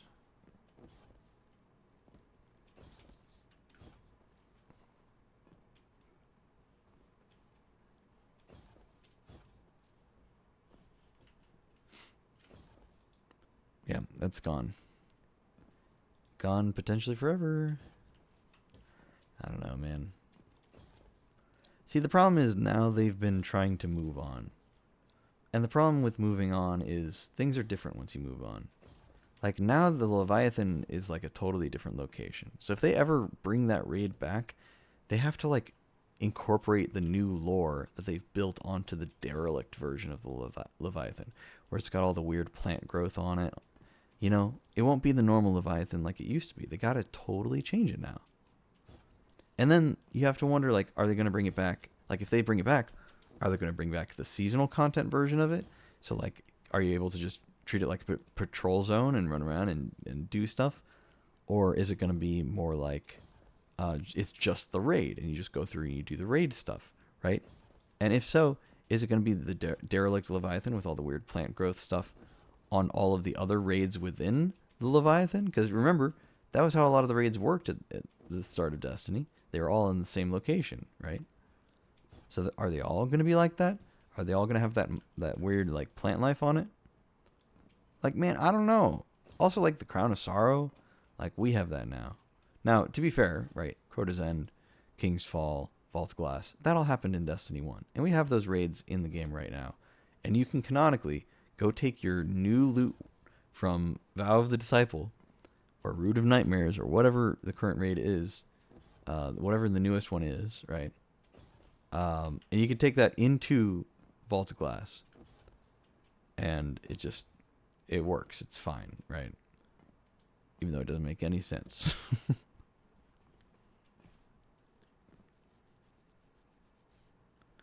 Leviathan is the name of the Shadow Legion ship of Callus? Yeah.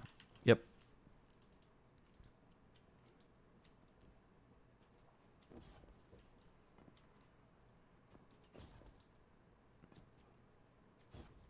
Yeah, and then like, okay, we could, you could bring a lot of that stuff back. Maybe they could just bring back the Leviathan and treat it like Vault of Glass, where it's like, this is the untouched version of the raid, you know, maybe updated to fit the current play style of the game, you know, with the champions and whatever, right? Okay, awesome. Updated mechanics, blah blah blah, right? But lore wise, you're just kind of like playing a hologram of it or something. You're essentially doing something like that. You're reliving the experience of maybe your guardian, but in the past, or you could say it's the experience of a different guardian, or you know, whatever thing you want to say it is, right? The point is that it's still in the game and it's how it was, but it's just, you know, it's a separate thing. I don't know.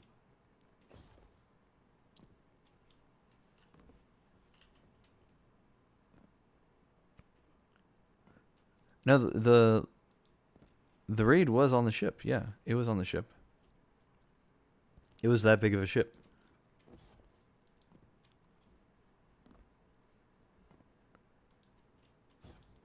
Like there was that one ship that was parked on like Nessus, right? And you would take that. You would like talk to a guy that was there. I'm trying to remember how you would access it. You had to do like a quest line to unlock it, I think. And then you would be allowed onto the big ship, the Leviathan.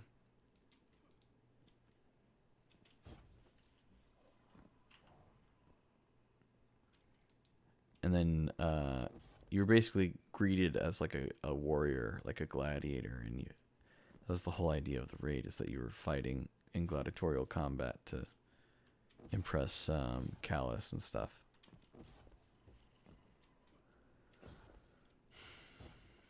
So you were invited on his ship, onto his ship, which was such a cool concept. Let me just say, because pretty much every other raid is, we have to stop the bad guy from doing the thing, and this was just like, hey, I've heard your hot stuff. You want to like come duel my finest warriors, and then eventually myself, and then plot twist, it was a robot version of himself. Of course, that's been spoiled by a million different things.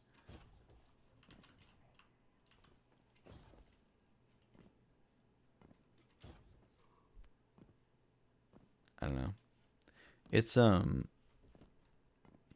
it seems like the kind of thing where they could just bring the raids back, and then they could just bring the planetary locations back, and then they can incorporate new lore into how those came back. And then if they really want, they can bring back some of the old missions, but maybe summarize them in the same way that they've done for Beyond Light and not Shadowkeep. I keep wanting to say it, but that's the one they didn't do. For Forsaken and Witch Queen and Beyond Light. Even though you can play all of those except for Forsaken, you can play all of those, the full campaigns, right now. I guess they really, really don't want you to play Shadowkeep. Or maybe they really want you to play Shadowkeep. So there's just so much mystery around it. You're like, man, what the hell? I played those missions for the other expansions and I'm not impressed. But I really want to try Shadowkeep because I have no idea what's inside. Let me go pay for it or something. I don't know. Maybe that's what they're thinking. Robotic Callus, yeah. Yeah, that was actually such a good reveal, too. I genuinely didn't know on my first time going through. And the team I was with, like, they had done it a bunch of times before. Because I wasn't as hardcore with Destiny at the time.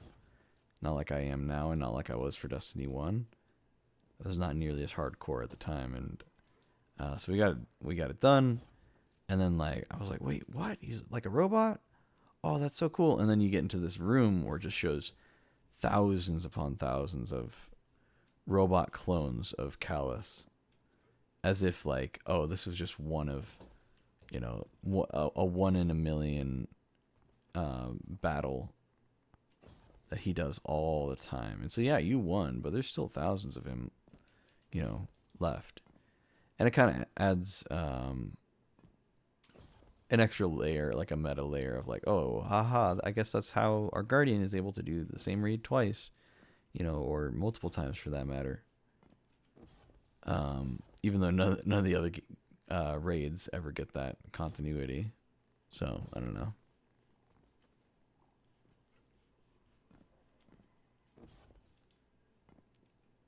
I don't know, man. It really feels like they have a lot of options. And it also really feels like so many times they've picked the worst one. Just the worst options.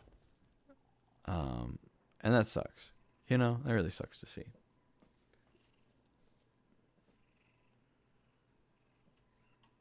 But like, you know, what can you do?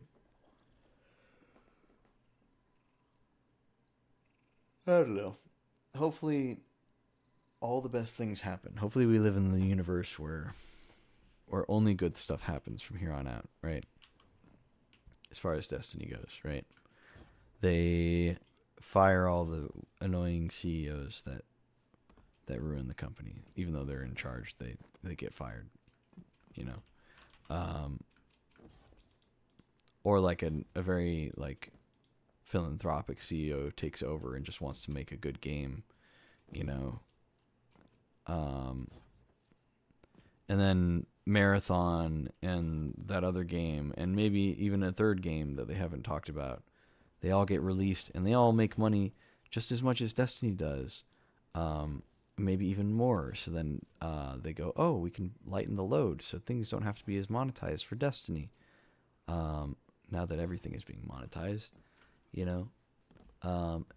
And then you just kind of like, oh, okay, developers, now that you've got all that financial freedom, now that you don't have to worry about cramming as many microtransactions into the game as possible, you can just focus on making the game good in the first place, and also will hire more people maybe. That's all the most ideal thing ever, right? If even like 10% of that happens, that'd be pretty good, you know?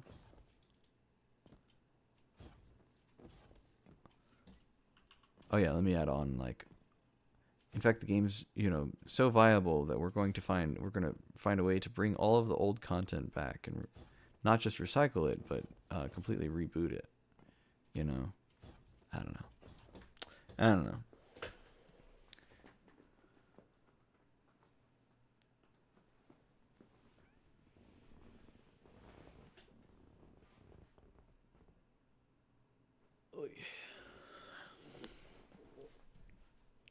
Tormentor terrifies me. That's fair. Check the drip redeem from Wavy.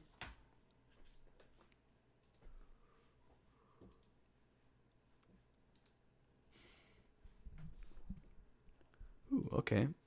Titan drip that looks like Hunter drip. Gotta love it.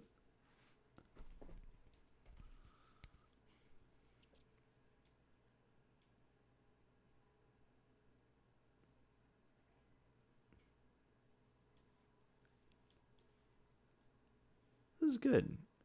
It's got the typical wavy flare of the blue shaders of that particular shade. It's good. I like that.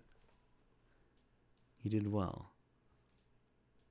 I really need to look into the dungeon armor. The dungeon armor looks so good, dude. Gotta try to use that in some stuff. The Reverie Dawn mark, really. That works well, though. I've never liked the Reverie Dawn armor. I think on any of it.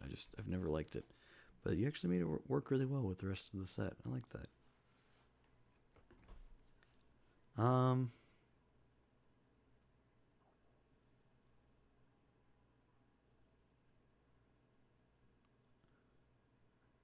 Oh, you're wondering if the boots look better with the one shader or the other?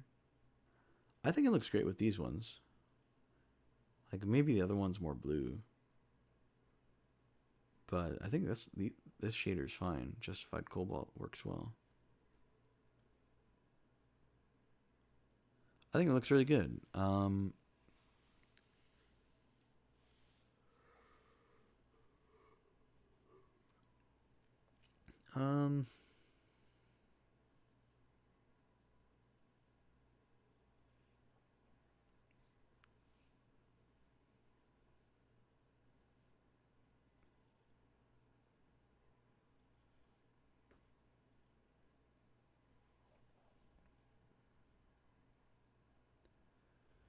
Just want the Hunter Cloak from Warlord's Rune. Yeah. Again, all the sets from them look so good. I just need to do more of the dungeon, but not right now. I think I'm gonna head out in a second here, but let me get Wavy a rating here. As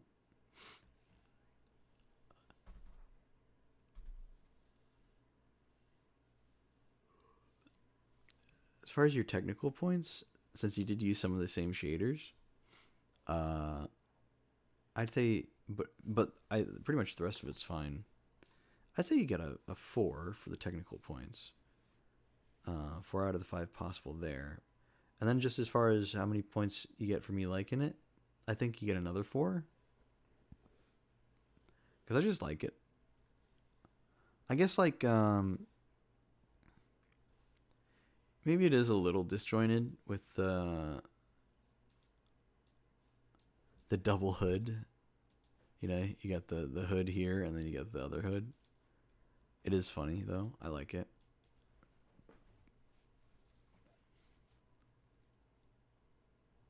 I don't think it looks bad, but it is a little odd.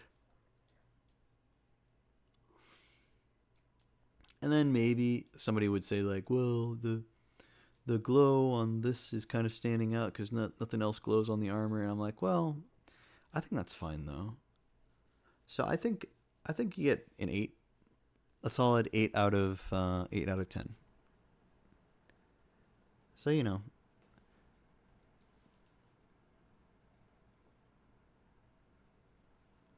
Not missing much on the technical side and not missing much on just my personal scale. It's pretty good. It's an 8 out of 10. If despite it getting 4 technical points and 4 me liking it points, if I had to weigh it, I would actually say I like it more than I think it is technically a good set. So, I don't know. If that makes any sense. Hardly makes any sense, I don't think, but I like it. It's a good set, Wavy. Also, that's a cool emblem. Untethered Spirit. What's that emblem from? That's also a very wavy emblem. The crab goat shell. That's so good.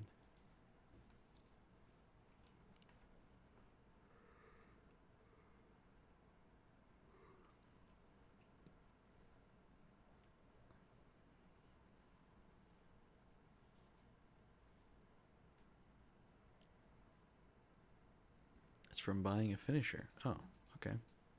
Interesting. Like a specific finisher or just like any finisher?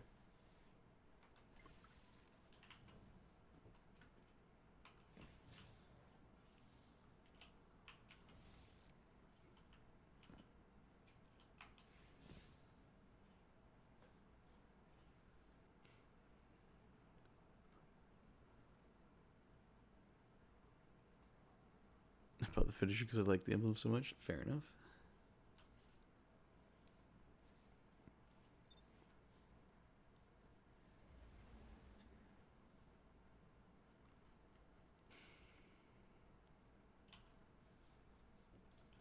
Alright, well. I'm going to level with you guys.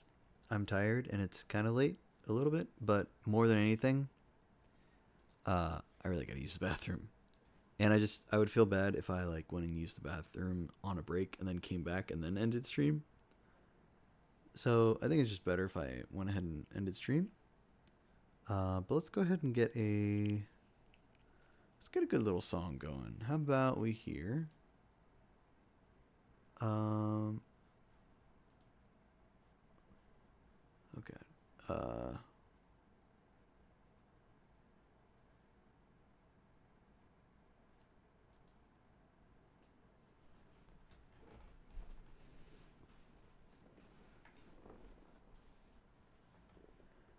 Man, I don't know.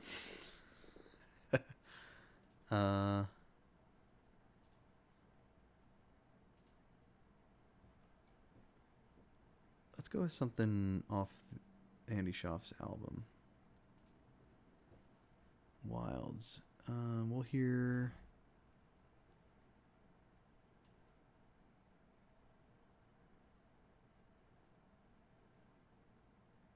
How about Television Blue? Television Blue by Andy Schaaf. This will be the outro song for the night. Thank you so much for watching. I'll see you guys tomorrow. I'm going to be playing Outer Wilds. I'm going to finally be playing Outer Wilds after all this time. Join me for that. I'm off work all day, so please drop by. Thank you so much for watching. This is Television Blue by Andy Schaaf. I'll see you guys tomorrow. Bye.